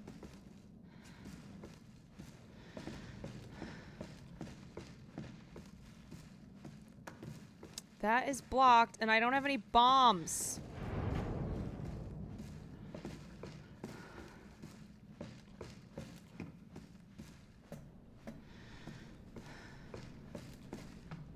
Oh my god. Okay, I'm truly back where I started. I have made no progress. Help!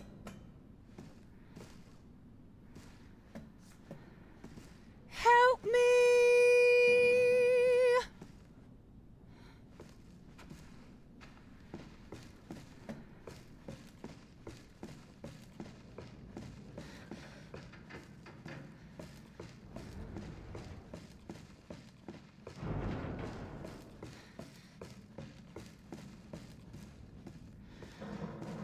Nobody knows.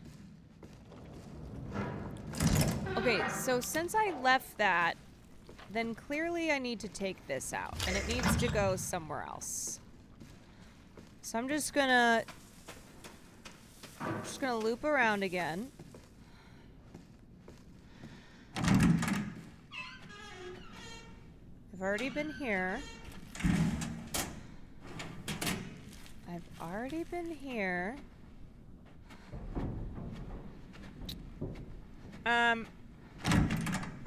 Did you press? Oh, bring up the map.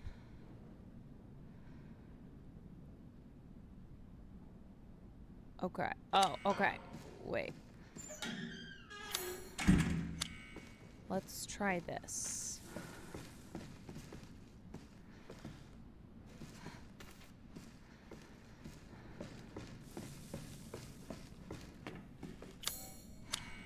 Okay, this way.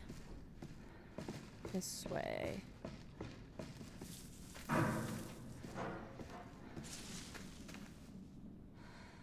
I've got to be able to get in that.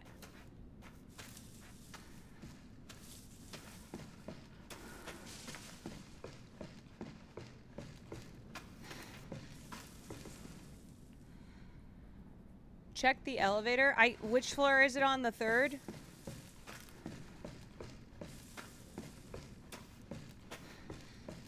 There ain't nothing down here for me.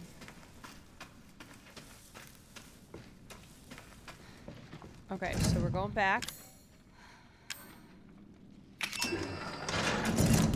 so this is the first floor. We go second. Woof! Mia is going to be exhausted before she can even fight this little omen child. Wait, that's the fourth. Okay, where is this?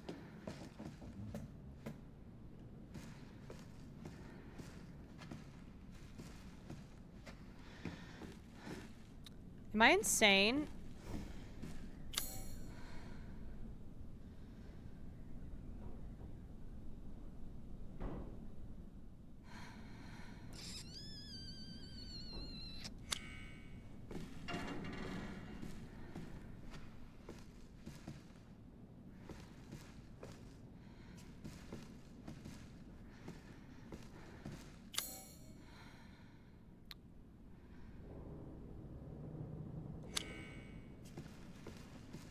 Is there nowhere else to go?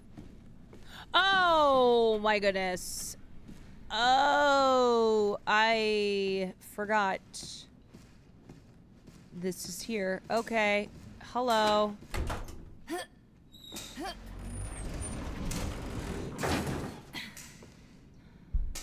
Hello, dumb.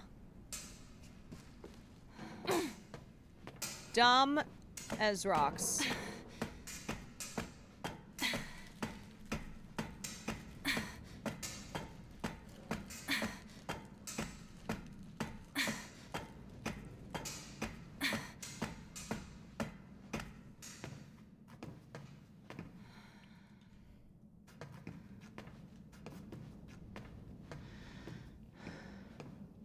Kwan.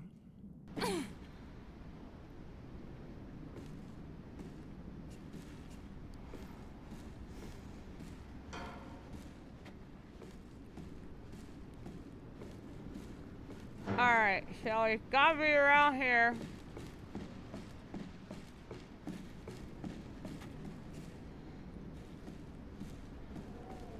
Please have supplies. For the love of God.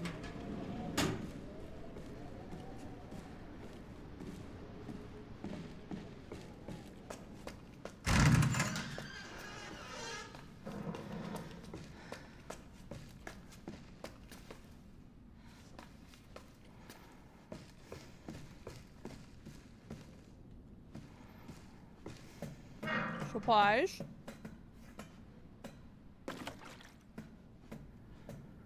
Okay.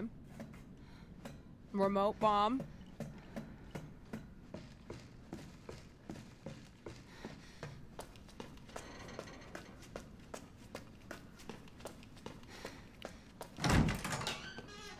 Captain's cabin. Ship map. Okay. A lug wrench.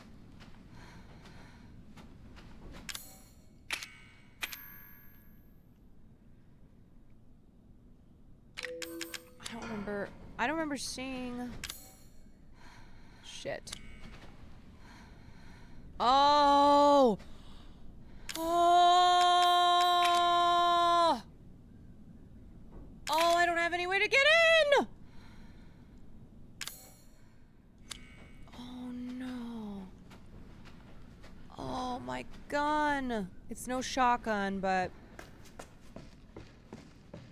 shit.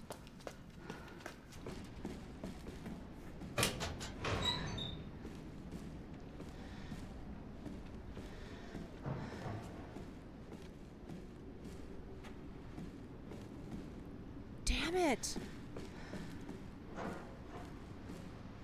Maybe it still works. Maybe.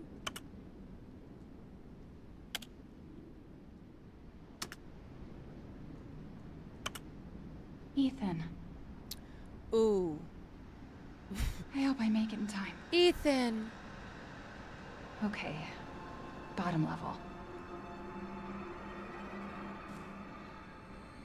Was the captain the guy? Oh, you devil! Stop it, Evelyn! You devil! Fucking hallucinations. Where is she? Oh my god, she's such a demon, yo. I think the captain was in that room, right? Where there's a dead person.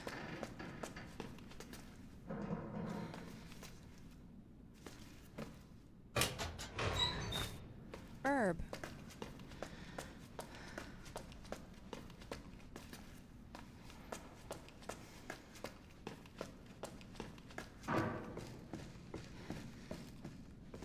Okay, so I gotta go back this way.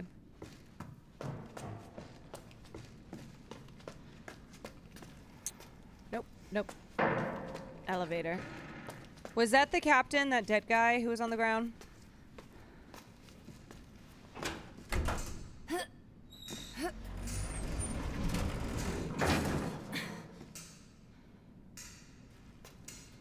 Or is the captain still up here?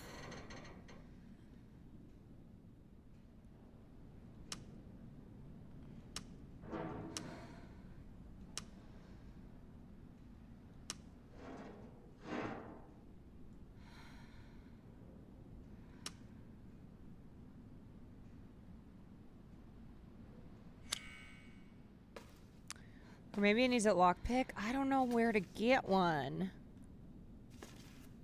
Ethan is down. Yeah. Ethan is down. Okay. We're gonna just go get Ethan. Oops.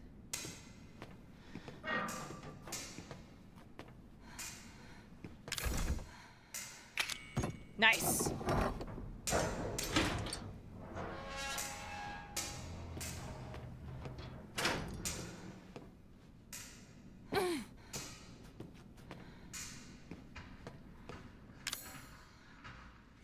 Oh. Motherfucker.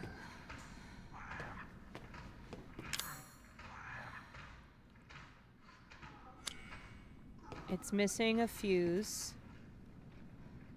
Okay, so... Is that a knife? Oh, thank God! What floor am I on? I'm on 2.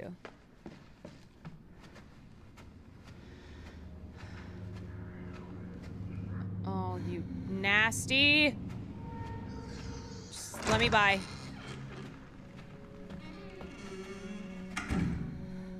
If Evelyn remains at her current location, she's at high risk being stolen by opposing organization. You therefore to transfer her. Oh yeah, I already knew that. Handgun ammo. Let's go, boom, baby. What was that?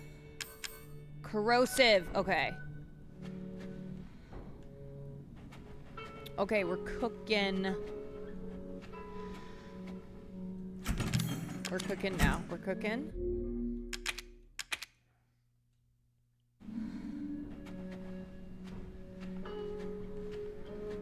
Now I gotta find that.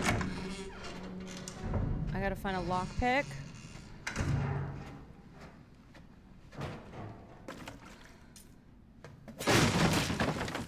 Okay, we got another remote bomb.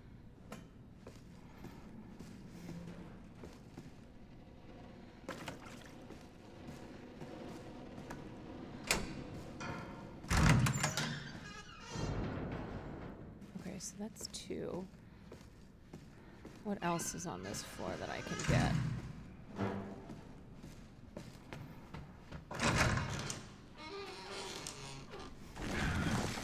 Oh, mother fruit.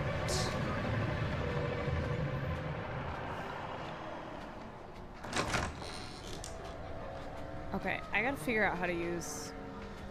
Ah! Wait! How do I do this? How do I... Shit! I don't know how... RT? It's not working!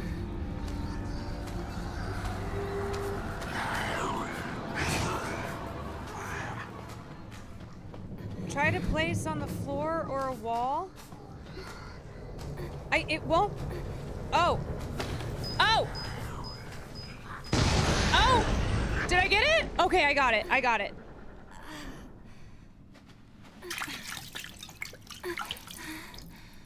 Sucka. Suck on these nuts.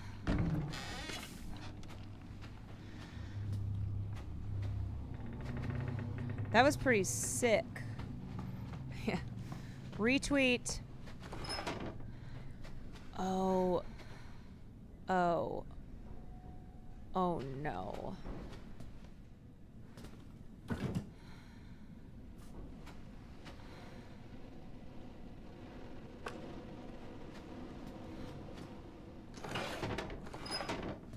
Okay, that one looks like that. Blue, and then...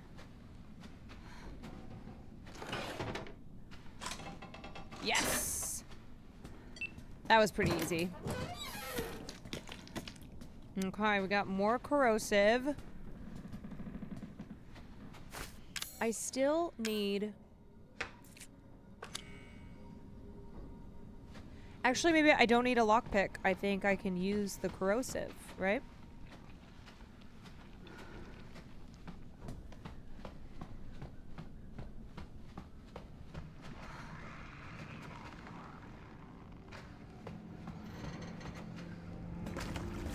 Oh!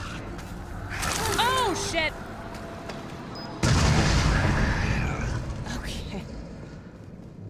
Okay, dude. You gotta chill, please. Oh my god! God, these things are everywhere!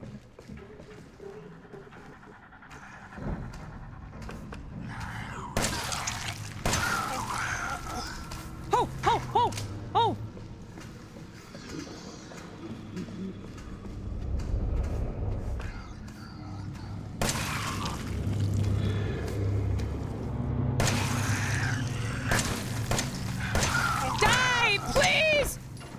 I just used all my bullets. Well, it's fine. I'll just find some more.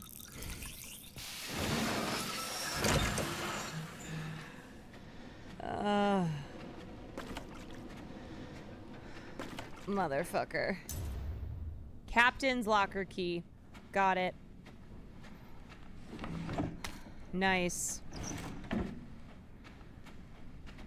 Getting some good loot. That air around his head had it coming. It had it coming. It had it coming.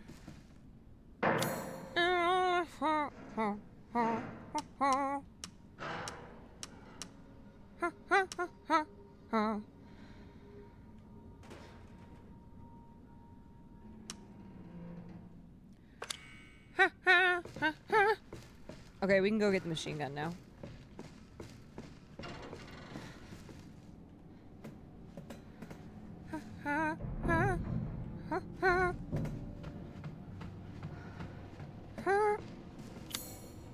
Where's the elevator?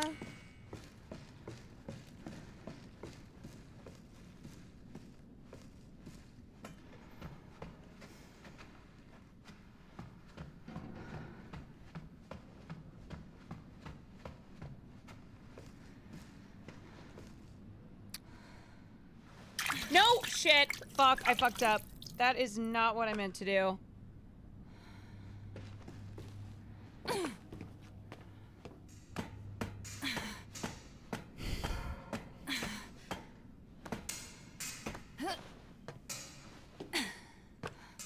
Yeah, it is kind of every fucking time. Well, you know what? It's fine, because I have one of these. Here we go.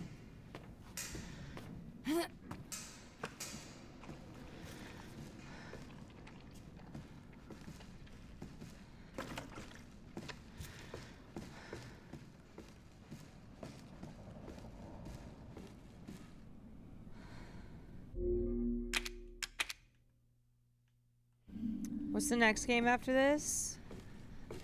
I don't know yet.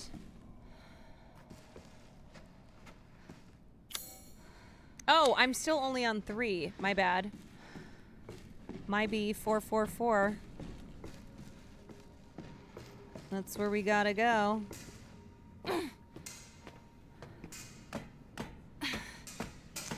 Mabes Silent Hill. Mabes. I might do a couple rotation of games. Have I played Resident Evil 2? Yes.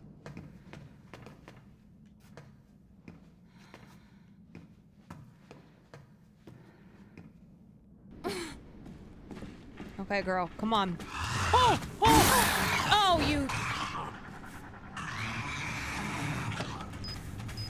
Come on! No!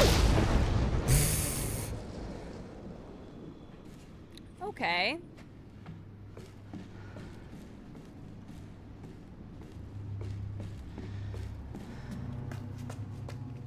Well.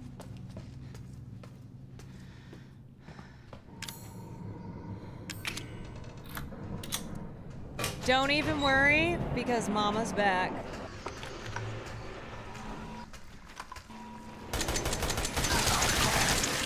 Mama's back! Mama's back!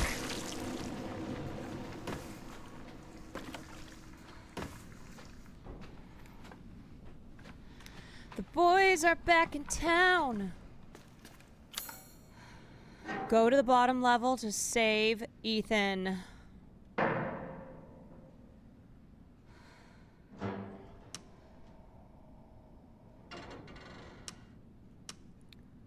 Are these all rooms that... Oh, I haven't been in these rooms. Right? Did I? If they're all empty, then...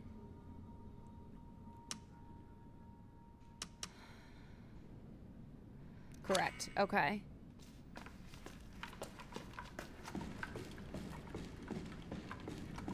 Can't we just abandon Ethan? Ethan, yeah, I'm... I'm kind of about that.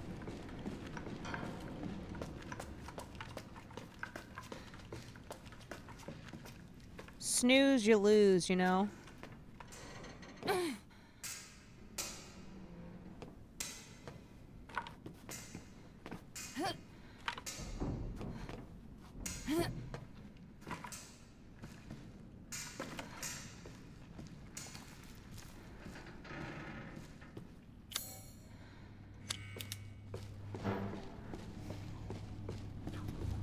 I know one of them. Thanks. Boom, baby. Oh, yeah, that sucks, doesn't it?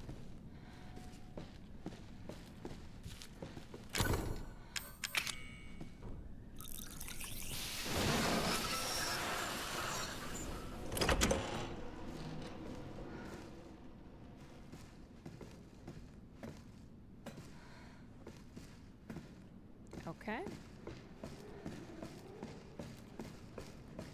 Give me some good loot. Come on. Give me something.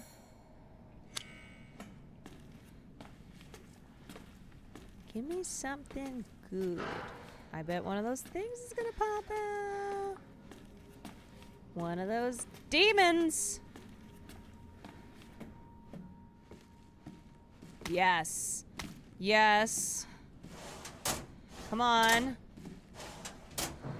No.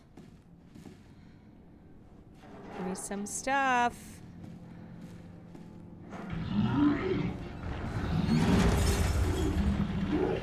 Oh, it's okay. It's fine. Come here. Come to me. Oh! Oh, shit! It blew me! It blew up my thing!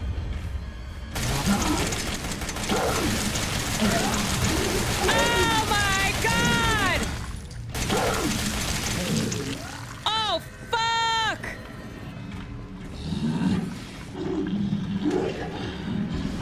Oh, shit! Oh, no! Oh, I'm stuck! Oh, mother!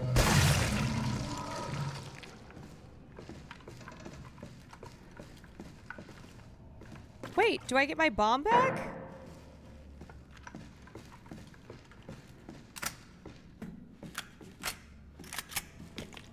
Okay. I can't believe it ate my bomb.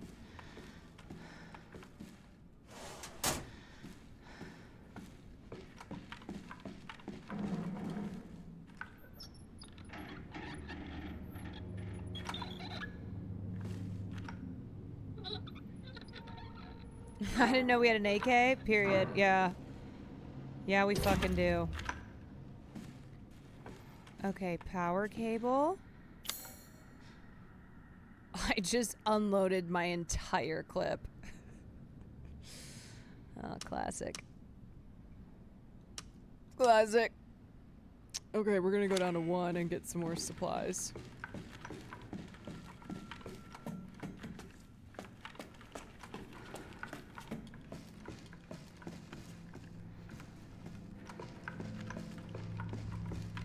I'm like, well, I'll just use all my bullets.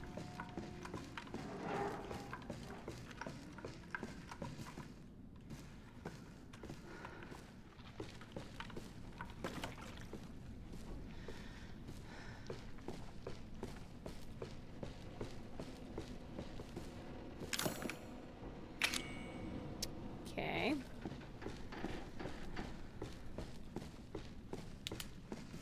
Did you grab the cables? Were there more than one?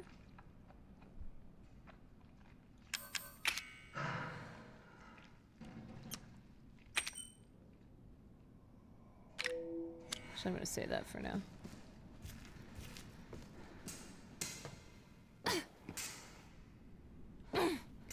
Let's go, girls. Doot, doot, doot, doot, doot, doot. grab that thing. And I feel like a woman. We have a little fun. Oh, oh, oh, totally crazy. Oh. Come here.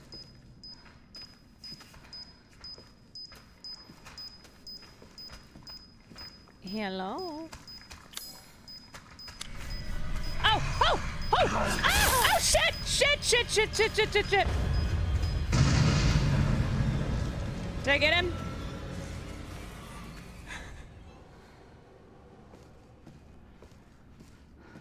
Ooh. Ladies and gentlemen, we got him.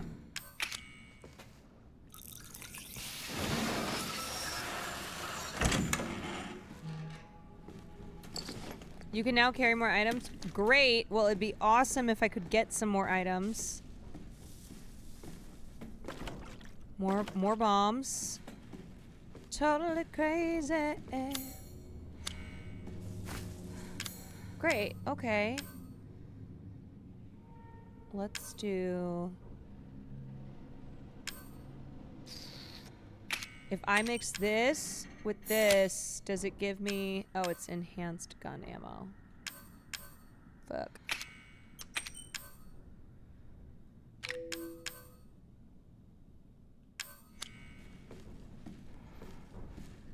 Ah! We're back.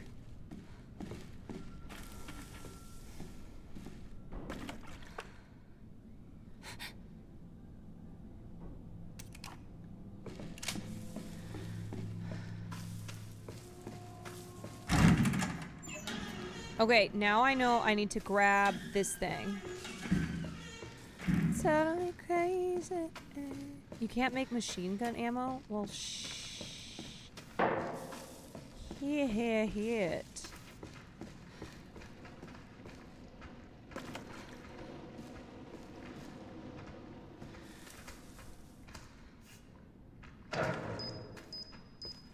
Come here, bozo.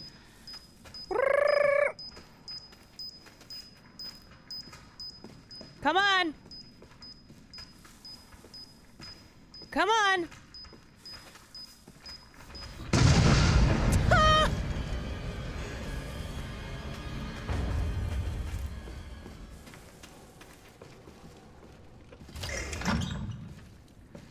Time to go. That one was perfect.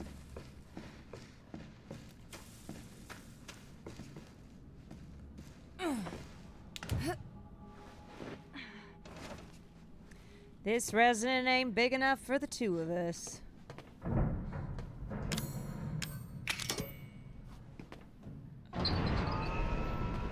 Aha!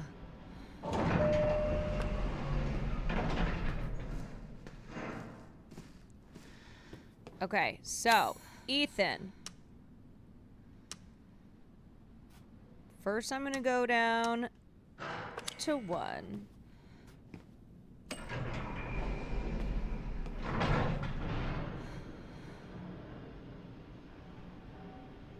Let me get some more loot. Give me something good. Oh, wait. I was just fucking there. Duh. Dumb.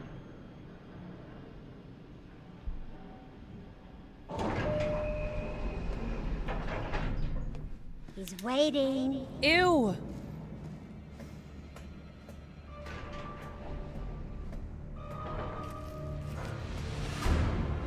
Where are you, you little devil?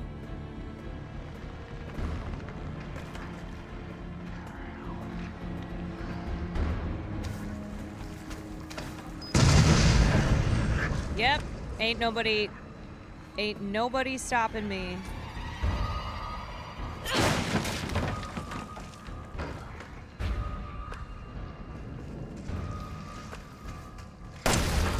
Woo! Y'all, did you see that one shot?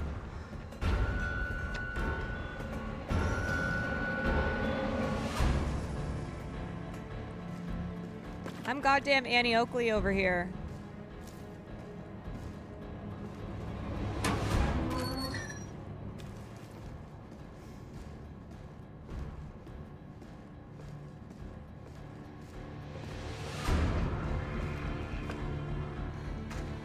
Oh, okay. That was not quite one shot. Oh shit, that's definitely not one shot. That's one shot.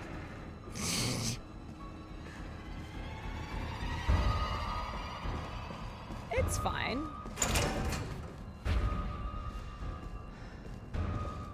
It's fine.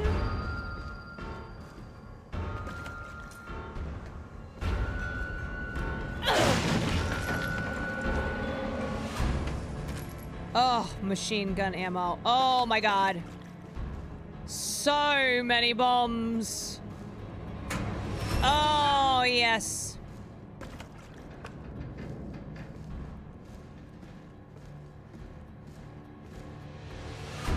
I'm gonna save those good bullets. Okay, I already did that. I came through here. Now I go this way. 444, 444. I don't like this at all. This is what we call a boss fountain. Oh no. Oh no. Oh no.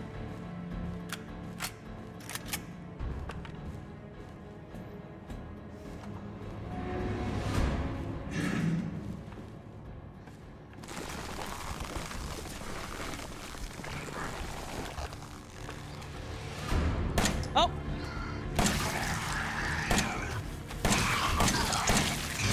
Oh shit. In my skull.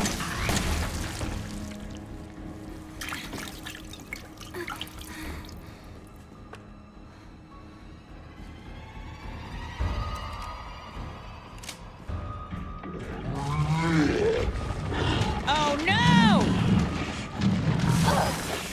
Ah! Die, please! Oh shit, I'm getting... Oh my god! Oh my god! Oh, there's so much acid!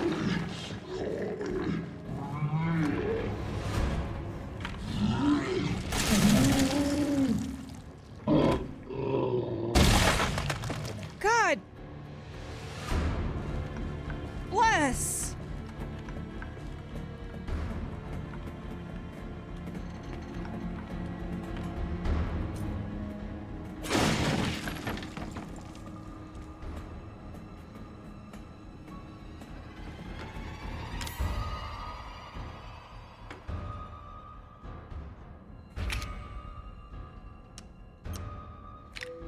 Do you think it's better to have health or...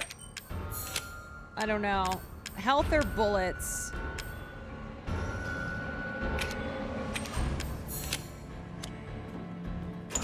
Yeah, I didn't have any health.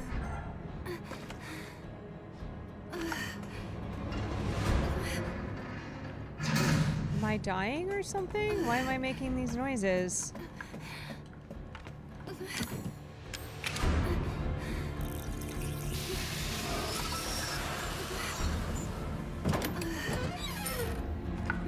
Bro, a coin? What am I gonna use with what? Why am I making those noises?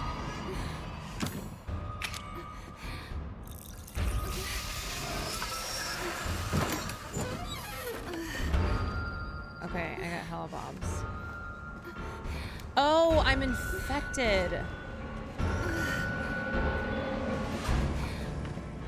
That's right.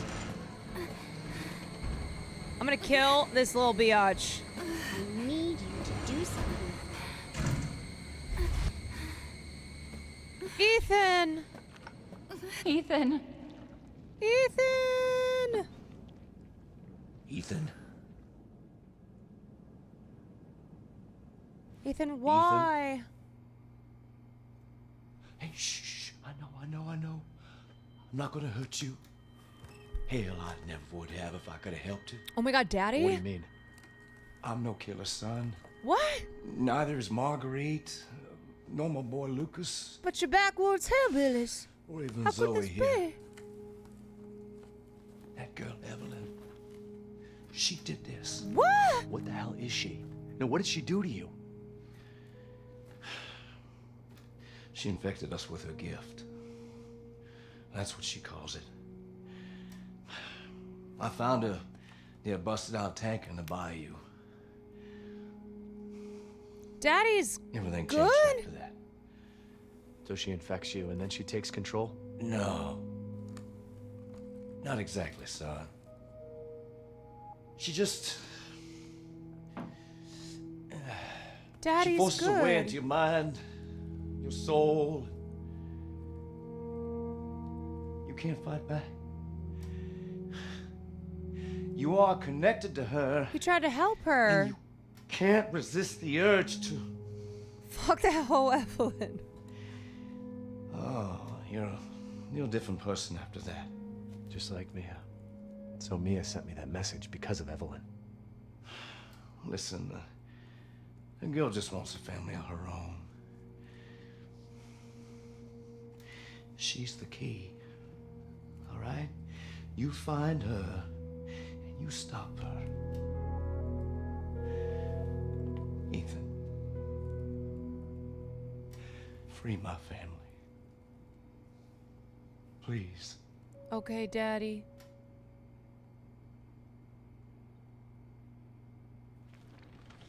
Corpos and their bioweapons always fucking up the working class. Stay away from him. Why? He doesn't love you. I can make him love you. Am I Ethan again in this thing? Don't hurt him. Silly, I told you I'm not gonna hurt him. Don't you dare. For what? You're not my mommy. Remember? Oh, I'm gonna put you in timeout. Permanently. Alt-Gen, thank you for the tier 1.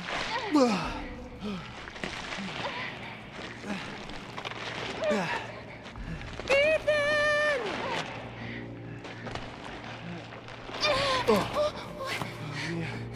Mia, how? There's no time.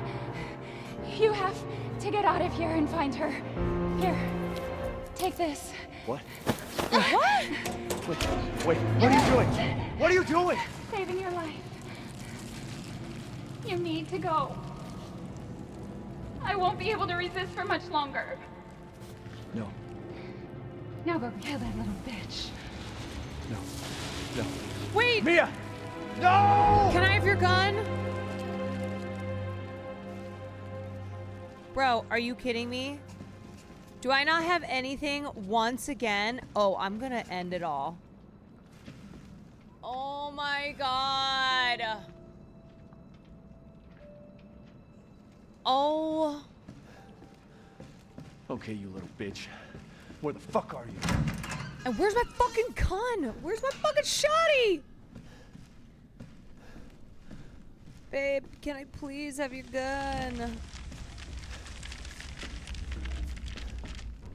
It's all your fault. It's all your fault. You little see you next Tuesday.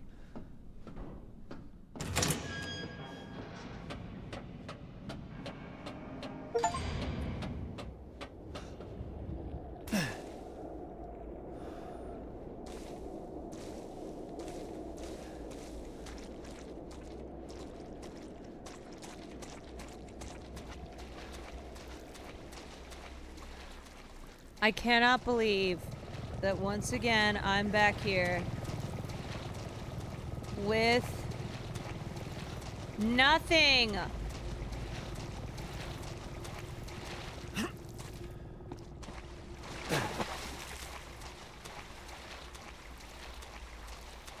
Look at all these dead fish.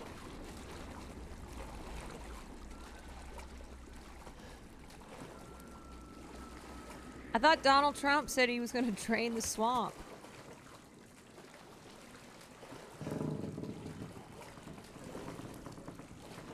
Bro, can I please be reunited with my shotty? Please. Okay. Handgun ammo. Okay, okay. Okay, that's something.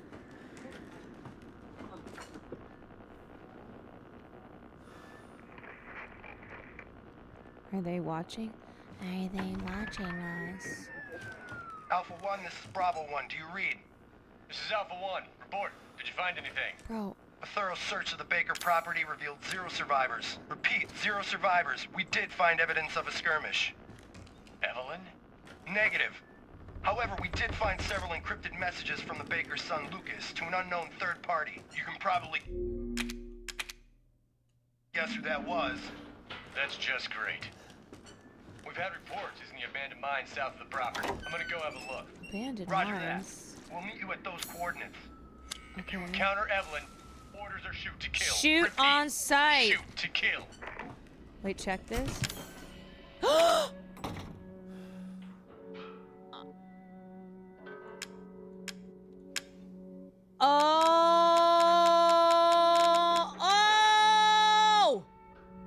Oh, shit!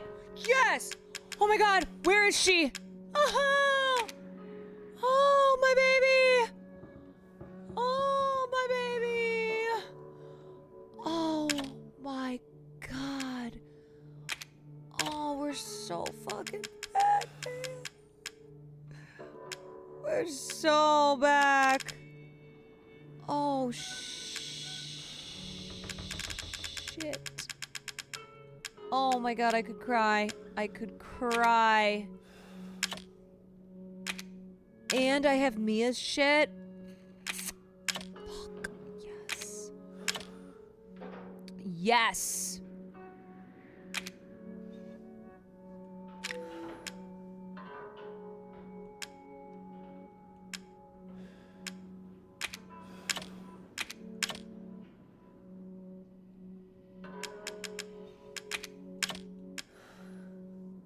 They try to take our guns, brother.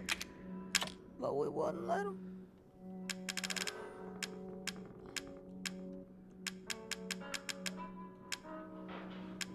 Okay, I need to make some stuff here. I'm gonna move over the chem. Take all the ammo.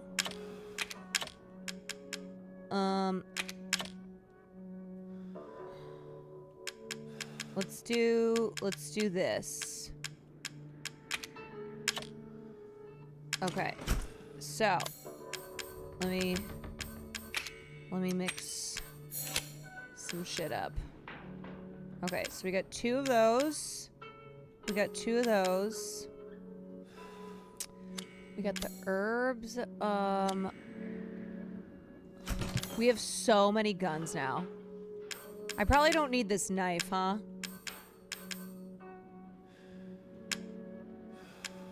Broken handgun, flame rounds, scorpion, 44 mag. I don't have that.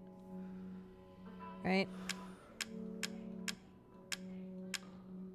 Solid fuel, grenade. Oh, wait! The grenade launcher.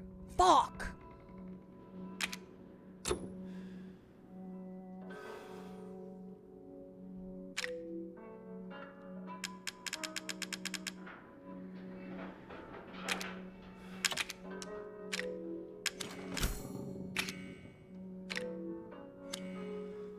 Wait a sec, y'all. Wait, I don't need Mia's. Are we sure I don't want the machine gun? Do you think... Okay, should I take the grenade launcher? Shit.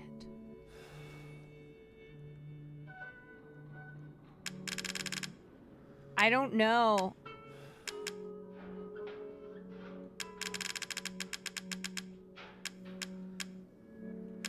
Wait, what's better? G17 or the one that I have?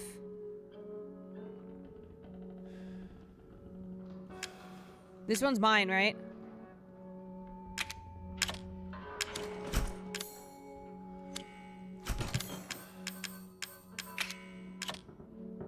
Okay, so this one's mine.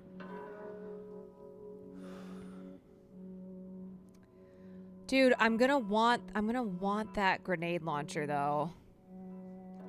Fuck.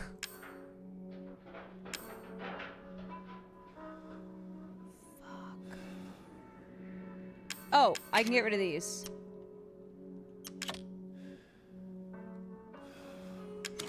What if I do this?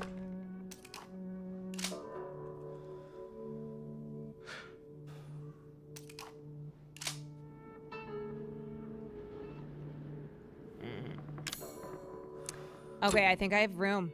I think I can take it.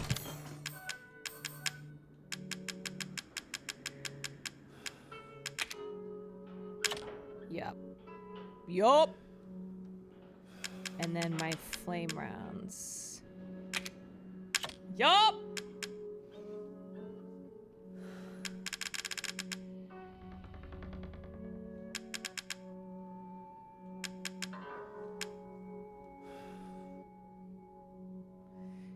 Can you make more of the flame rounds? I don't think so. Because I have solid fuel, but I don't think I have any more. I have separating agent. Oh wait, I'm gonna do this. Oops, fuck. Wait, I have more in here. Oh, I have hella flame rounds. Okay.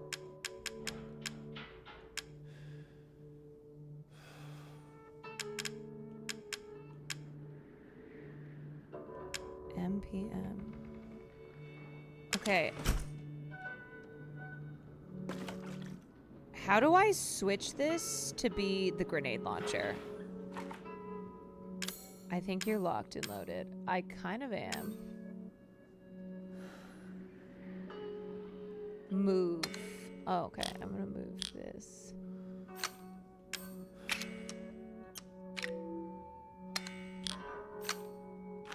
Okay. Now. Yeah. Yeah. Where's the save so I don't have to do that again? Is there a save around here? Oh, yeah. Oh, y'all. I'm feeling pretty locked and loaded. I'm feeling pretty. Oh, shit.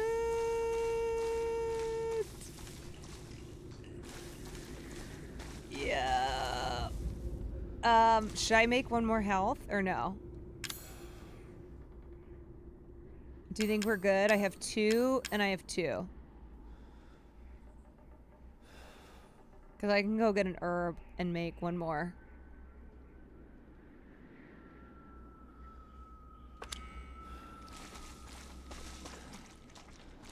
I don't know. I do have a shit ton of ammo.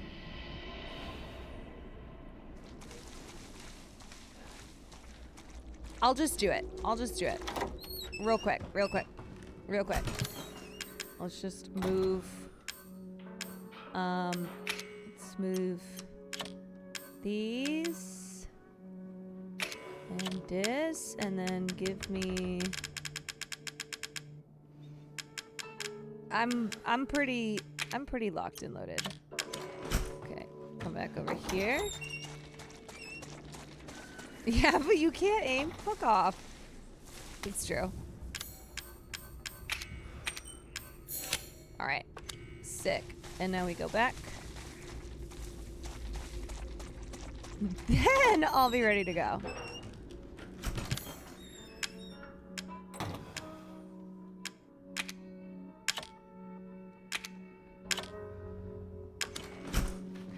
Save.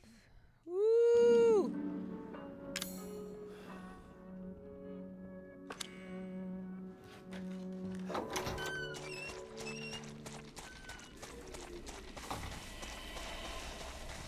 Alrighty, folks, we're pretty locked and loaded.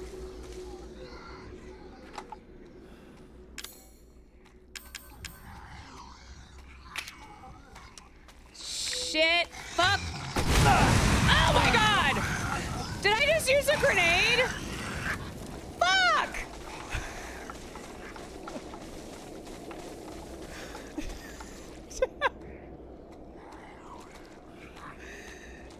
Shit! I just wasted one of my grenades. Okay, wait. We're gonna start all over. How do I go?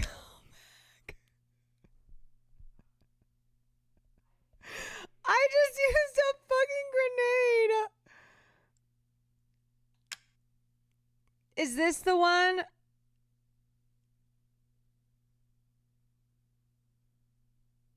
Load or just leave? Leave? Not from there. I'm not gonna. Okay. Pause menu. Okay. That was insane. That was fucking crazy.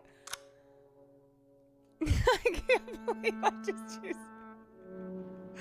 All right, y'all. We are locked and loaded. You know what it was? It's because I fucking tried to grab one of these. Fucking hell.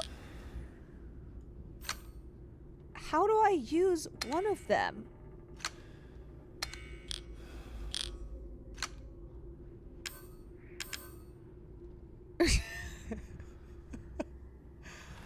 What? Okay. We're gonna move this for now. 2.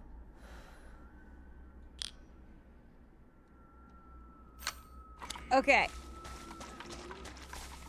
We're locked and loaded, folks. First time.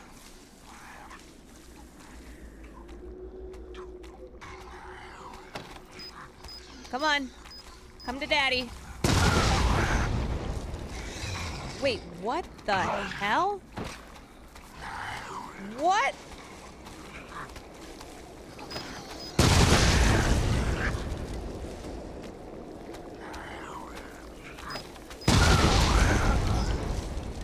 What the hell?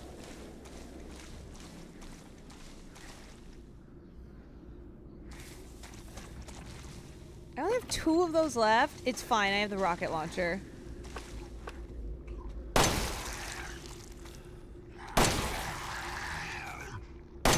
Okay, look at how good my aiming has gotten. No, look at this. Watch me. Fuck!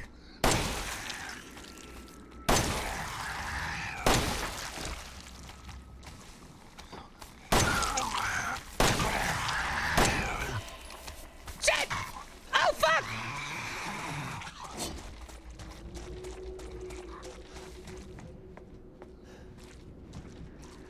How did I just avoid that guy? Oh, I just dodged. You guys, that was kind of crazy. Okay. I guess I kind of wasted those, but it's fine. Whatever. Whatever.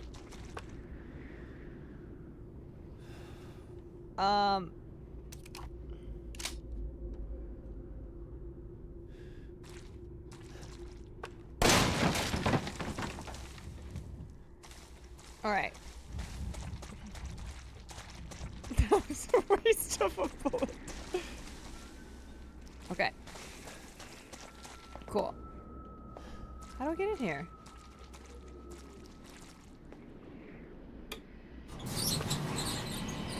Oh. Hi.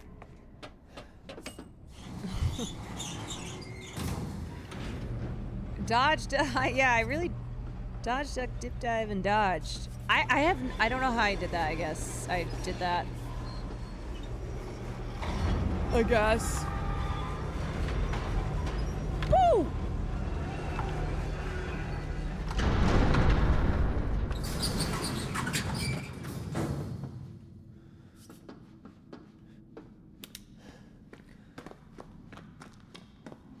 All right, you little witch. Shit. Oh, fuck me.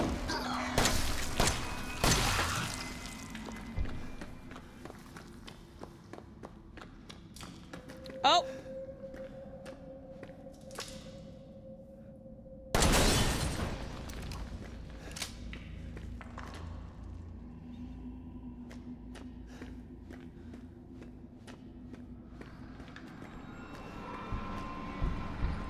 Come here.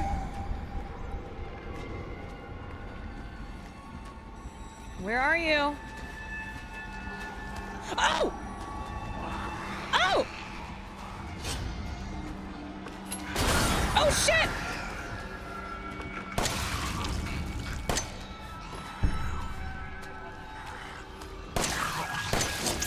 Oh, damn it!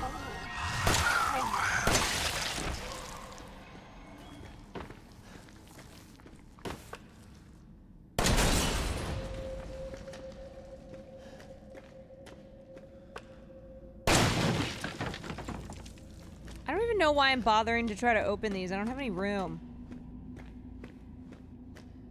Whatever. Ow, ow, ow. Oh, my head.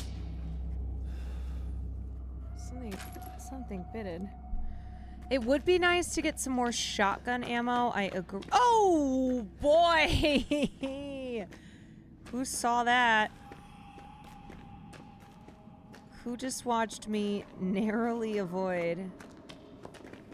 How the fuck do I get in here? I don't get it. Am I supposed to get up here? Is it something in there? Climb here?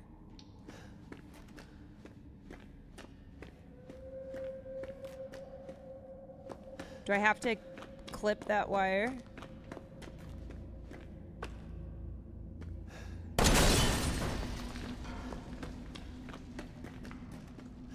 Oh!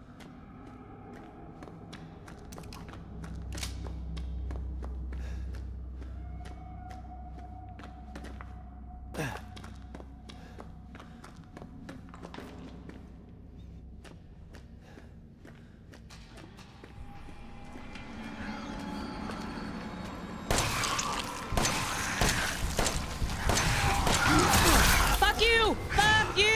Okay, it's time to bring out the big one.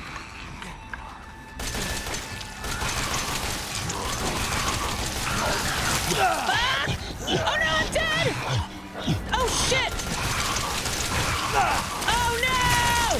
I can't! I mean, I'm being eaten! I'm dead! I'm dead! Oh no! Oh no. Oh, it's okay. I'm back here. Okay, why is this so fucking hard?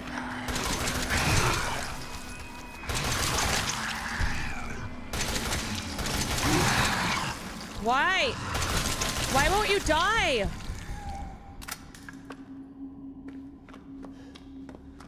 Why won't you die?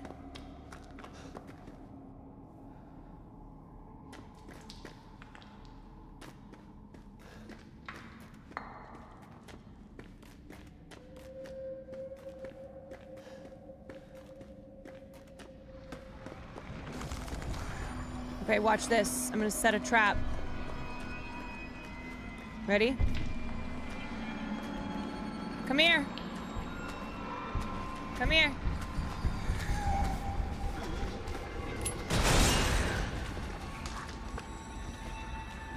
Oh. God, why won't these guys fucking die?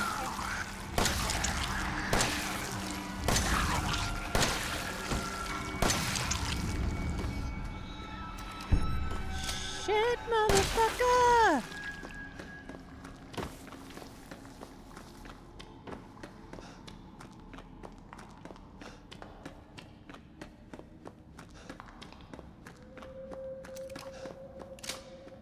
I said, hey, what's up? They are tanks.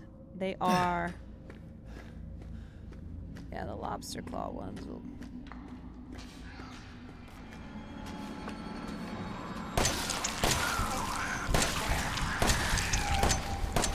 Oh! Oh!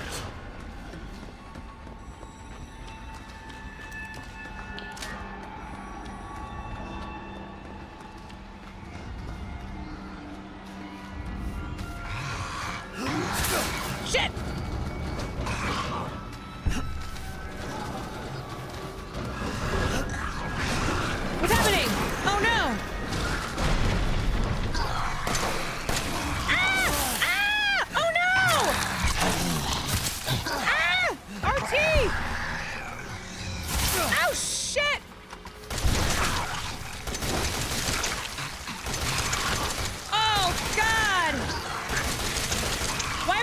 Motherfuckers, die!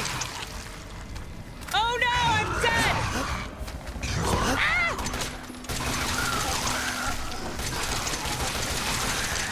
Die!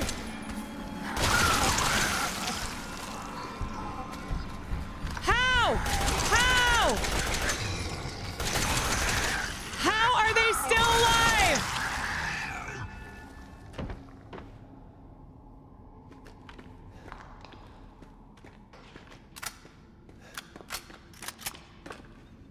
Bro. So there goes the ammo. Fuck!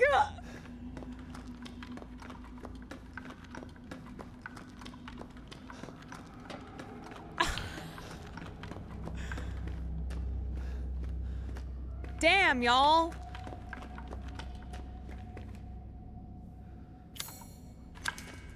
I am also lost as hell. Oh, thank God. Oh, thank God. Okay. We got bombs. Spray and pray. Okay, if you guys think I'm not aiming for the head, I'm aiming for the head. It's just not exactly going there.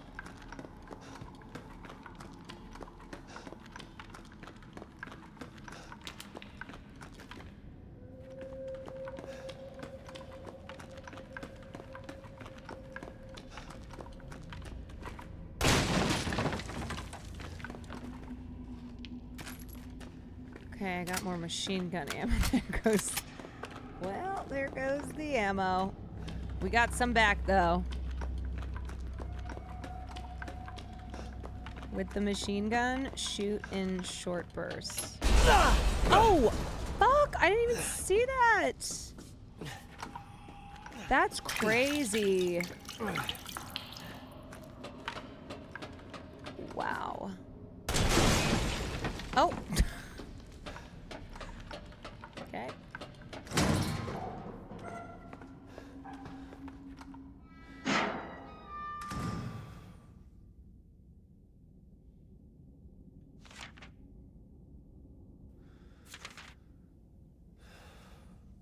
That bitch Mia's still somewhere in between Evie and Lala. She gets pretty violent, so I locked her up in a cell. She thinks Mia's her mommy. Oh, oh, ah, ooh.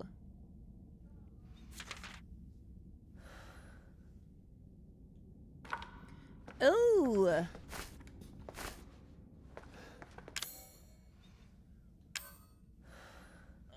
Well.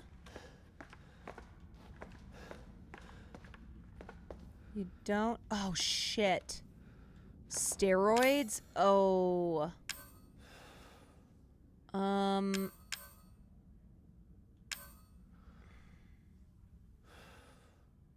Damn it, I need that. Shit, I should have picked that up before. Get rid of the 4 bullets.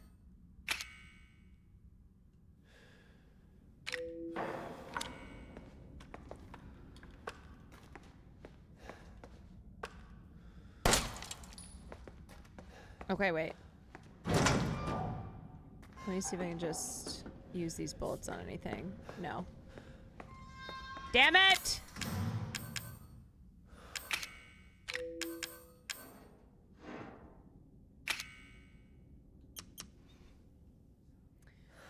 I wish I could combine them.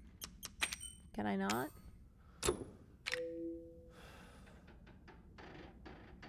I guess not. The browsing history on that laptop. Whatever. Fuck those bullets. I don't even want them.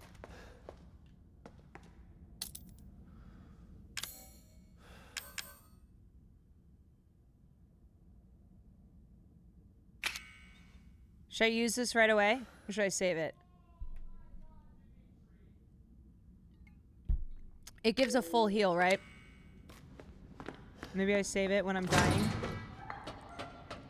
I'll use one of these for now.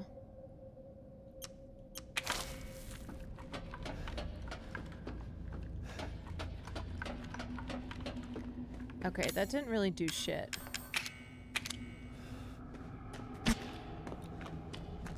Hiya! Your max health increased. Sure.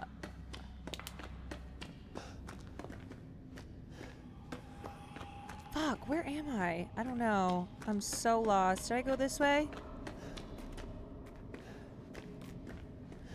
We are strong. Heartache to heartache.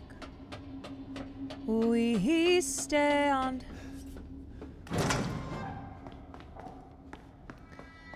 Love is a battlefield. Infection report. We are strong. 5 minutes after vomiting. Ew. Ew.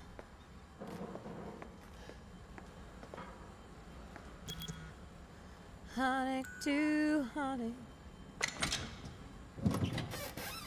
Aha! Huh? Destroy cells of any subject based on the E-series bioweapon. The toxin must first be stimulated before use. The fuck?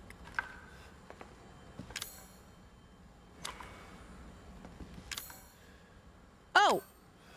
Dis. Yes?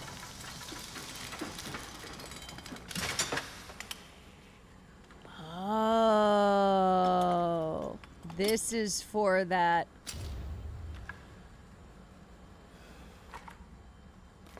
This is for that wretch.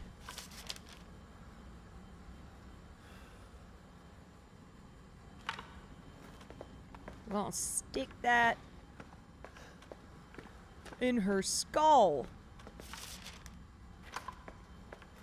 Okay.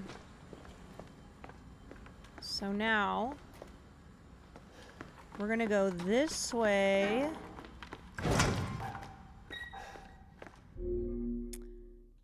Nice. Nope. I probably should have... Fuck. Whoo, well. You know what? Might as well take this stupid fucking herb. I guess... I don't know. Whatever. Reading is for the woke. Oh my god. I got hella... I did read those. I just read them so fast. Enhanced handgun ammo. Yeah.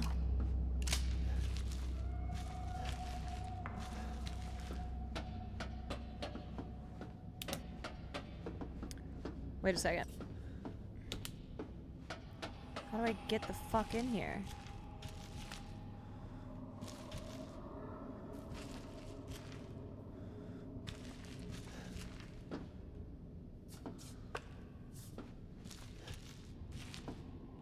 Okay.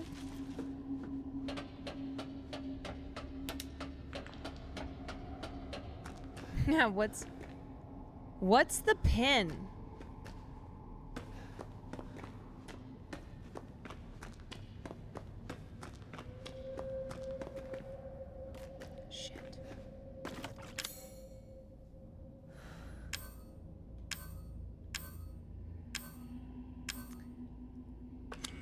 Okay, I know I'm gonna go do something that's a little crazy. The one you read says she's getting wrinkly and gray hairs. Yeah, I did see that. I'm gonna do this. Watch me. Watch me. Because I want this health.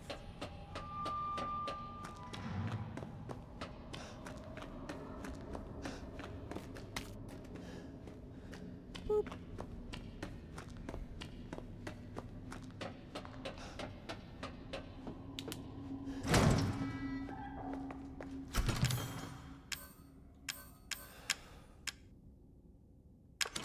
Oh wait, first I gotta do this.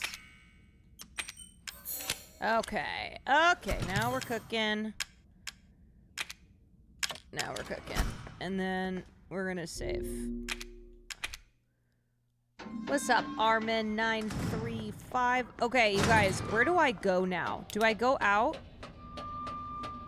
What if the pin is 444?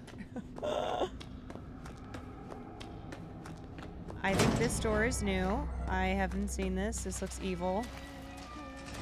Yep, this is evil. I hear her.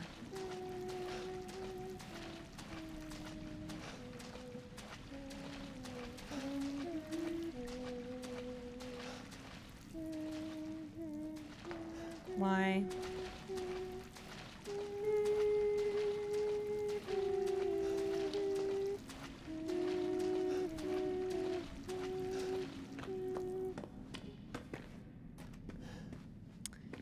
Just came here to say, free my boy Asmon.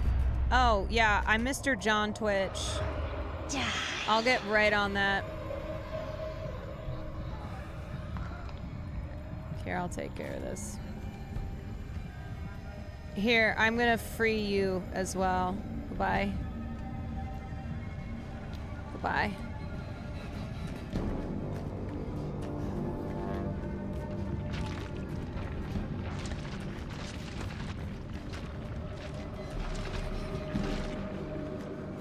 It's very funny because Asmongold has admitted that he was wrong, but his, I don't know, stands.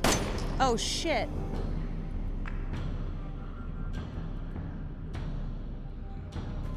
They, it's just all... Why is my game doing that thing where I can't see anything? Or not see anything, it's like... Fuck! Why is that firing? Stop it!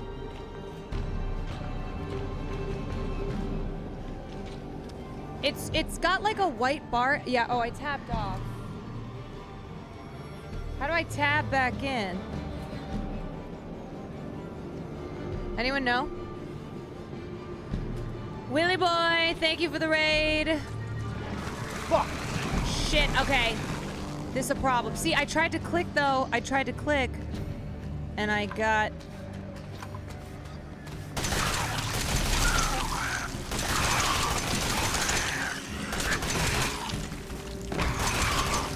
Fuck. Okay, I swear.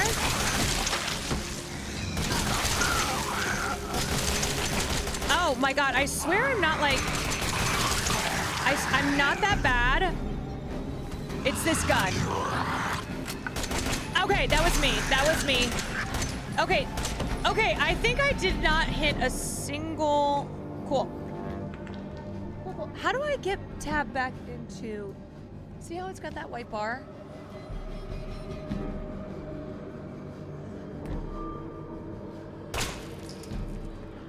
Yeah, it's being weird.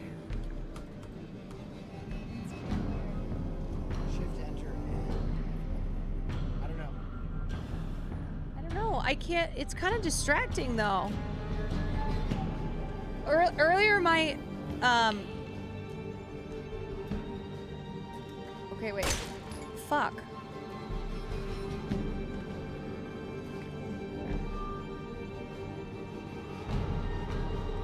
Oh no. Earlier my computer did break, so it might just have to be as is. Anyway, welcome in Neff Raiders. Welcome in. Hi. Hi, sorry. This is... I tabbed out of the game and it won't let me, tab in. I did somehow miss all those shots and somehow still killed him. No, it's not letting me do it. It's really weird. But so much has happened with this computer tonight. 444.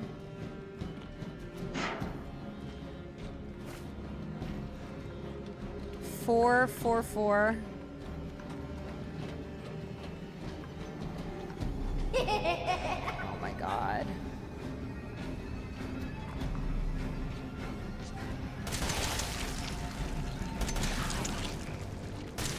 Oh, shit!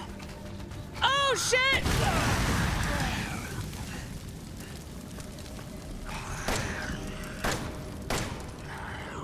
Is that thing dead? Okay, I definitely didn't mean to do that, but it's fine. I just kind of grenade launchered them. I think I'm gonna switch it out for this.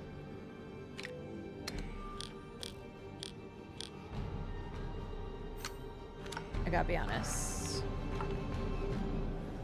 Wait, is that the grenade launcher? Hold on. Yeah. Okay, so grenade launcher, shoddy, bombs. Shoddy bombs.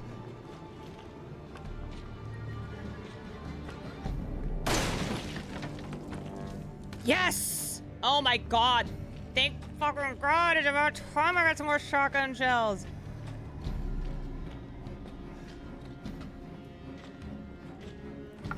Oh, you have to reload this. I see.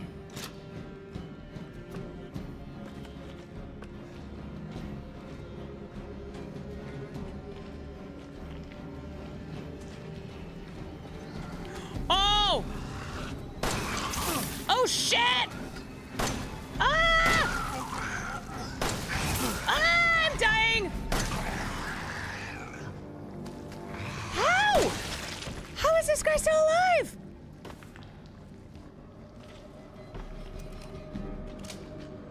Captain Absurd, thank you for the 15 minutes.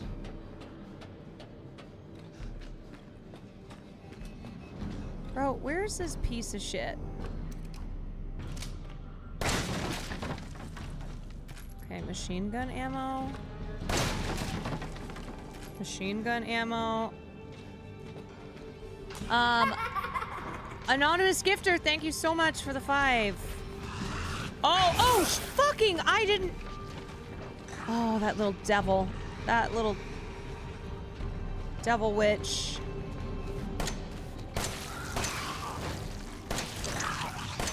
Fuck me! Ah! Come here!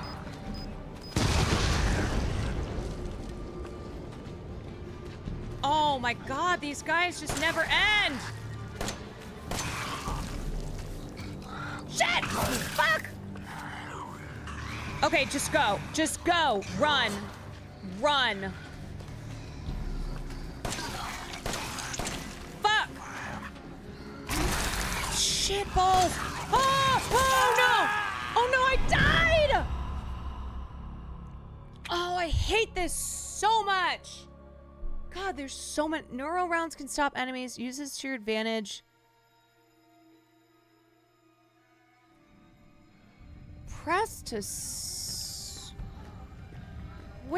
to. Okay, 1 second. Hold on. Hold on.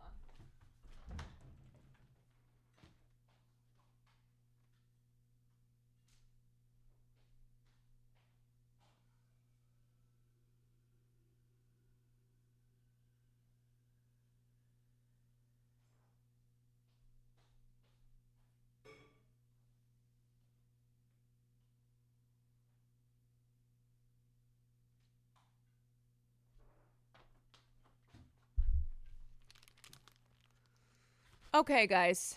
We need to have a better strategy here. And by we, I mean me. Oh, wait.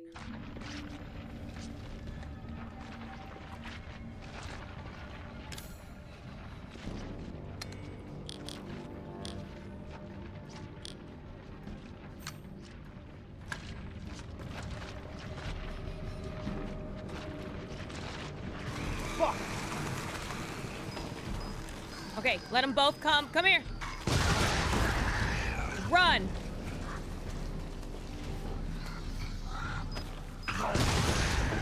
Run. That's a dead end. Now we're thinking.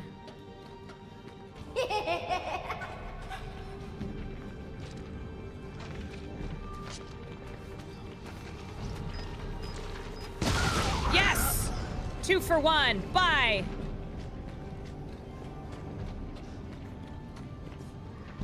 Shit.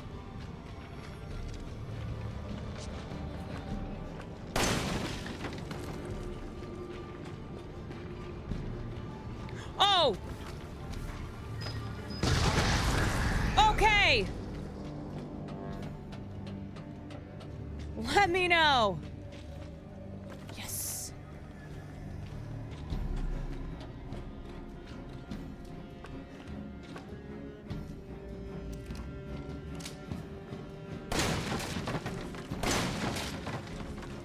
Burner fuel. Yes. Shotgun shells.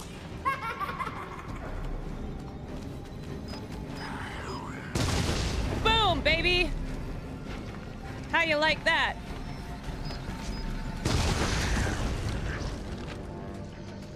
Oh, shit. Oh no, I'm out. Oh, I just burned my fuck. Oh my god, they're still alive.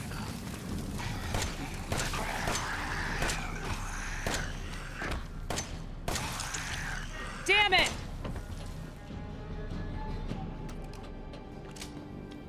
Oh, the shoddy. Oh my god, how could I forget?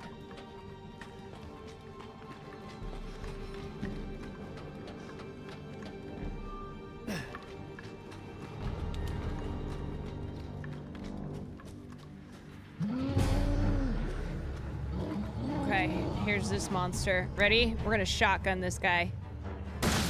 Oh, there's 2 of them? Oh my god. Fuck.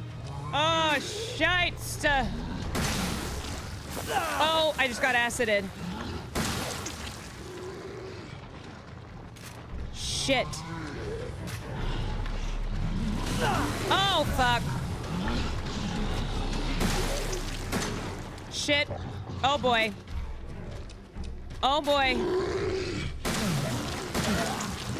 Okay, please. Shit! Fucker!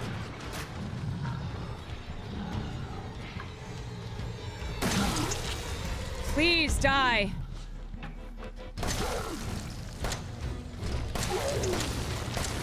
Ah! Ah!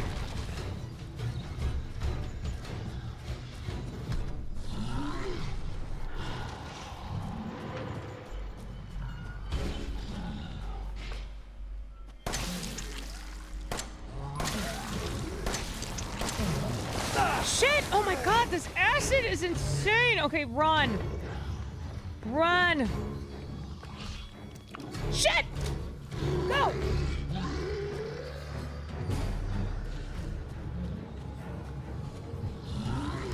Where is he?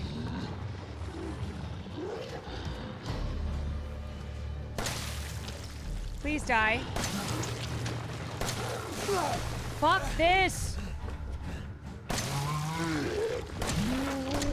Okay. Oh!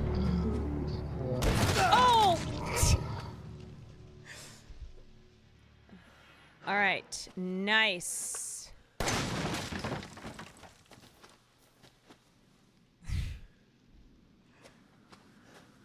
Awesome.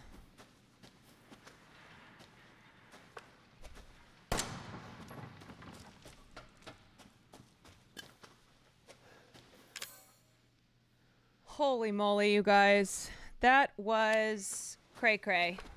And I haven't even gotten... Oh, okay. Okay, that's good. That's good. That's good. He exploded.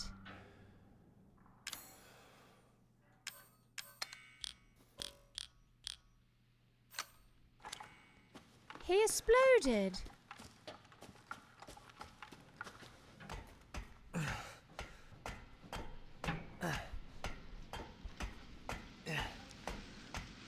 I cannot believe I haven't even gotten to the main event. This sucks. Okay, let's make sure that we're all loaded.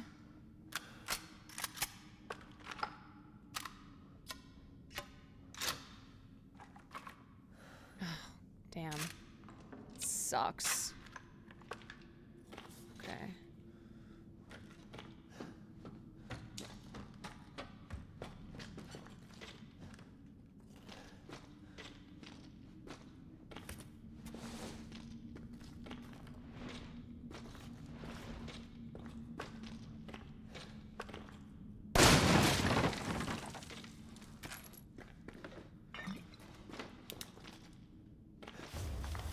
All right, map. Map. God, she's got so many minions down here. Just finished watching Edge of Sleep. How was it?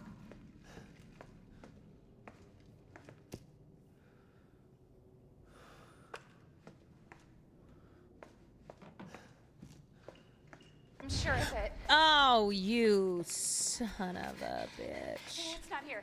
It's gone. It's gone. Where's Granny?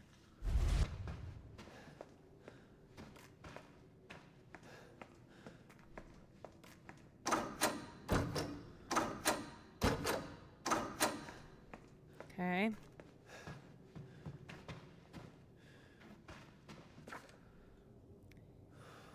E001. Oh my god, it's Granny. Oh, Granny's looking not great, honestly.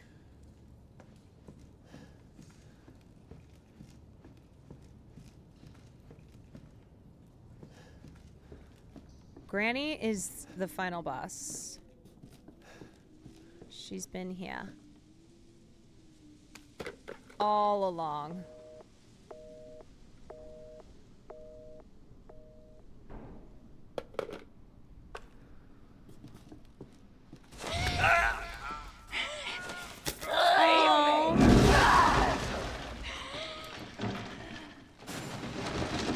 It's walking me through all of my horrible moments. This is your fault. Why am I saying Why? this? Because I'm a man. Ethan, it's okay. It's okay. It's me. I know you didn't mean to hurt me. Kill him, Mommy. But you shouldn't have done that! It fucking hurts! He doesn't want to be my daddy? Then he can die. Fine, I'll die because I'll never be your daddy. Now it's Mommy's turn to kill you. Oh no. Is it gonna be a Mia and Ethan face-off?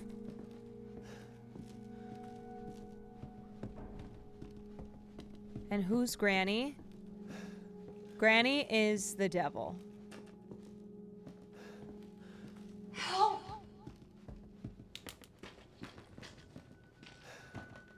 Ethan, help me.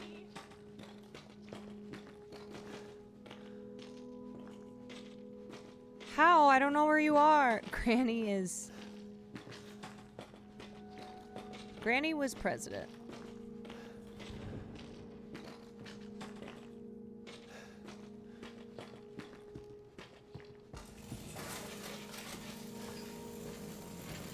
Oh no. Are these fake doors? Shit, fucker!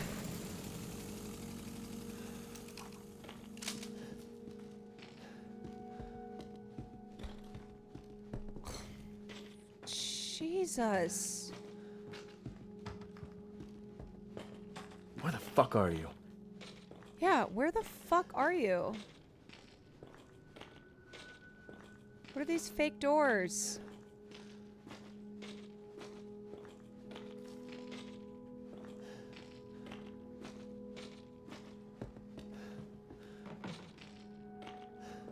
What am I missing?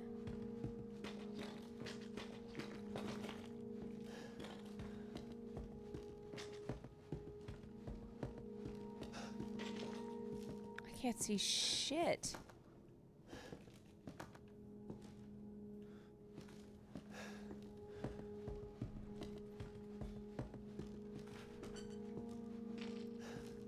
Oh. Wait, was I just here? No.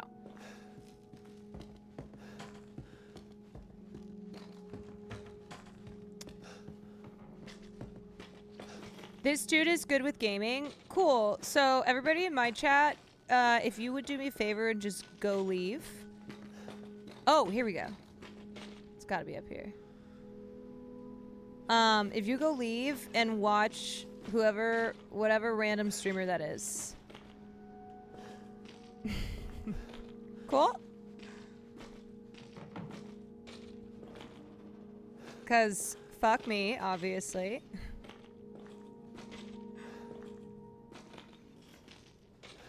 You were cool on Debate Lords. Thanks. Thanks very much. Okay, what is happening here? I can't figure out... Is this a fake ladder? Or is that a real ladder? Doesn't everything look kind of fake? Am I insane? Okay, just tell me, is it in this room that I need to find? Everything looks fake. Right? Okay, you gotta go back down. Okay. I probably would have just wandered around.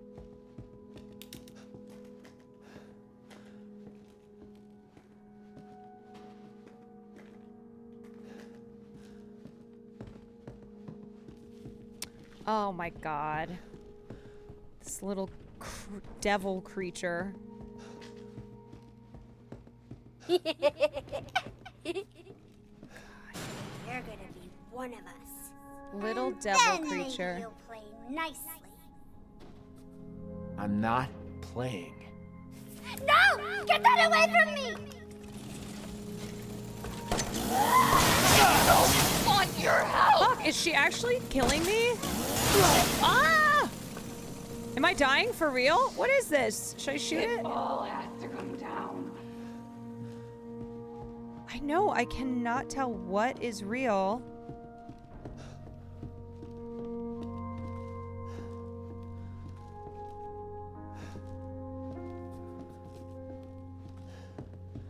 I feel like I should shoot that doll.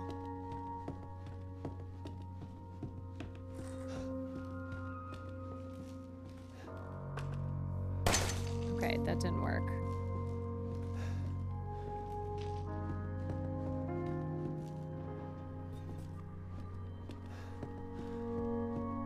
I don't want to hurt you. Then don't. Resist, Mia! Your pity. Shit. You don't understand.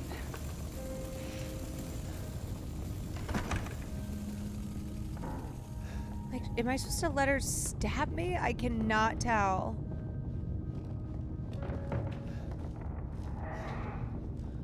Where is this little demon?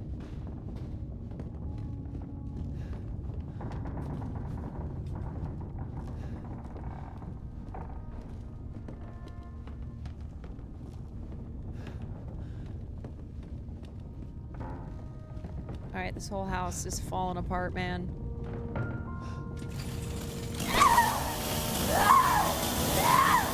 Oh my god, Mia!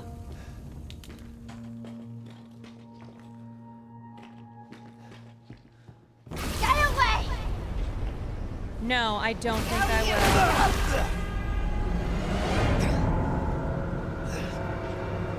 I don't think I shall. Can I kill her?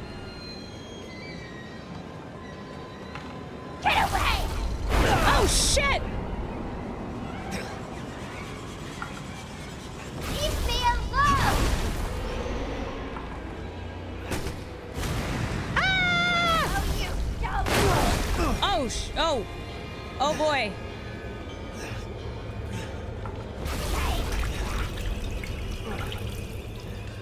Okay. Get away!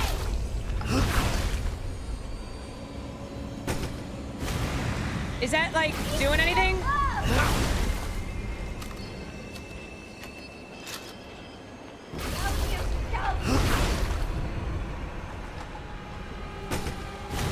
I just gotta...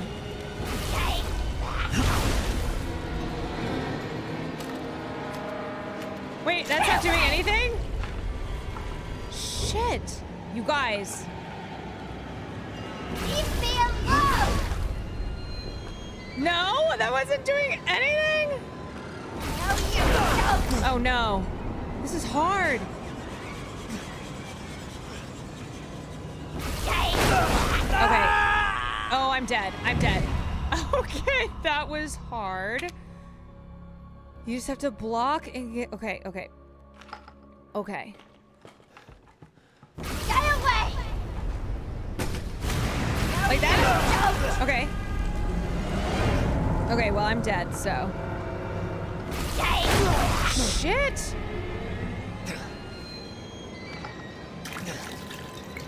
Get away!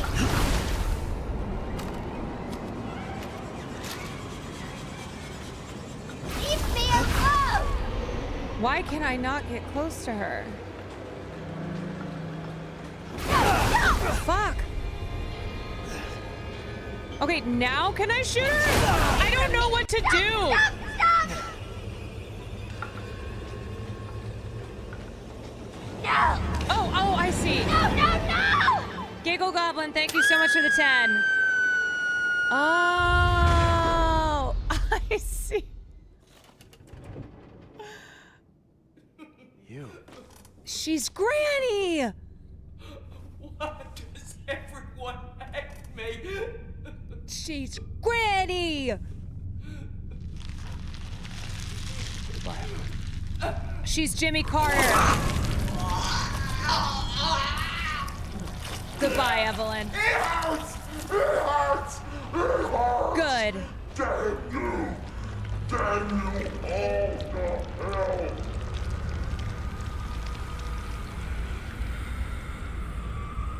She was Jimmy Carter this whole time. Oh, I see what y'all were saying where I was just kind of...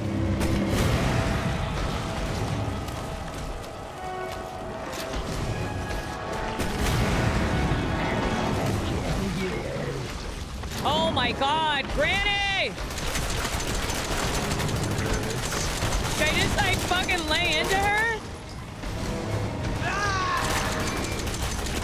I don't know!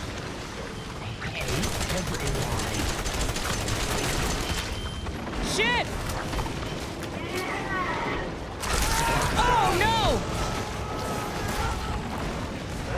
Wait, am I just immediately dead? I'm just immediately dead. Weapons hot, let her have it. Okay, all right, here we go.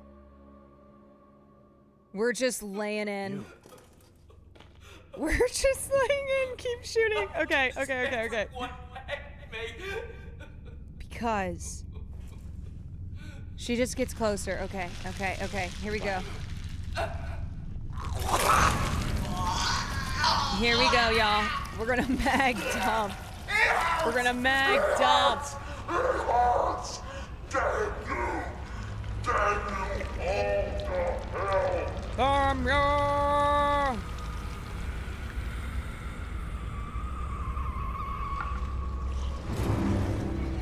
Can I shoot it now?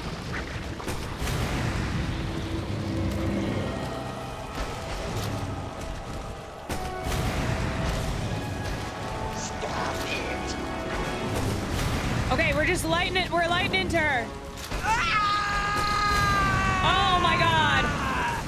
Roger! Shit! Roger!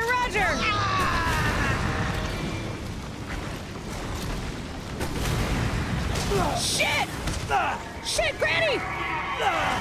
No, Granny! Wait, where am I?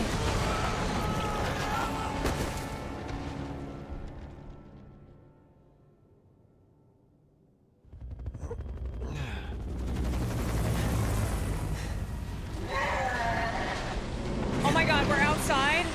We're outside. Oh God. Oh, shut!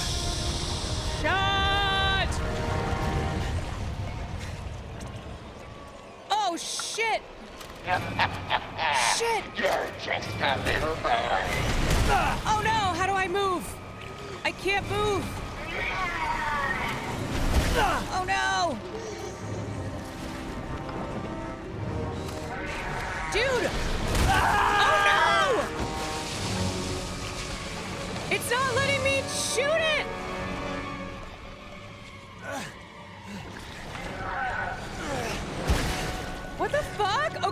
a different gun.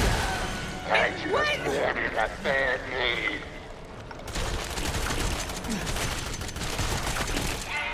Oh my god. Okay, come on, Ethan. Ethan, get your fucking gun. Ethan! Use it! Use what? This?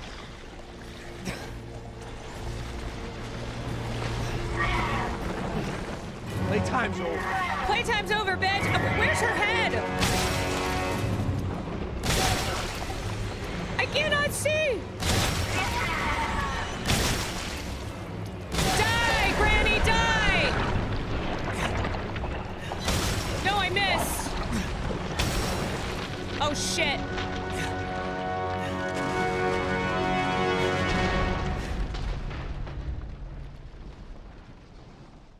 Is Granny dead? Finally?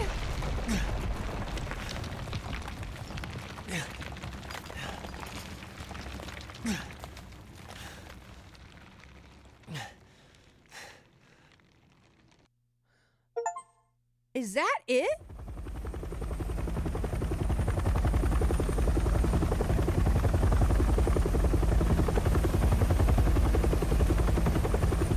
Wait, is that it? Wait, why was I armed to the fucking teeth? Oh my god, is this Leon? Oh my god.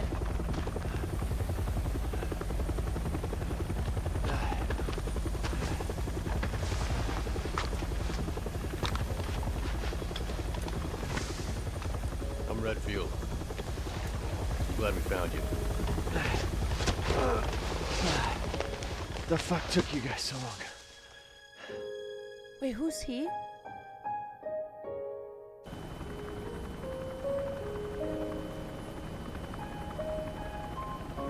Oh, Claire's brother. Claire's brother. Mia. You made it. Shit. I'm glad. Did I? We made it. We made it, Mia. Okay, I'm not gonna lie. Actually, I'll give you my thoughts after. One door closes, another opens. Whoa. Well, a door closed tonight. And what a long night it was. But not just for me. Mia and I weren't the only victims here. So were the Bakers. It was that thing, Evelyn, who made them that way. But now Evelyn's dead. And these guys are here to clean up the mess. Triumphant music. I had just come to terms with losing Mia. And now she's back and wants to start over. Put all this behind us. Maybe this is where the next door opens.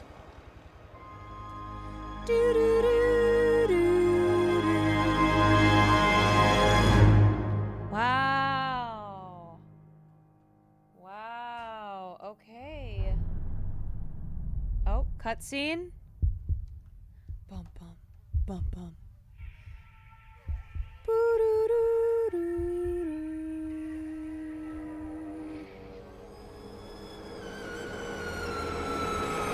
Go Tell everyone. Go tell Andrew. Wow. Go tell Andrew. I can't believe Granny was Evie. And both were Jimmy Carter. Okay, so here's what I will say. I thought the final boss was going to be significantly harder than it was. Great game. Absolutely great game. But the way that the other bosses were in their difficulty, I truly thought that the final boss was going to be was going to be mega hard, you know? And that's why we had all that ammo ready to go. Final boss is super underwhelming. LMAO, still a great game though. Great game. Absolutely great game. Had a fabulous time. Great story.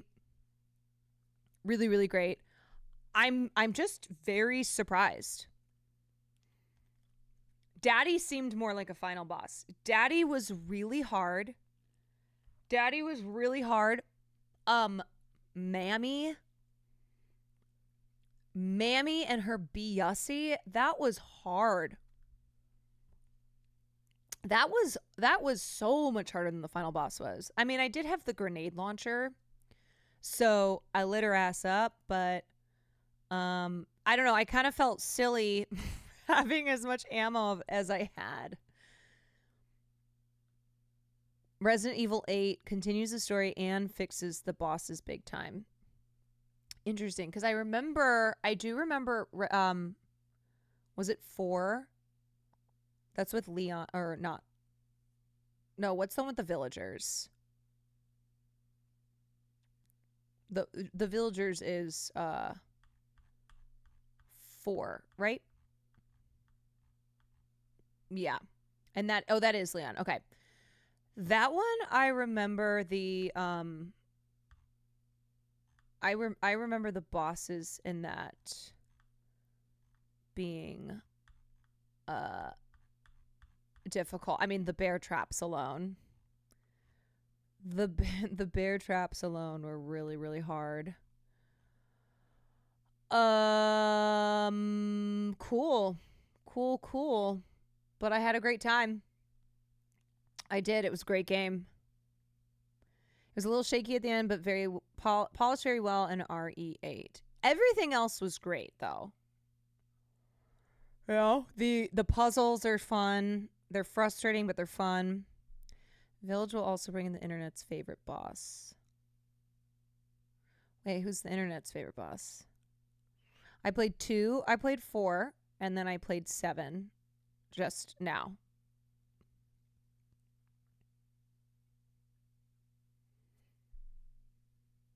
And I don't know. I can't really remember. I'm trying to think of how I would rank them. I think Leon, I think 4 was my favorite so far.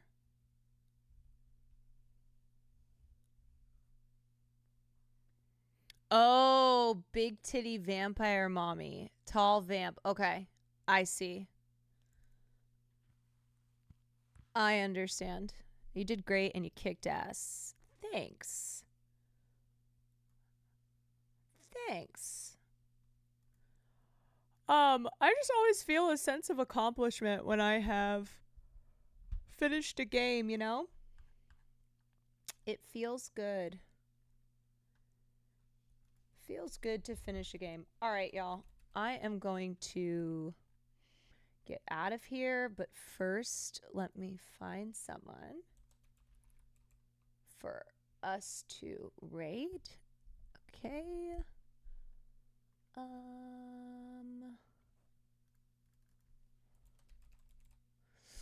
Nope. This is always the worst part of the night. Trying to find someone, not because I don't want to raid them, but because no one is ever live. No one is ever live. Are you stoked for Mark's Edge of Sleep series? Yeah, I'm going to try to get Will to watch an episode with me. Okay, let me check a few more. If I can't find... God, good lord. Good lord. So, basically what I've been doing throughout October is I have... Oh, okay, I found somebody. Found someone. Cool. I have been... I have been rating streamers who are working towards partner. And could use the juice. Could use the number juice. Okay, I found somebody. Cool. All right, I'm going to send us over to Smitten Seraph. Smitten Seraph, who said, "Hi, I just quit my job to go full-time. I'm pre-partner pushing right now, low CCV. I'm incredibly dedicated to making content creation my full-time gig. My custom model debut is October 19th, but I'm streaming all week. Thank you for considering me." I think they're a VTuber. Looks like they're a VTuber. Cool. So I'm going to send us over there. Great.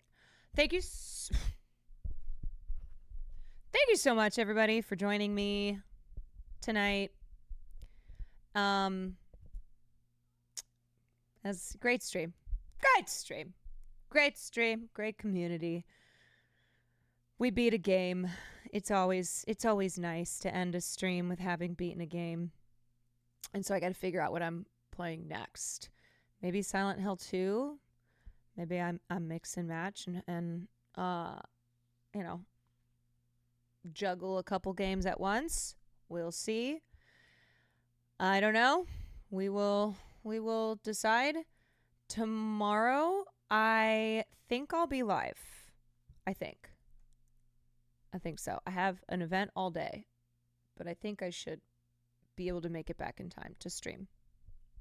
Okay, cool. Peace out, y'all. Peace and blessings. 444. 444. Don't forget 444.